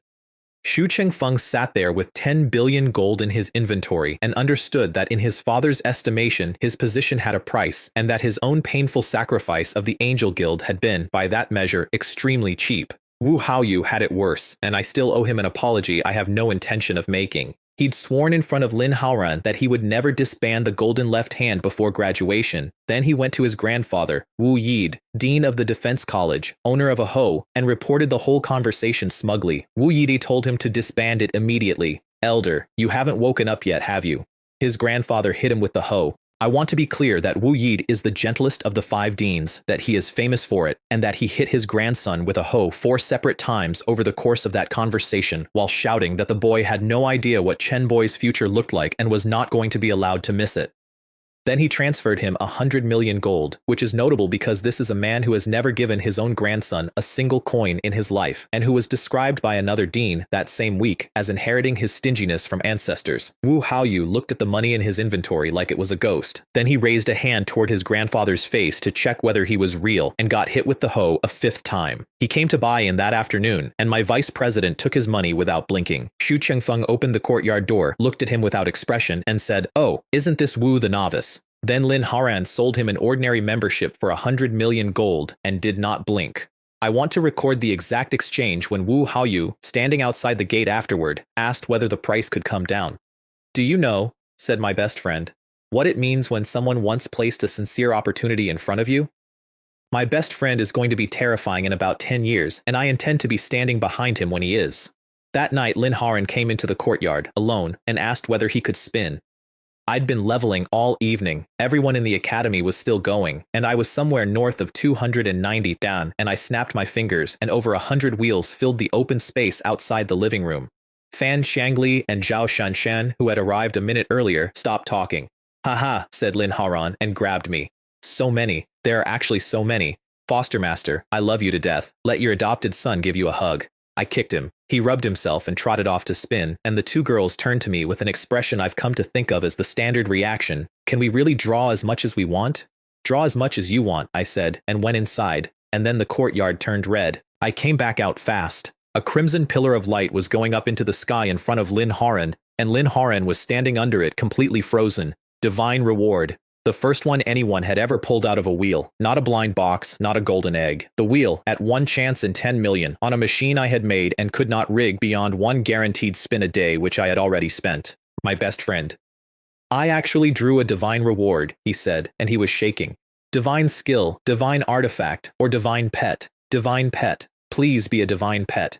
He couldn't use a divine skill at his level. He couldn't equip a divine artifact. A divine pet he could contract. The text came up. "Congratulations, you have drawn a divine reward. You have gained 1 million experience points. Lin Haran." He burst into tears, not figuratively. He dropped to his knees in my courtyard and wept openly, and I want you to understand that he was completely correct too. What's the use of experience? I haven't even completed my first advancement. My level caps at 10. Ah, that's the rule. Every professional gets an advancement quest at level 10 and cannot gain a single level past it until the quest is done. He'd been at level 4 when we left Blue Star. 1 million experience points is an obscene amount of a resource he physically could not spend, awarded to him by a machine at odds of 1 in 10 million, once in his life probably. He knelt there wailing. "You have leveled up to 8. You have leveled up to 9. You have leveled up to 10. You have leveled up to 11. He stopped mid-wail. First advancement successful. Current profession, Crag Shield Guard. An image formed behind him. The phenomenon that appears when a professional completes an advancement. The thing that requires a quest, a journey, and usually a near-death experience. He had not done a quest. He had not moved from that spot. I had not helped him. You have leveled up to 12. Fan Shengli's eyes went round. Beside her, Zhao Shanshan stared, and the impact of what she was seeing rearranged something in her understanding, because every profession in the world except a divine occupation needs 9 advancements to reach God level, and every single one of those needs a quest first. And I stood in the doorway of my own house, genuinely shocked for the first time in 4 days. I brought up the wheel's prize table and looked at it properly. Experience points, gold coins, attribute points, skill books, equipment, pet eggs. I had always thought the first 2 were filler. Gold and experience, sitting in a list next to divine artifacts and divine beasts, felt like a joke at the bottom of a menu. Who puts 1 million gold on the same shelf as a divine skill? Now I understood. 1 million experience points does not level you up. 1 million experience points breaks the rule. My machine had been carrying that in its prize list since the first afternoon, and I had walked past it for a week. 45, 67, 90. Second advancement successful. Current profession, Raging Sand Battle Rampart. The phenomenon appeared behind him a second time. He stopped crying. He was still on his knees with tears on his face, and then he started laughing, and he laughed until he ran out of air and his face went red. "It's so refreshing," he said. "It's really too refreshing." And I stood there and gained about 60 levels myself, because every level he gained was fed by prizes drawn on my wheel, and I had to go inside and stand in a back room so nobody would see my face, and laugh where nobody could hear it, because banker takes all is my biggest secret and it must not be exposed, which is when I noticed that Wang Jingshan was standing next to me, watching. He was looking at me with a confused expression, then out at the courtyard. Then something went across his face. He can actually break the advancement rules, he said to himself. No wonder I can't freeload. Luckily, I can still freeload indirectly. Then he left, and I only realized afterward that I'd never noticed him arrive. By the time it finished, Lin Horan was level 141 and had completed 2 advancements without a single quest, and 7 god-level experts were standing in a circle around him in my courtyard in complete silence. My teacher had come in midway and had watched the second phenomenon appear, and I watched her arrive at the full implication ahead of everyone else in the courtyard and go pale. Because if the world learns that my wheel does not just hand out rewards but overrides the rules of advancement itself, then it isn't a lottery machine anymore. It's a way to manufacture strength at scale, for anyone, at a fixed price, bypassing the single largest bottleneck in the species. And every faction that has been polite so far would stop being polite. And the Starry Sky myriad races, sealed in a tower, would spend anything at all to make sure I never reached adulthood. Murong Xuan arrived and had everyone in the courtyard sign a non-disclosure contract. Fan Xiangli, Zhao Shanshan, Lin Haoran, all 5 deans, himself, my teacher. He knew he couldn't hold it. Once my wheels were out in the world, someone would eventually draw 1,000,000 experience in front of an audience. He was just buying time. He said so. And my best friend, in the middle of all this, was busy having a completely different problem because his new profession leaned warrior, which meant he belonged to Guo Tianming's college, and he had watched Guo Tianming bleed on a machine for an hour. He asked cautiously whether he could join the warrior college and simultaneously take Wu Yid of the defense college as his personal mentor. 2 deans looked at me. There is no precedent for this in any of the 3 Holy Land academies, not one. Both of them assumed I had told him to ask, which I had not. He came up with it himself because his father raised him on the principle that you never put all your eggs in one basket. Murong Xuan did not lift an eyelid. Don't look at me, you 2 handle it yourselves. They handled it by agreeing, unhappily, because neither of them was going to have a fight with the other over an S-rank shield warrior in front of me. Then Wu Yid patted his new personal disciple on the shoulder and said, "Tomorrow morning at 6, Defense College Training Ground." And Guo Tianming said, 2 in the afternoon, Warrior College Arena, 1 minute late and you train an extra hour. Lin Haran's face came off. "Foster Master," he said to me later, in genuine anguish. "I think I've screwed myself over. I want to tell you about the afternoon somebody bought my death because I slept through the entire negotiation and only found out about it days later. On a divine rank secret realm called Doom Island, a teleport channel opened in the void and a woman in a strange floral robe walked out of it. For Deputy Head Joe of Star Universe Academy to visit personally truly brings glory to my island. The voice came from nowhere, and then a man walked out of the air wearing a golden mask with 2 characters carved into the cheeks. I have since read everything I can find about Doom Island. It is the first assassin organization among the Starry Sky myriad races, not the human race, the myriad races. It has been operating for hundreds of years, and it has, at least once, successfully killed a perfect god-level expert. Zhou Yongxi threw him a crimson token. "I didn't expect Deputy Head Zhou to have my island's highest doom order," said Shadow Vale, examining it. "Who do you plan to kill?" "This year's new student at Starry Sky Academy," she said. "Chen Zixuan." There was a pause.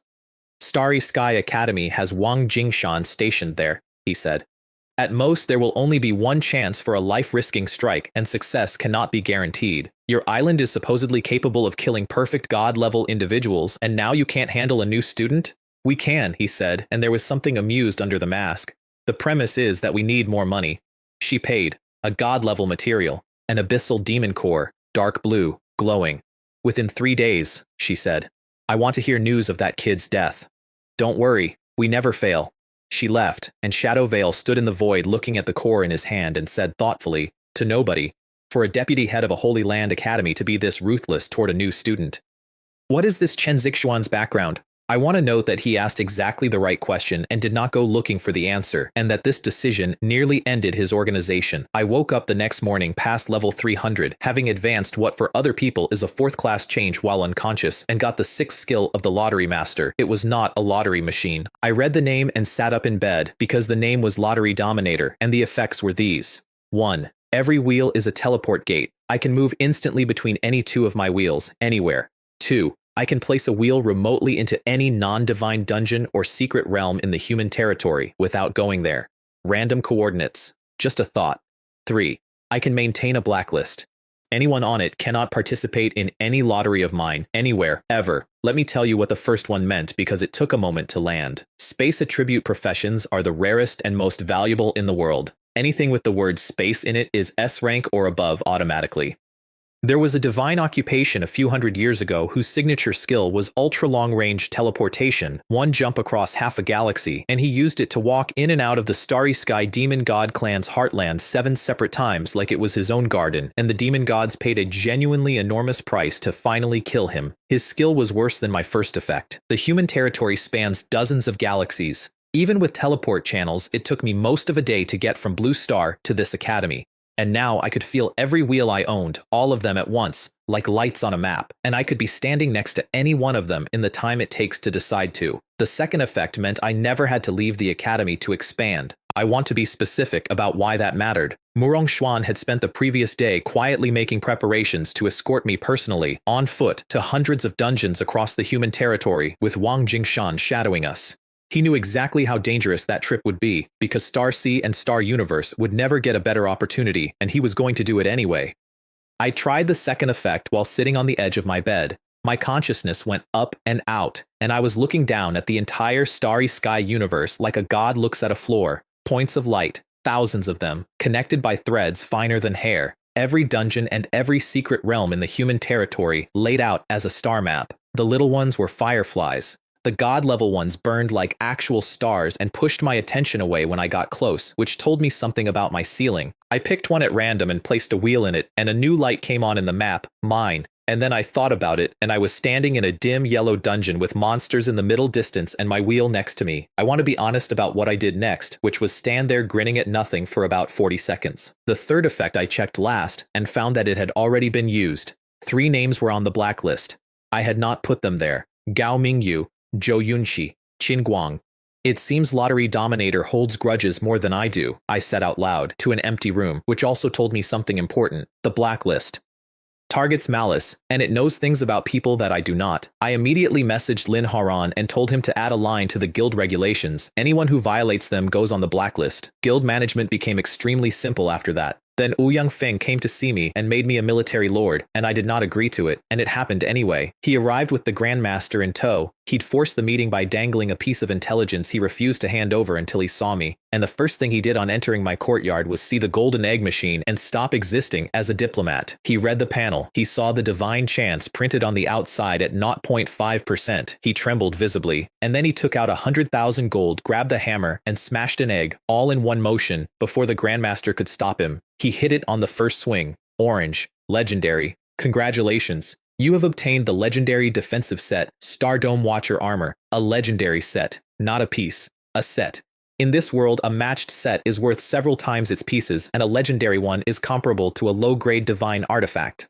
The clown on the screen made a noise about him going to fulfill his vows at a temple. Murong Xuan's face went the color of charcoal. In his view, the old man was standing in his academy fleecing it. I got a low-tier divine set out of it. Falling Star Saint. I'll come back to that in a moment because it changed everything about what I was. Then, Ouyang Feng asked, with his eyes on fire, whether one of the golden egg machines might be allocated to the Starry Sky mercenaries, and the Grandmaster exploded and told him to get out, and the old man discovered there was only one and visibly deflated, and then I told him there were 2. I want to explain that decision because it wasn't sentiment either. I could not hide the machine. Whoever got the second one, someone would get it, and the alternative was leaving it in a dungeon somewhere for a guild to squat on. The Starry Sky mercenaries hold the extraterritorial battlefield. They have hundreds of millions of soldiers standing on a wall built out of shattered planets, and those soldiers can operate a machine 24 hours a day forever, which means experience for me at a scale nothing else on the map could match.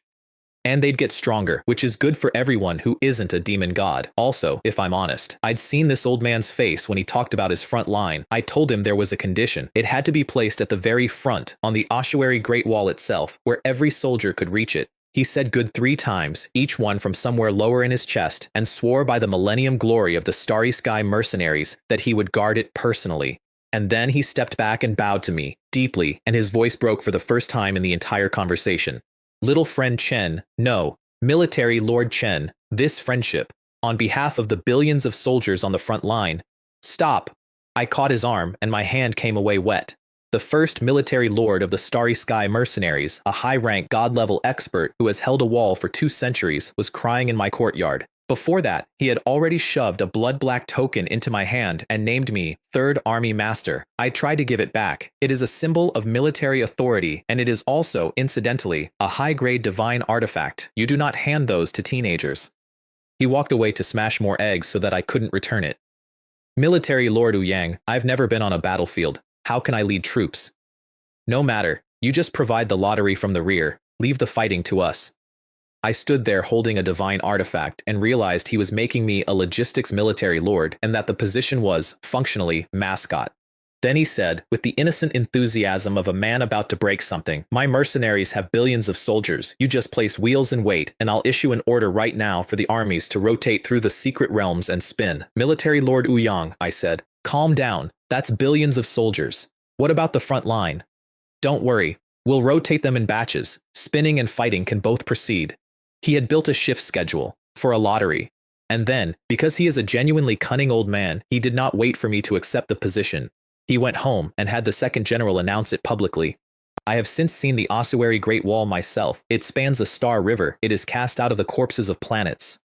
The blood of everyone who died holding it has crystallized in the seams. It glows dull red in the dark. That night, the monument of immortality on it lit up, and a new name arranged itself at the top in gold. Chen Zixuan. The monument is where the mercenaries carve their heroes. Only god level qualifies. Only military achievement qualifies. I am neither, and I have never fought for them once. Guo Mingjun, the second general, dark gold robe, a scar across his left eye and a patch on the right, landed in front of it and told an army. From today, Chen Zixuan is the third army master of the Starry Sky Mercenaries, and tens of thousands of soldiers went to one knee. Congratulations, congratulations, congratulations, third army master. And then he sent them all to go spin lottery wheels with their expenses covered and the entire wall emptied into teleport channels laughing. On a broken star outside the wall, a woman in white stood barefoot on the corpse of a demon god the size of a mountain with ribbons moving around her, watched a name she'd never heard appear on the highest monument of her organization, and frowned very slightly, and the whole starfield noticed. That's Mei Lingxian. I'd like to note that I found out I was a military lord from the news. Murong Xuan found out at the same time and chased Ouyang Feng across the campus roaring, and the old man made it into a teleport channel about a second and a half ahead of him, cursing his own colleague the entire way for announcing it publicly instead of quietly. You old sneak. If Helion knew, could this military lord still leave? So that's how I became a warlord. I never agreed to it. I have never commanded anything. And by the following morning, several 100 million soldiers were rotating through my wheels in shifts, and my leveling speed had gone from fast to something else entirely. The falling star Saint Set is the reason I stopped being a treasure and started being a person who could hurt someone. 4 set effects, and I'll give you the short version. Immunity to space-type control. The ability to turn into star energy for 3 seconds and ignore physical attacks. A 10% chance when struck to summon a miniature black hole that eats everything incoming within 100 meters. And a resurrection. If I die, I become a star core with 1 health, and if nobody finishes me inside 60 seconds, I come back whole. Then the 5th line, all attributes plus 300%, growing with level, an extra 50% every 100 levels. I was past 300, so 450%. My base attributes went from 490,000 to 2,696,000. The threshold for a low-rank god-level expert's base attributes is 1 million. I stood in my bedroom at level 301, a 4th advancement equivalent, with the base attributes of something well above a god, and I want to be clear that I then immediately told myself not to get carried away, because gods have amplification equipment too, and I have never once in this story won a fight I hadn't already stacked, which brings me to the combo mode. Every Saturday and Sunday at noon, for 1 hour, the golden egg machine changes. The first time it happened, the machine played a music box tune. The skull on the right pan of the bronze scale burst into 7-colored light, and a 3-meter holographic clown jumped out of the screen, wearing a tailcoat covered in lights, balancing the skull on its head, and did a backflip onto the surface of my pond. Welcome to the combo mode carnival. I am your favorite host. 7 golden eggs floated up and tap danced. Each of them was wearing a tiny top hat, and then it explained the rules, and 6 god-level experts stopped laughing. 3 prizes and 7 eggs instead of 1. Win rate 42.86%, fixed, always. Every time you hit, the next prize goes up 1 full color tier. Purple, blue, cyan, green, yellow, orange, red. Hit an empty egg, and the whole chain resets to purple, and the first smash is free. Then the prices for continuing appeared, 1 at a time, only after you'd hit the previous one. Second smash, 1 million gold. Third smash, 1 elite tier item handed over to the machine. Fourth smash, 10,000 experience points taken out of you. Fifth smash, 300 points off each of your base attributes, permanently. Sixth smash, forget 1 skill, randomly. Seventh smash, fate's choice, random. I want you to understand what that ladder does to a room full of gods. The first 2 are nothing. 1 million gold is a rounding error to these people. An elite item is something they'd struggle to find in their own inventory because it's beneath them. 10,000 experience is the first real one. It's not much for a god, but you cannot buy experience. There is no market. It only comes out of monsters and quests, and as of this week, my machines. 300 base attributes is the point where the room goes quiet. Base attributes are the foundation, everything else multiplies. At god level, skills become domains and control laws, and the strength of your domain scales directly off those numbers. 300 points is small. 300 points is also, in a fight between two evenly matched gods, the entire margin. And forget one skill, randomly, is where all 5 of my deans said no. They could accept losing a low-tier skill. They could accept losing an elite one. But a god-level expert has maybe 100 skills total and a handful of divine ones, and the machine picks. Murong Xuan went first. He hit on the second smash, took a purple reward, and walked away at the third when he saw the price, on the correct grounds that 2 misses out of 3 means even a perfect run only gets you to yellow. Wei Shuemo missed twice and left immediately, which is the most sensible thing anyone did that hour. Xiao Meiling missed 3 times and blamed Guo Tianming for jinxing her. Guo Tianming missed 4 times in a row and had to be kicked aside by an assassin. And then Wu Yangfeng, who had been standing there enjoying everyone else's failure, was volunteered by the Grandmaster to test the waters. And I watched a high-rank god understand that he'd been set up and put a smile on anyway. He hit the first egg without looking. Crack. Wu Yangfeng. He hit the second, having paid 1,000,000 gold with a stiff smile. Crack. Wu Yangfeng. He threw in an elite item, muttering, "Don't hit, don't hit, don't hit," under his breath. Crack. Wu Yangfeng internally. If I hit again, this military lord is going to swear. He watched 10,000 experience come out of his own bar, gritted his teeth, and hit the fourth. He closed his eyes in pain when he heard the shell crack, and I want to note that this is the first time in the entire story someone was hurt by winning. Then 300 base attributes came off him in each stat, and he said out loud with real defiance, "Since that's the case, let the price come more fiercely. If you can, give this military lord a hit." Crack. 5 for 5. The room stopped breathing. 6 of the most powerful people in the human race stared at a holographic screen, waiting for the price of the 6th smash. Forget one skill. Random. He stood there for a long time. Then he said, "Although your provocation is clumsy, this military lord wants to see the price of the 7th. He stared at his own skill bar for 3 seconds, and swung. His face twitched. I watched it happen and let out a breath, because it meant it wasn't a divine skill. He lost an epic one. Crack. 6 for 6, and the clown came apart into bones and reassembled itself in the air as a giant number 6, drumming on its own pelvis with 2 shin bones. 6 consecutive hits. This probability is lower than a star whale tap dancing in the void. Then it disassembled itself into a single log bridge over a cliff. But do you know the most exciting moment for a gambler? It's when you think you're about to win, the screen went dark. A vortex. And the clown's remains reformed into the silhouette of a fisherman holding a rod with a beating heart on the hook. Wu Yangfeng's face changed before the text appeared because he'd understood. Fate's choice. 9 out of 10 casts are empty. Permanent curse from the eternal night fisherman. In non-combat state, whenever you fish, the first 9 casts are guaranteed empty, and the 10th has a 10% chance of catching anything. The old man's profession is Star River Fisher. He fishes. It is the only thing he does when he isn't holding a wall. When I first heard of him, he was sitting cross-legged in open space with a bamboo rod pulling monsters out of the void, and he was happy. The machine had gone looking for the one thing that would cost him more than 300 attribute points, and it had found it, and it was permanent. Xiao Meiling said, "That's not as bad as the 6th, and then remembered his profession and stopped talking. Guo Tianming went very quiet and had a thought he later admitted to. If it were me, would the 7th price be 9 losses out of 10? And Murong Xuan stood there with his shoulders shaking and absolutely no expression on his face, and I looked at him and thought, "Grandmaster, your expressionless schadenfreude is showing." "I say, old fellow," he said, patting the military lord's shoulder, "it's only in non-combat state. If you hit this one, that's a divine reward." Wu Yangfeng glared at him. "Do you really want to laugh right now?" And Murong Xuan laughed out loud in his face for some time about a man never catching a fish again as long as he lives. The old man threw the hammer down. "This military lord isn't smashing. Want me to be an empty-handed fisherman for life? Want to laugh at me for life? Keep dreaming." Nobody argued. Not even the 4 deans who desperately wanted to see the 7th prize, because to make a fisherman go empty forever is genuinely cruel, and everyone in that courtyard felt it. And then I said, "Military Lord Ouyang has such good luck, you'll definitely hit it. The atmosphere has been built up this far. You'll regret it if you don't." He looked at me.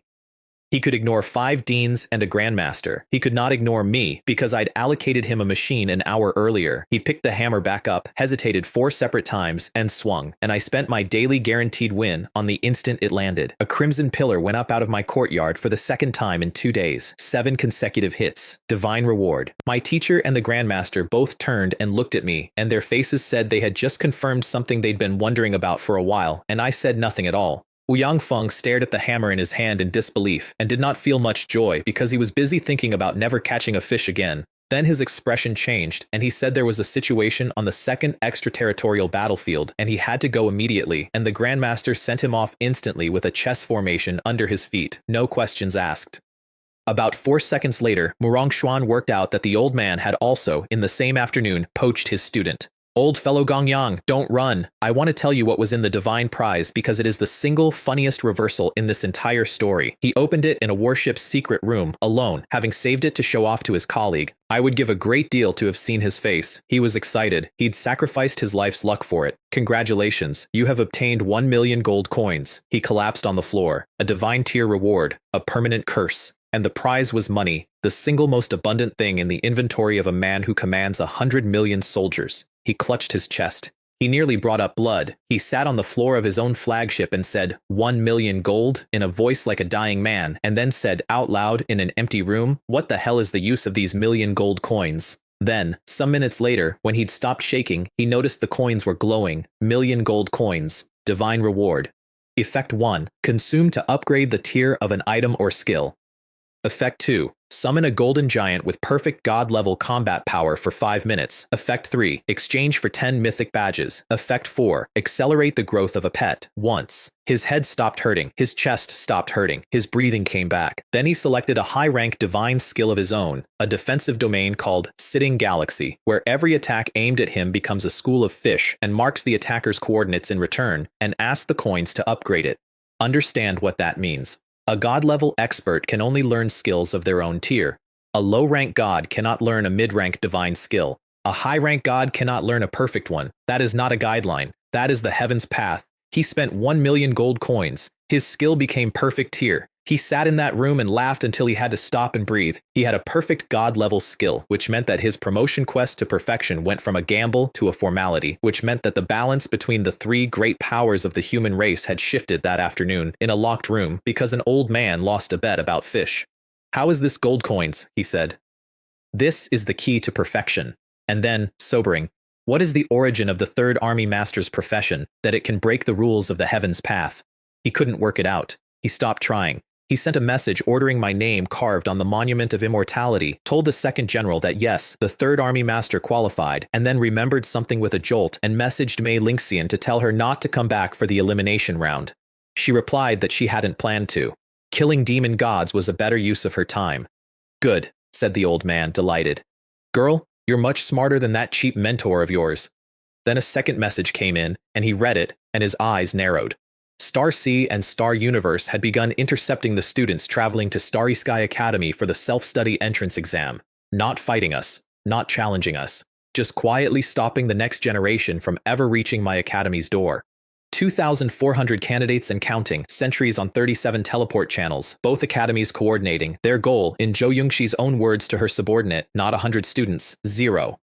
When the doors of the Starry Sky examination hall open, she wanted the hall empty. That's how you kill an institution that has a bodyguard you can't beat. You don't fight it, you cut off its intake, and in 1 generation it stops being a holy land, and Wang Jingshan can't do a thing about it, because you can't punch a shortfall. Ouyang Feng read that, and thought about a boy who had just handed his front line a god-making machine, and replied to the message from Su Lan that had arrived alongside it with 1 line. The Starry Sky Mercenaries will be Starry Sky Academy's most steadfast ally. Here is how I would have answered it, and here is how my academy actually did. Murong Xuan wanted to go personally and kill somebody. My teacher stopped him, and pointed out that Zhou Yongxi's plan was not a scheme you can punch. It was an open scheme. Star Sea is first and Star Universe is second, and when those 2 guarantee an ordinary candidate a place, nobody who isn't already famous turns them down. Nothing illegal happens. Nobody can be blamed. The doors just don't open.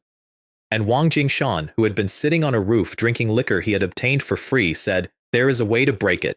You announce the wheel to the world. That's it. That's the whole counter. Every candidate who comes to Starry Sky for the self-study exam gets a spin, and the academy covers the cost. And my teacher, whose mind is a genuinely frightening instrument, immediately went one step further. Everyone who passes gets a blind box draw or a golden egg smash. The Grandmaster's handsome face twisted into a smile I did not like at all. Then it won't be them stealing our students, it'll be us stealing theirs. And I, when they came to ask my permission, went one step further still. I want to be honest that I was angry, not at the academy being targeted, at what the target actually was. Star C and Star Universe were not trying to beat my academy. They were trying to make sure that in 10 years there would be nobody left in it. And they were doing it because of me, and I was the only person in that room who could not pretend otherwise. So I said, don't just take this year's candidates, take theirs. Not just the new students, the existing students, the mentors, the deans. Because if the wheel is a reason to walk through our door instead of theirs, then a blind box machine and a golden egg machine and a scratch card machine, all four, all of them capable of divine rewards, are a reason for a tenured dean of a rival Holy Land to defect.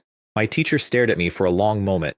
Do you know, she said, that doing this will completely enrage those two academies? They dared to poach. They should have thought of the consequences. She looked at me a moment longer and then laughed, low. Good, very good. Then let them see what true annihilation is. The enrollment plan went out the next morning, and I want to summarize the parts that mattered. Candidates who attend the self-study exam get a spin, a blind box, a scratch card, and a golden egg smash. All expenses covered. Mentors who transfer in get access to every machine, and anyone at dean level who transfers in receives one divine reward. Not a chance at one. One. Murong Xuan took it to the Cosmic Bank personally to buy distribution, and Lin Yuan, who had been watching two holy lands prepare to break each other and had decided this was a seller's market, read the plan, felt his pupils shrink, and then asked for 15 wheels to carry it. Murong Xuan offered 10 and told him it was the ceiling. Lin Yuan, who had spent 30 years being the smartest person in every room he entered, held at 15 on the theory that Starry Sky needed him. And Murong Xuan got up, said fine, there's no need to talk, and tore a hole in space and left. The seventh director stamped his foot. Lin Yuan picked up his tea, entirely calm, and said, don't worry, he'll be back. He was not back. Instead, inside 6 hours, the Transfer Guild Alliance ordered every guild under its control, which is over 90% of the guilds in the human race, to distribute the plan within 5 minutes, on pain of the guild leader's death. The 7 great first-rate academies suspended their own enrollment and ran ours instead, competing enthusiastically for extra wheels. The Ying Clan Merchant Guild, whose president had just been informed by his son that a core membership existed, ran a giveaway where distributing our enrollment flyer entered you into a prize draw. By evening, the plan was in every street of every city where humans live, and Cosmic Bank had distributed nothing, received nothing, and lost the 5 wheels they'd already been allocated. I watched Lin Yuan's board meeting notes get relayed back to us afterward, and I'd like to quote one director, because it's the cleanest summary of the week I have. Even if Starry Sky intended to fall out with the other 2 academies, our bank only needed to stay neutral. Why did we offend Chief Helion? Lin Yuan's answer was to double down and formally side with Star C and Star Universe on the analysis that Starry Sky could not win a long war against 2,000-year institutions. I want to be fair to him. It was a good analysis. It was a good analysis. It rested on one number, and that number was 40 wheels, and it had been wrong for 3 days. I want to be clear that I did not trick him. I simply never corrected him, and nobody in that hall was in a mood to help. By the time the plan hit the streets, I had 401. That night, before any of it landed, I went to see my grandfather. The wheels are teleport gates now. There is one in the City Lord's mansion on Blue Star. I thought about it, and I was standing in his living room. He came out and saw me, and his eyes went red immediately, and he took me by both shoulders and looked me over 3 times. Good, good. It's good that you're all right. Elder, how did you become the Alliance president on Blue Star? Because that had happened, and I had found out from my teacher. He smiled at me and said President Gu hadn't forced him, that he'd volunteered. I sat there and didn't say anything, because I'd already worked out why. The president of the Transfer Guild Alliance on a planet is always god level or above. My grandfather is 9th tier. He is not close to a god. He took a chair he cannot physically defend, in an organization full of people who eat their own so that the Alliance would have a formal reason to stand behind the Starry Sky Academy. Facing Star C and Star Universe, he said, the Academy needs the Alliance's support. I understand, but don't worry about Grandpa. It's a good thing. With you at the Academy, nobody would dare trouble me. He said it easily. It was not easy. So I did the only thing I could do about it, which is to say, I emptied out 4 legendary skill books, a top-tier legendary set called Heavenly Tribulation War Soul, a legendary weapon, Every piece of specialist equipment in my inventory that a 9th-tier professional could actually use, carefully selected one at a time, laid out on his table until he stopped being able to speak. These are for me, all of them. Get used to them, then focus on leveling. When you reach 1,000, I'll have more, and I'll make sure your ascension is safe. Then I waved my hand. 365 lottery wheels appeared in my grandfather's living room. I had not used the daily guaranteed win on a single one of them all day. I'd been saving them, all 365. Elder, hurry up and spin. When you're done, I have to put them back or something big will happen. He had never seen anything like it in his life. He stood in the doorway of his own living room and stared. Then he started spinning, and I want to be honest about how that went, because reality is not generous. At one chance in 10,365 guaranteed wins produced exactly 0 divine rewards. No legendary, not even an epic, but every single one landed on blue or better, because that's what the guarantee floor does at my level, and by the time he finished he had over 300 pieces of high-grade loot spread across a room and no idea what to do with any of it. Keep them, I said. You just became president. You'll need things to reward people with. He laughed and said he'd listen to his grandson. Meanwhile, across the human territory, several hundred dungeons went into a full panic because every wheel had vanished at once again, so I spent 2 hours quietly putting them back, one at a time, the 5 colleges first, then the mercenaries' realms, then the alliances. Messages from a military lord, a grandmaster, and 3 deans stacked up in my vision the entire time. Then I sat with my grandfather until very late and left through the wheel. He looked at the empty spot where I'd been standing and said, "To nobody. To have such a grandson, my heart is greatly comforted." Then I got home and found a new line in my records. Wang Jingshan. Thank you for your patronage. I want you to know that the strongest man alive had used my absence to try again and lost again, and I decided to keep pretending I hadn't noticed. Behind me, in the pavilion, he let out a long sigh. The little guy shouldn't have noticed, he said. Is this wheel really that hard to draw from? The egg hatched 2 days later. The Grandmaster woke me before dawn, which is the only time I have ever seen him look excited about something that wasn't a public humiliation. The moon shadow cocoon should have taken 3 weeks. He'd shortened it to under 2 days using a god-level space crystal core and the natural properties of the Academy's own secret realm, which has 100 times the ambient starlight of anywhere else. They took me to a floating moon-white platform where starlight came down from the dome in an actual river, and a translucent silver egg hung over the center with crescent patterns crawling across the shell. The moment we arrived, it started to tremble. The light in the whole space got pulled inward and formed a vortex over the shell. "Moonlight tide," said Murong Xuan. Then the shell cracked and a wet paw came out, and then another, and something about the size of my palm climbed out of a god-level pet egg covered in liquid starlight, sat down, and looked at 3 people with open suspicion. Silver blue fur, like a cloud, a crystal moon core hanging at the tip of its tail, left pupil a crescent, right pupil a piece of the night sky. "The little one is quite alert," said the Grandmaster, and his 3 chess pieces flew out and drew a golden chessboard of 19 lines by 19 between me and the cat. The heavenly origin god-binding chess formation. Once it's set, unless the pet's strength surpasses the god tier, it will never break the contract. The cat arched its back, and the moon core flared and projected a crescent onto the board, and Murong Xuan's eyes brightened. To trigger astrological resonance before a contract. Good spatial talent. A drop of my blood fell into the center. The chess pieces became dragons holding it. The crescent split it in half. Half went into the cat's brow. Half came back into my chest. And then the cat's pupil shrank. Because at the instant the contract closed, it felt what I actually am. I don't know exactly what it saw. Something reflected a 7-colored disc in its right eye. Its tail went stiff, and its fur went flat, and its whole body did what a small animal does in front of something it cannot look at directly. Then it visibly forced itself to raise its head again. "So that's how it is," it said, in my head, in a clear, cold voice, and jumped onto my shoulder. "Humph, you are qualified to be this cat's master." A pause. "However, not a single drop of star dew should be less than what's due. It affects this cat's growth."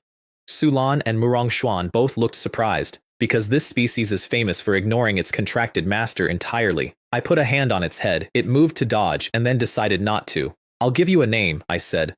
"Moon Shadow, or Flowing Light. You pick." The crescent narrowed. It licked one paw with enormous dignity while its tail patted my arm. "This kind of childish." "Choose one," it said, and then the end of the sentence wobbled. "This cat's full name is Star Glimmer, Flowing Light, Void Walker." It put a paw pad on my nose. "But seeing as you are this cat's master, just call me Star Glimmer." Then urgently, "Don't you dare shorten it to Glimmer." I touched the fur behind its ear, and it leapt to the bedside table like it had been electrocuted, sat down, wrapped its tail around its front paws with the moonlight making a halo around it, and informed me that it was not an ordinary pet that could be casually petted. Then I took out a bottle of Stardew, and 3 drops of liquid starlight floated in it, and Starglimmer's pupils went perfectly round. Cough. As a master, feeding me on time is a basic obligation. I shook the bottle. Its ears went down.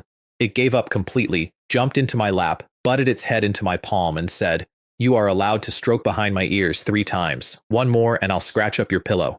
Then I fed it 1,000,000 gold coins. I'd been holding 2 units of the divine reward from the golden egg since Ouyang Feng drew it, saving them for exactly this. Effect 4. Accelerate the growth of a pet, once. Golden light poured out and wrapped the cat in a cocoon. Meow! Its moon core started devouring the energy. Its bloodline erupted, and it grew. The silver-blue fluff turned into star-patterned fur. Its shoulder height went past a meter. Light marks formed under its feet where it stood on nothing, and its single tail split into 3, 1 wound with the phantom of an hourglass, 1 edged with what looked like cracks in space, 1 refracting moonlight into illusions. An adult god-level pet takes a decade to grow at minimum, with materials, with help, and I did it over breakfast. It took under 3 minutes. Its base attributes came out over 2 million in the highest stat. Its potential to break through to mid-rank god went to 100% years, meaning it will get there, guaranteed, just by growing. Starglimmer stood there at 1.5 meters at the shoulder, looked down at its own body, looked up at me, and its 2 mismatched pupils were full of something that was no longer just pride. In its bloodline memory, its kind had followed super god species before. This had never happened. Then it raised all 3 tails at once into a formal posture of submission and said, in a voice with an adult's resonance in it, "Thank you, Master, for the grace. Can you go back to being small?" It could. It did. And then it jumped into my arms without being asked, and rubbed its head against my palm, and I fed it another bottle of Stardew, which it swallowed whole in midair, and then it curled up in my elbow, kneading my sleeve, purring, muttering to itself that this was just this once. Over in the corner, Wang Jingshan silently turned and left. He looked at the ordinary gold coins in his own hand for a long moment. "Could it be," he said, "that only Chen Boy's gold coins have an effect?" Then, after a pause, "Find an opportunity to try it for free and see." Around this time, I got my first offensive divine skill, and then I went to test it on 300,000 monsters. The skill came out of the wheel, from a stranger somewhere on the other side of the human territory. Mid-rank god level, warrior family, called War God's Abyss Split, and it does 4 things. It stacks attack power as you swing, it puts a shockwave through 100,000 meters of ground, it lets you charge through a battlefield unstoppable, and it executes anything under 30% health regardless of defense or immunity. I had been given, up to that point, 2 divine skills, and both of them were support. This one wasn't. Then I remembered the ball of fishing line, the sealed commander-level void monster Ouyang Feng had given me as a meeting gift, equivalent to a low-rank god of the human race, sealed, dormant, and, according to the Grandmaster, requiring a legendary skill to kill even in that state. The reason I wanted it dead is that killing a commander-level void monster for the first time grants a void beacon, and a void beacon opens a channel to the extraterritorial battlefield. So I teleported to a remote low-tier dungeon through a wheel, threw the ball of line into the air, and watched a monster the size of a mountain unfold across the sky, purple fissures cracking open across its skin, a dozen eyes starting to writhe. Then I picked up the crude stone knife, mid-grade, warrior restricted, damaged, and used 1 slash, the lowest grade skill in the game. A gray-white blade the width of the horizon went out and cut the thing in half before it finished waking up, and the purple blood evaporated into crystal powder before it hit anything. 2 million and change in damage. I had killed a low-rank god equivalent with a beginner skill and a rock. The reason is not complicated. My base attributes were absurd, and skills multiply base attributes. Below a certain point, the tier of the skill stops mattering. Purple light gathered in my palm into a warm spiral mark. I activated it and stepped into a 3-meter vortex and came out standing on an asteroid in a shattered star field. And then I looked around, and there were 300,000 void monsters looking back. The beacon drops you at random. I had come out inside a Tier 1 void nest. I want to describe what a nest looks like, because it stayed with me. Fungal tissue spread across the meteorites like a mat, dark red vessels pulsing underneath a transparent membrane, and in the center, a purple sac several kilometers across covered in egg-shaped swellings, and every time it contracted, it sprayed out hundreds of new things. Around it, soldier-level crawlers digging at the mat, officer-level tier beasts the size of armored rhinos, and 3 general-level devourers hanging in the air with their wings folded and every eye closed. The eyes opened. The whole starfield paused for half a second, and then 50,000 crawlers came off the mat at once like buckshot leaving a barrel. I am going to be honest with you about how that fight went, because I have heard it retold as heroic, and it was not heroic. It was arithmetic. One slash swung sideways, cut 800 of them in half at once for 26 million damage each. 6 officer-level tier beasts came through the flood with their crystal fangs a half-meter from my throat, and I used Shadow Erosion Eternal Night, the legendary domain skill Fang Gentian won by bowing to a carnival wheel, and became a shadow and walked through the horde for 10 seconds trailing a sphere of dark erosion 800 meters across.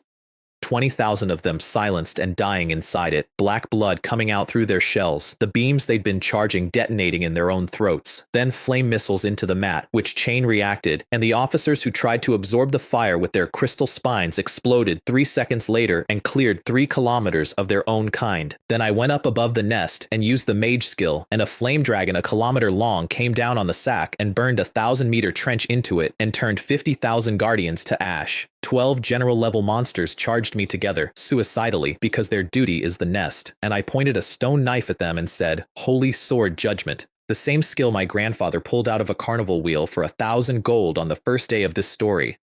The one that ended Shujianhong. Under 2.5 million base attributes, it stopped being a legendary skill and started being something else. The whole starfield went silent. The dust stopped drifting. A golden pillar came down through the meteorite belt, and a sword the size of the sky came out of it, and where the tip pointed, space cracked open in pieces. The 12 generals came apart before it. Landed, shells peeling, crystal fangs turning to dust in the light, and when it did land, the shockwave went out 20 kilometers and over 100,000 monsters melted like snow in the sun. Then the nest started to scream and spat out its last batch of embryos, and they were crushed into particles before they opened their eyes, and I hit it once with the worst skill in the game, one slash. The nest split like dropped porcelain. 300,000 void monsters, not one left. It took less time than it takes to tell. I stood on the wreckage in a white robe with gold patterns and not a mark on me, and I was, I admit, extremely pleased with myself, and I stood there grinning at a dead starfield like an idiot for some time. I did not stay to meet the people who arrived next. I heard what they found, and I would like to say I was above enjoying it, and I was not. 100 kilometers away, a fleet arrived. The Blood Falcon Legion, 1 million iron-blooded soldiers sent to destroy that exact nest. Their commander, Hua Qiang, in dark red armor with burning falcon patterns on his shoulders, brought his flagship into the starfield, and the entire legion went silent. They found shell fragments scattered like dust. They found general-level wings broken like dead leaves, and they found a Tier 1 nest split in pieces, the cut surface smooth as a mirror. "This is not damage a legion can do," said his deputy. "This is more like one person," said Hua Qiang, and there was awe in it. "A powerful expert, single-handedly." He reported it up the chain as a passing human senior, at least mid-rank god, very likely high rank. It was me, with a rock, 4 days after I learned what a skill bar was.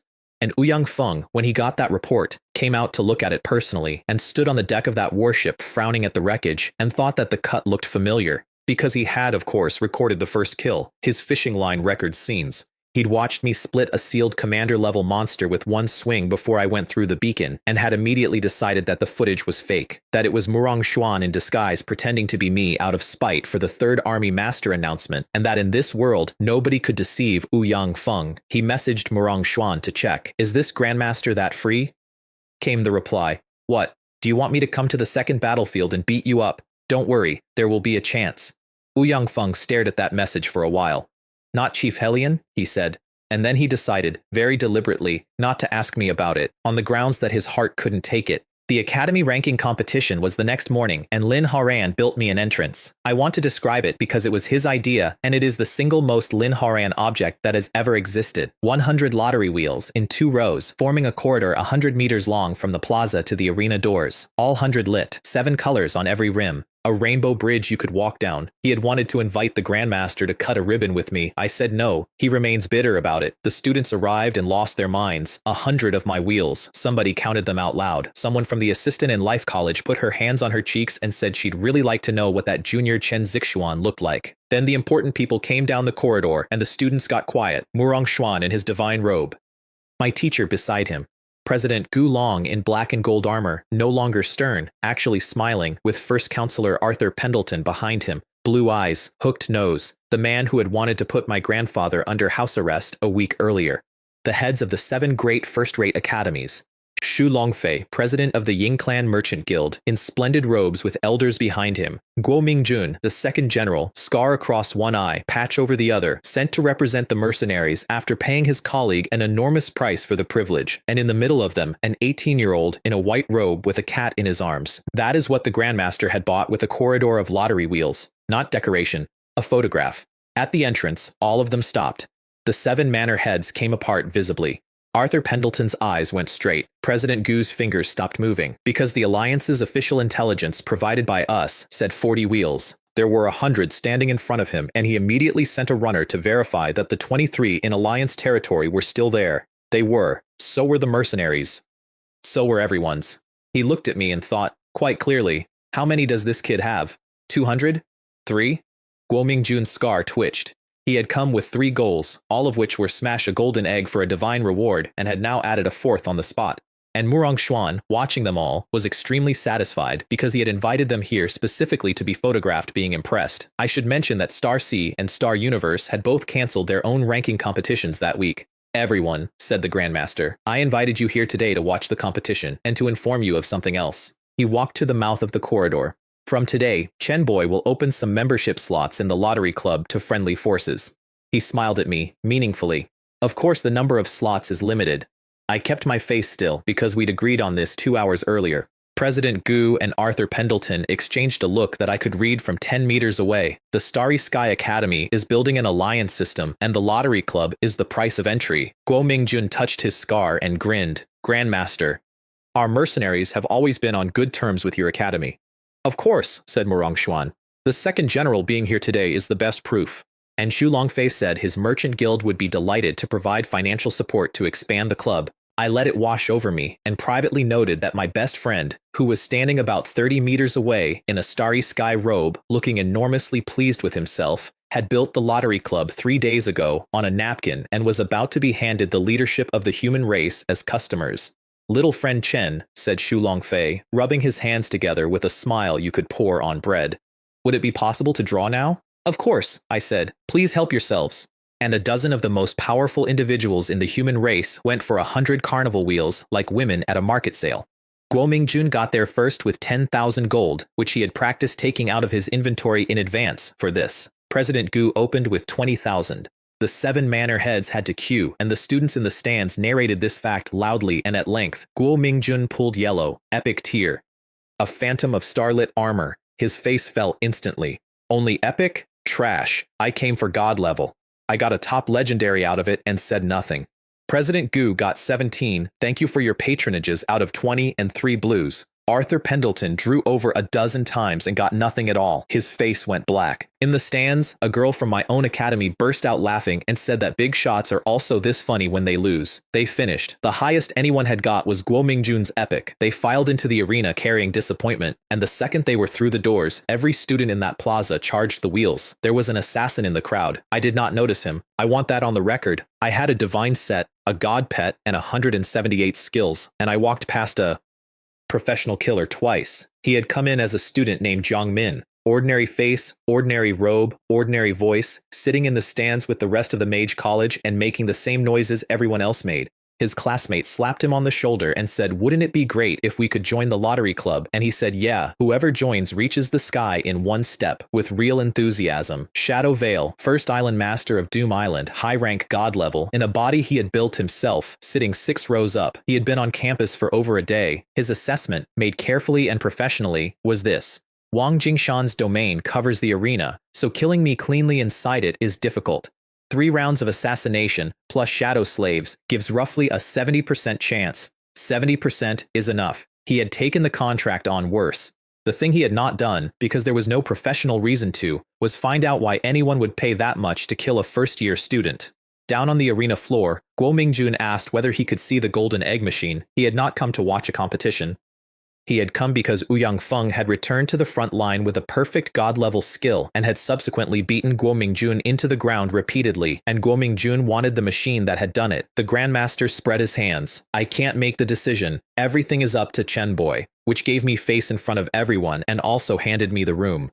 Jiang, Third Army Master, said Guo Mingjun. And everyone's expression got slightly unnatural, including the grandmasters, who had not stopped being furious about that title for 1 second. How about it? I stroked the cat and said, of course, and raised a hand. A 7-colored golden egg-smashing lottery machine came out of the air in the middle of an arena in front of thousands of students, and the clown popped up on the screen and said, 1 egg for poverty, 1 egg for wealth, and the entire building went quiet. Guo Mingjun was at the machine before President Gu finished turning his head. 100,000 gold, hammer, swing, empty. He slapped down another 100,000, and the rest of the leadership of the human race read the information panel. 100,000 per smash. Which is 100 spins on a wheel, and several of them noticed that and were briefly indignant. Then they saw the line underneath. Divine reward probability, 0.5%. President Gu's breathing changed. Arthur Pendleton's blue eyes came out of his head. The abacus in Shu Longfei's hand made a noise. 1 in 200, printed on the outside, in writing. And a dozen of the most powerful people in the human race stopped being dignified simultaneously and went for the machine like a wave. Up in the stands, Shadow Vale read the panel.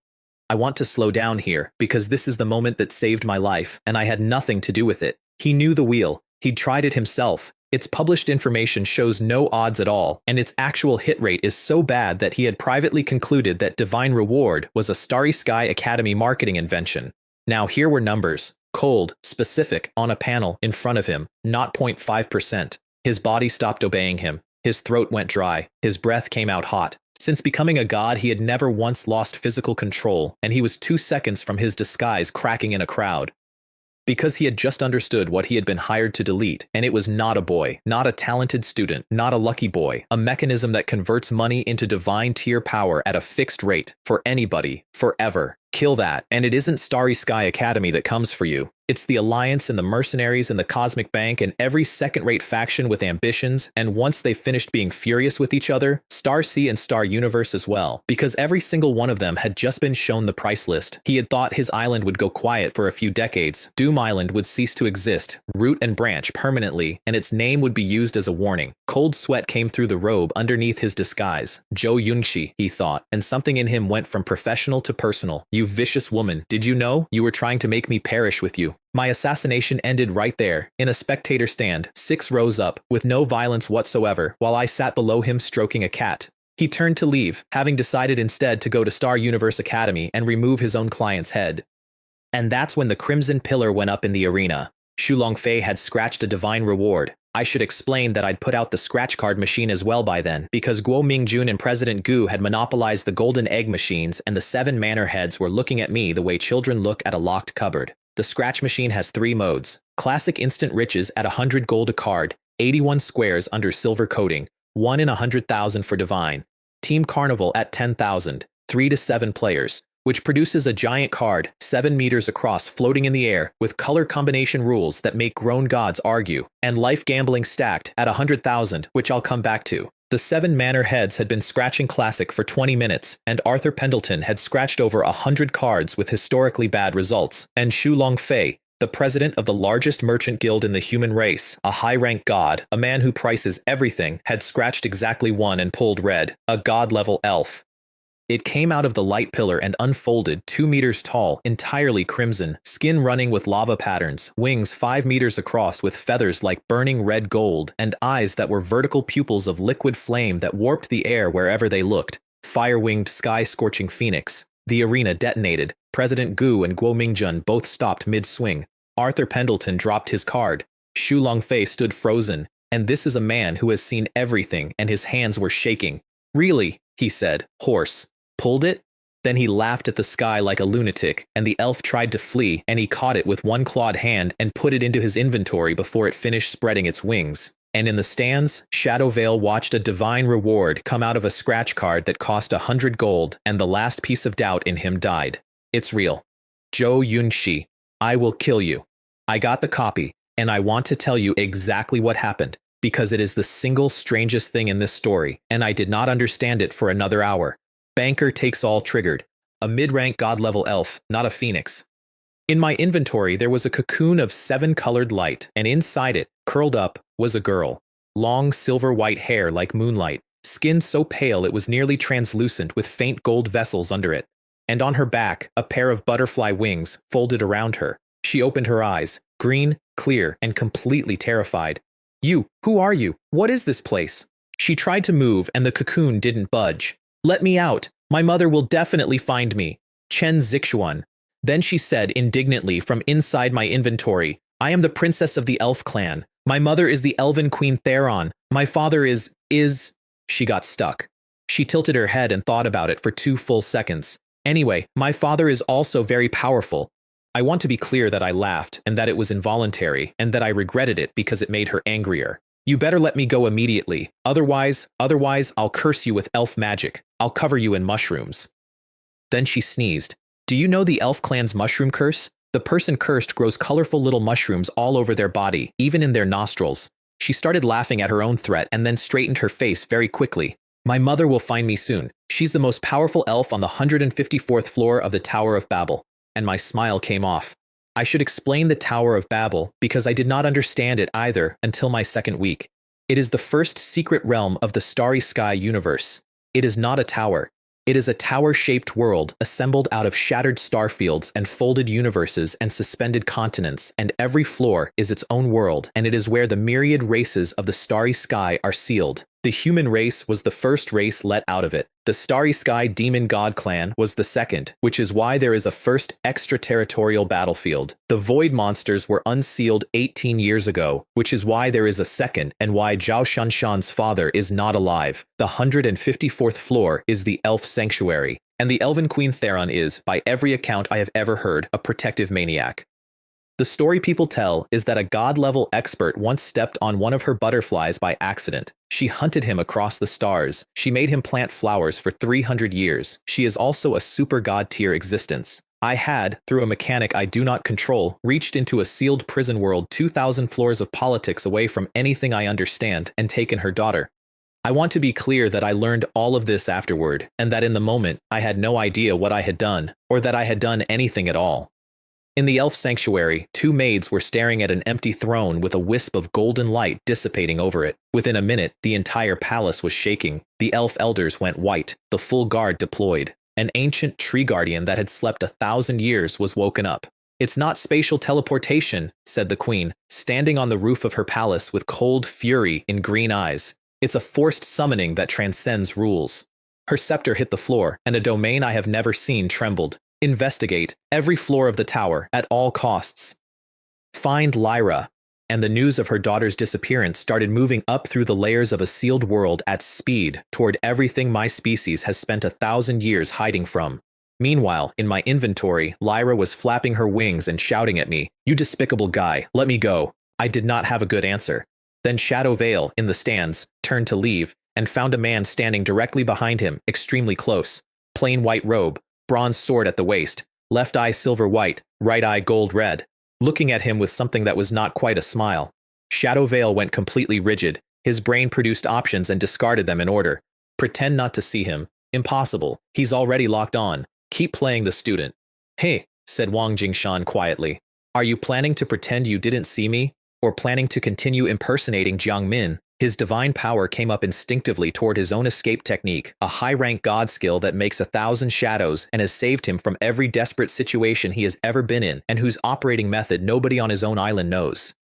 You'd better not use Eternal Calamity Shadow God Boundless Escape, Wang Jingshan said, otherwise you will die. And Shadow Vale's blood stopped. He named it. Nobody knows its name. Then the space around him solidified. Not imprisonment, not suppression, something above both. The 4 directions and the 8 voids all quietly promising that if he moved, the world would become a sword. Wang Jingshan raised one hand and tapped him on the forehead, and his divine power was gone. Not sealed. Stripped. He could not feel the energy in his own body, or his skills, or his identity as a professional. A high-rank god-level assassin who has personally ended several of his peers stood in a spectator stand as a man. Heaven and earth forming a realm, he said, and his voice came apart. You're super god tier. Then, violently denying himself, No, the human race cannot achieve super god tier. You're not. He stared into those 2 eyes and worked out the truth, which is worse. Wang Jingshan has taken half a step past perfection. For a perfect god-level expert, that half step is a chasm. He was standing on it, looking down. Answer this seat's question, said the strongest man alive, pleasantly. Within this seat's universal measurement realm, do not attempt to lie. Shadow Vale's knees tried to fold. He held them. I really came to assassinate Chen Zixuan, he said, fast, hoarse, terrified of the pause. Zhou Yunqi used the Crimson Doom order to force me. I didn't want the mission, but just now, after I saw the panels on those two machines, I gave up. I know what Chen Zixuan means to the human race. If I kill him, Doom Island will be destroyed. By the end, he was shouting it. Wang Jingshan looked at him for a while. Very good, he said. At least you're still smart. The assassin's whole body relaxed. But, since you've come, you'll have to pay some price. I did not see any of this. I heard about it afterward, and about the part where the first island master of Doom Island, stripped of his profession, handed over 200,000 gold and stood there while the strongest man in the human race used it to spin 200 lottery wheels and won nothing at all. And then turned around and stared at him until he flinched and said, "Move the character on the left 4.4 millimeters toward the center." What? Adjust it now. He adjusted it. Wang Jingshan nodded, satisfied, and only then looked at his own results. Which brings us to the life gambling stacked scratch card, and to the single greatest thing I have ever seen a human being do to himself. I had put the scratch machine down about 10 minutes earlier, and I want to state that I did not know what the third mode did. Nobody did. Shu Longfei had just pulled a god-level elf out of a 100 gold card. He decided correctly that his luck was running hot, and he looked at the third mode, not the team mode. He is a merchant, and he did the math out loud in his own head. 7 players split a reward 7 ways, and you're hostage to your teammates' luck. True profit belongs to the lone wolf who dares to gamble big, so he paid 100,000 gold and pressed the third button. 7 beams went up and built a pagoda in the air over the arena, 10 meters tall, 7 tiers, crystal clear, 7-colored light running through the whole structure. The bottom tier purple, 10 meters across, 81 squares the size of fingernails. Above it blue, 49 squares. Then cyan, 36. Green, 25. Yellow, 16, each the size of a palm. Orange, 9, each the size of a head. And at the very top, 1 meter across, crimson, 3 squares. The rules. You scratch from the bottom upward, tier by tier. Each tier has a required number of squares. Each tier is guaranteed to contain at least one reward of its own color. After you finish each tier, you receive a penalty. You may quit at any time, and if you quit, the card vanishes. 3 squares at the top, at least one of them is divine. I built that machine and I still had to check the panel twice. 1 in 3. The president of the largest merchant guild in the human race did the risk assessment in about 4 seconds, and I watched him arrive at yes. Bottom tier. 9 squares required. He picked 9 positions carelessly, because purple rewards are beneath him. 9 empties. Then the 72 unscratched squares lit up red, and the penalty appeared in front of everyone in the arena. Penalty triggered. Shout, "I am a pig!" 3 times. Loudly. The arena went quiet. Arthur Pendleton laughed out loud immediately, and I mean immediately, and said, "This penalty is quite interesting, ha ha ha." And every bit of frustration from 100 failed cards went out of him at once. Shu Longfei's calm came off his face. I would like to note the exact composition of the moment. A high-rank god-level expert, representing the largest merchant organization in the species, in front of tens of thousands of students and the entire leadership of the human race. Absurd, he said. How could President Shu? His voice stopped. Something took his throat, and his mouth opened without his permission. I am a pig. It went out across the whole arena. I heard my own machine do that to a god, and I stopped enjoying myself for about 4 seconds. Silence. Total, complete silence. The Starfall Manor head's beard twitched. Old geezer didn't hear wrong, did he? President Gu and Guo Mingjun, both mid-swing at their machines, stopped and looked around in confusion. And I sat there and understood something before anyone else did, and it changed how I thought about myself.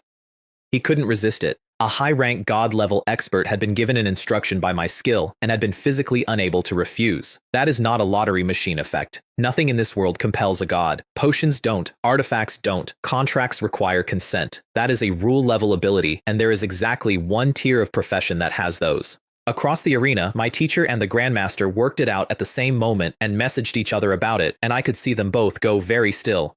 "I am a pig," Shu Longfei shouted louder. His face went green, then red, then white. He was furious, humiliated, and underneath all of it, terrified, because he had just discovered he was a puppet on strings. "I am a pig," 3rd time, and then, having been publicly destroyed, he looked at the 2nd tier and hesitated and continued, because he had already died socially once, and there were 3 crimson squares at the top, 7 squares on the blue tier, 6 empties, then blue light. Congratulations, you have obtained 1 mythic badge. The whole arena moved on immediately. An intermediate reward. The manor heads shook their heads. The badge was listed separately in the prize table, so they'd assumed it was something, and it turned out to be middling. Arthur Pendleton chuckled. Even the Grandmaster concluded it was probably some special consumable. Shu Longfei didn't even look at it. He is high-rank god level. He does not have intermediate items in his inventory. Then the second penalty came. Penalty triggered. Clown transformation. 60 seconds. Light wrapped him, and when it cleared, the arena erupted. Red nose, afro, exaggerated grease paint, a striped clown suit, shoes half a meter long curling up at the toes, and a flashing neon sign floating over his head that read, "I am the Ying Clan's Clown King." Then circus music started, and his limbs began moving without him. He juggled 3 fireballs. He pulled a bouquet of flowers out of his own crotch and bowed to the audience, which prompted a student in the stands to shout that he must have practiced that. He swallowed fire. 60 seconds. I have never in my life seen anyone want to die as much as that man wanted to die. Shu Chengfeng, his son, the core member, the boy who had disbanded his own guild for me, sat in the stands with his face in his hands and later announced that he was changing his surname. Lin Haoran cried laughing and told everyone within earshot that my punishment design was brilliant and that the pigtail, which arrived on the 3rd tier along with an actual pig's head, which I'll get to, could wag. The Starfall Manor head wiped his eyes and said he had lived 300 years, and this was the first time he had seen a high-rank god perform fire swallowing. President Gu and Guo Mingjun quietly tightened their grip on their hammers, and Guo Mingjun said, "I suddenly feel that smashing golden eggs is quite good too." And through all of it, Lin Ruoxi, one of the Academy's top 4 students, red hair, dragon blood mage, back from the Tower of Babel, watched with narrowed vertical pupils and said, "No, look closely, he's enjoying it." She was right. Everyone else saw a man being destroyed. She saw a merchant paying, because between the 2nd and 3rd tiers, Shu Longfei had finally, in a fit of rage, looked at the mythic badge he decided to throw away. And an interface opened in front of him that he had never seen. The mythic badge shop. 9 items, 9 names, and a price next to each. Crown of Chaos, Time Abyss Traveler, Void Painter, Eternal Watcher, Myriad Gardens Gardener, Heavenly Punishment Swordbearer, Night Hunt Lord, Plague Singer, Apostle of Fate. Every single one of them is a heaven-born divine occupation. I had seen this shop days earlier when the scratch skill unlocked, and I want to describe what it did to me then because Shu Longfei's reaction was worse, and he understood it better. Divine occupations are not items, they are events, 1 per generation, granted by the Heaven's Path itself, and when one appears 3 Holy Land Academies go to war over the child. Gao Mingyu has one, Mei Lingxian has one. That is the entire supply in the whole of recorded history, and I had a price list. And they were priced, 99 badges, 199, 399. Shu Longfei knew more about them than I did. 2 of those 9 are perfect tier occupations, 2 are high tier. The Eternal Watcher's holder is still alive somewhere. His brain stopped working entirely for several seconds. Because a divine occupation cannot be sold. I had checked that too, the day I first saw the shop, and then I had sat on my own bed for a while. The thing that hands them out is the Heaven's Path. If a profession can sell them, then that profession is not one of them. He looked up at me across the arena, and I was already looking at him, with what I am told was a half smile. He worked it out. Not all of it. Enough. He understood why he couldn't resist the penalty. He understood what kind of thing was sitting in the stands watching him wear a clown suit, and he started laughing, out loud, and then wildly, and then with a note in it that made the entire arena turn around and assume he'd been broken. Murongxuan's eyes went dangerous. My teachers did too. Both of them thought he'd guessed the truth about my tier, and both of them were within about 10 seconds of killing him for it. He stopped laughing, looked up with an expression of complete madness, and reached for the 3rd tier. Continue. If I'm going to be a dog, he thought, I'll be a dog. Let the penalty come. What is face? What is dignity? In front of a divine occupation, they are nothing. He got the pig head on that tier.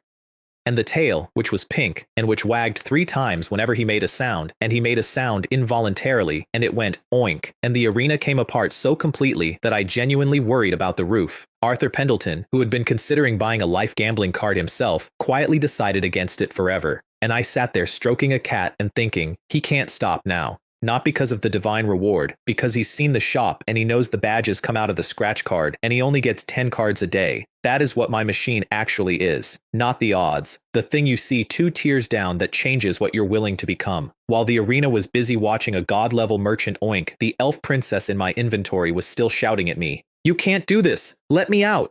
My mother! Theron can't save you, I said, and I meant it in a strictly geographical sense, because the woman is sealed inside a prison world, and then something in my chest pulled. The 7-colored disc appeared in front of me, the same one that formed behind my back on the day I awakened. 2 meters across, rainbow pointer, turning slowly. The cocoon around Lyra came apart into threads of light and went into it like water into a drain. Ah, what are you doing? That cocoon, I later learned, was not a decoration. The Elven Queen had spent centuries making it out of the morning dew of a world tree and the light of an eternal aurora, and given it to her only daughter, and it was rated to hold off a super god tier being long enough for help to arrive. It came apart like ice in a hot room.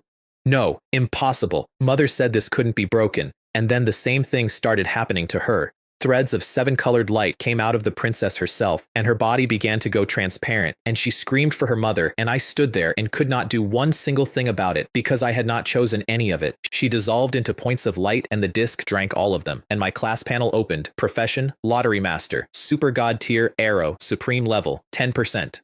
I want to be honest about the fact that I did not think about the girl for the first several seconds. Supreme. There is a tier above God. There is a tier above the thing the entire species treats as the ceiling, and my profession had just started climbing toward it by eating a princess's bloodline, and everything snapped into place at once. Why the bad shop can sell divine occupations when only the heaven's path grants them. Why 1,000,000 experience points can shove a boy through 2 class advancements he never earned. Why Gao Mingyu's eyes burst and a high-grade divine artifact shattered and Wang Jingshan got pushed back a step. Why a high-rank god-level merchant cannot refuse an instruction to say he is a pig. Because the lottery master is not a profession that operates inside the rules. It is a hole in them, and I am standing in the hole. 10% from one elf princess with an impure divine bloodline and no strength of her own. So what does a real super god tier existence give? There are 10 of them sealed in that tower. I sat in an arena watching a man in a pig's head scratch a card and did some arithmetic that I have not shared with anyone, including my teacher, including the Grandmaster. The Tower of Babel is not a prison from where I'm standing. It's a menu, and in a corner of my thoughts, quieter, I noted the other possibility, which is that Lyra was not fuel, but a key. The specific ingredient required to unlock the road, and everything after this will come from somewhere else. I found out about an hour later which one it was. I watched the next part happen in my own records, incidentally. I can see every spin on every wheel I own, who, what, when. I can also see the ones that do not happen. Meanwhile, on the other side of the human territory, Zhou Yunqi was standing in front of a lottery wheel in a legendary secret realm with tens of thousands of professionals queued behind her. That's what the secret realms looked like by then. Queues stretching to the horizon. Epic tier and legendary tier and the occasional mid-rank god standing in an orderly line waiting for a spin, with Hemin, demoted from vice president to crowd control and lucky to have that, patrolling the front and shouting about rules. She had come to see it with her own eyes and to make Qinguang see it and to remind him what would happen to Starsea's ranking if I lived. She threw 1,000 gold at the wheel, the coins went straight through it, kept going, and fell into the pool below. Every professional in that realm stopped talking, and my records logged a spin that never happened, because everyone knows the wheel eats the coins. That's the one thing everyone knows. Gilded text appeared above the disc. You have been banned from participating in the drawing. Her face went the color of ash. Jiang Yu Bai. She said each syllable separately. The air within 100 meters froze into ice crystals. Then she tried the next realm. Banned. And the next. Banned. 7 secret realms and dungeons in a row, in front of thousands of witnesses each time, and the same 6 words. Qinguang tried. Banned. Gao Mingyu tried. Banned. Han Shuman tried, having spent several minutes not daring to, and got banned, and his last hope died. Lin Yuan of the Cosmic Bank, back at his own headquarters, hearing about it, went to check personally. Banned. He looked at those words and understood that he had gambled his organization on the analysis that Starry Sky needed him and had lost, and that there was now no route back at all. You forced me into this, he said, to nobody. And in a realm full of 10,000 witnesses, the message that actually mattered got out, which is not that I was strong, it's that I could revoke. Tens of thousands of professionals watched a deputy head of the Second Holy Land Academy get shut out of the fastest route to power in the world by a first-year student, permanently, with no appeal, and every single one of them privately decided the same thing. Do not offend Chen Zixuan. He Min, standing to the side, remembered that he had once sent men to watch my grandfather and sweated straight through his robe, and Zhou Yunqi turned to Qinguang in the void, with the cold coming off her, and said, "Today, he can ban the 4 of us. Tomorrow he can ban every teacher and student in your academy and mine." Qinguang had no answer because there is not one. I had checked. "Do you know why I asked you to wait 2 days?" she said, and smiled. "Shadow Veil of Doom Island has already infiltrated the Starry Sky Academy. Next year today will be Chen Zixuan's death anniversary." Qinguang's body actually moved. He had not known. And by telling him to his face, in front of his own student, she had just made Starsea Academy an accessory to the assassination of a third army master of the Starry Sky mercenaries. If this is exposed, it won't be. When Shadowvale acts, there are never any survivors. He closed his eyes for a long moment and thought about 10,000 years of library and statues and the increasingly empty halls of his own campus. This matter, he said. Starsea Academy will not participate openly. That's enough, she said. And on the 154th floor of a sealed tower, an elven queen was tearing apart every world she could reach looking for her daughter. And her daughter was, at that exact moment, standing behind a reception desk in a building that did not exist yet, looking up at 4 glowing characters over her own head that read, "Receptionist," and saying out loud, to nobody, "Where is this?" I hit level 401 about an hour later in the middle of an arena, sitting down, doing nothing. 2 things happened. The first was that my profession went from Supreme 10% to Supreme 20%, just from leveling, no princess required, which answered the question I'd been carrying around all afternoon. Lyra was the key, not the fuel. The road is open now, and I walk it the ordinary way, by having several 100 million strangers spin a carnival wheel. I took a moment with that. The second thing was a new skill, and I read its name and made a noise. Lottery Club. That's the name of my guild, the one Lynn Haran built out of a proposal document 3 days ago and named himself vice president of. My class had, apparently, been paying attention. Effect 1. Place a lottery club building anywhere, up to 4 kilometers across. Effect 2. Members enter freely. Everyone else needs my permission. Effect 3. Anyone who enters at a higher rank than me is suppressed to my level. Below the Supreme, all beings are equal. Effect 4. Anyone holding a wheel can teleport straight into the lobby. Effect 5. You may hire 5 staff. You currently have 1. I read Effect 3 about 4 times. Trick a god inside and it stops being a god. It stands at my level, against a boy with a divine set, 178 skills, and base attributes hundreds of times what anyone else has at that rank. That is not a clubhouse. That is a room where I win. And I thought immediately, and I am not proud of how fast, about a tower full of sealed super god tier existences, and a very large question about what happens to the progress bar when you kill one. Then I checked the staff list. Elf Princess Lyra. Position. Lottery Club Receptionist. Loyalty. 100. Die Hard.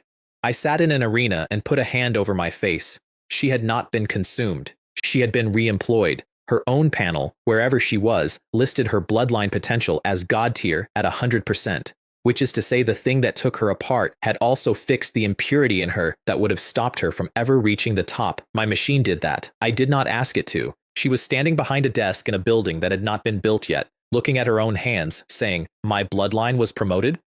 I would like to state clearly that I did not plan any part of that, and then everything else happened at once, because when a lottery master hits 401, every machine he owns upgrades. The wheel's top prize went from low-rank divine to mid-rank divine, and the odds, every single tier, multiplied by 10. The chance of a divine reward went from 1 in 10 million to 1 in a million. The blind box's cooldown ended a day early, and its ceiling rose. So did the golden eggs, so did the scratch cards, and the wheels themselves changed. They can be made physical now, indestructible by anything below the Supreme, which means every wheel I own is, functionally, a divine artifact shield, and I can gift them to members of the Lottery Club while keeping control of them. Every member of my best friend's guild is going to be walking around with one, but that isn't the part you'd have seen. The part you'd have seen is that every machine I owned went off simultaneously. Both golden egg machines in the arena, the scratch card machine, the 100 wheels outside the doors. And, across the human territory, 400 wheels in over 200 dungeons and secret realms on every planet where humans live. Green, blue, and purple light, all at once, in vertical pillars. In a canyon on Blue Star, the queue looked up and the sulfur clouds tore open. In a mountain range on Juyon Star, the pillars went through a storm wall and made a rainbow vortex a kilometer wide inside a cyclone. On Tiankong Star, they punched through a dreaming barrier that had been intact for 1,000 years. In my grandfather's living room, in a city where all of this started, one wheel lit a room up like a holiday. Over 10 million people watched it happen at the same moment. Inside minutes, god-level pressure was coming down on secret realms across the territory as the second-in-commands of every major power in the species arrived personally to find out whether they had just lost their wheel. And at my academy, 200 pillars over one arena dyed the whole sky. Wang Jingshan stood in the middle of it in a plain white robe with an assassin's money in his hand. He looked at the light without any particular interest. He said, "It seems Chen Boy has reached 401. Shadow Vale, standing next to him with no profession and no options, thought, he's a first-year student. And then, Zhou Yunqi, you have killed me. Down on the arena floor, my teacher and the Grandmaster were beside my chair before I'd finished exhaling, one on each side, and Murong Xuan shielded the three of us and asked, quite tightly, what was happening.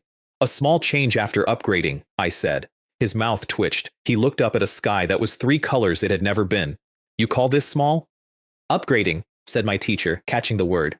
Xiao Suen, have you reached 401? Yes, the rewards on all 4 machines went up a tier. Both of them looked at me. Rewards went up, said Murong Xuan in the voice of a man who is checking whether he heard correctly. Up to what? Mid-rank divine, I said, and 2 god-level experts lost control of their own pressure at the same instant, and the ground within 10 meters of us dropped 3 feet. I want to describe what was on their faces. I think that is the true ending of this story, rather than anything that happened to me. They were not thinking about the machines. They were doing the extrapolation. If 401 gives mid-rank, what does 501 give? 600? Does it end at high rank? Perfect? Above? Low-rank divine rewards had already made 3 Holy Land academies stop pretending to be friends, made the Cosmic Bank pick the wrong side and lose everything, made a marshal besiege a city and killed a counselor. Mid-rank was going to break the human territory open, and if the news reaches the tower, the myriad races will stop treating me as a rumor and start treating me as a schedule. So that's where I'm standing. 8 days ago, I put my hands on a rock in my grandfather's living room, found out I'd awakened something that had no shelf to sit on, and my first act as the luckiest professional in the history of the species was to look a legendary expert and a Holy Land envoy in the face and lie about it, because the truth would have gotten me killed inside a week.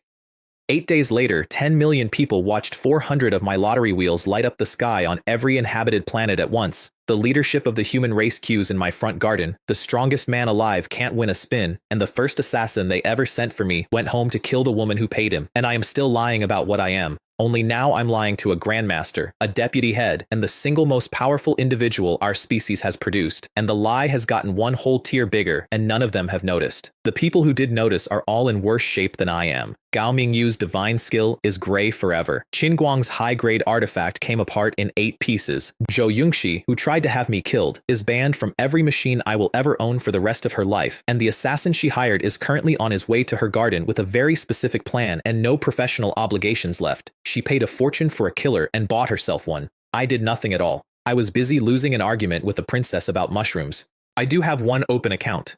Somewhere in a sealed tower, on a floor I have never been to, a super god tier queen has torn apart 154 worlds looking for her only daughter and has found nothing because there is nothing to find. I want to be exact about this. Her daughter is fine. Her daughter has in fact never been better. Her bloodline is pure now, and she is guaranteed to reach a tier she could never have touched otherwise. Her daughter is also, as of about 90 seconds ago, working my front desk. And one day that woman is going to get out of that tower and come looking and find her. I've thought about what I'll say. I'm going to tell her the truth. I'm going to say that I never touched her daughter, that a machine did it, that the machine is me, and that I'm sorry, and then I'm going to invite her inside, because inside my club, below the Supreme, all beings are equal, and I'm the house.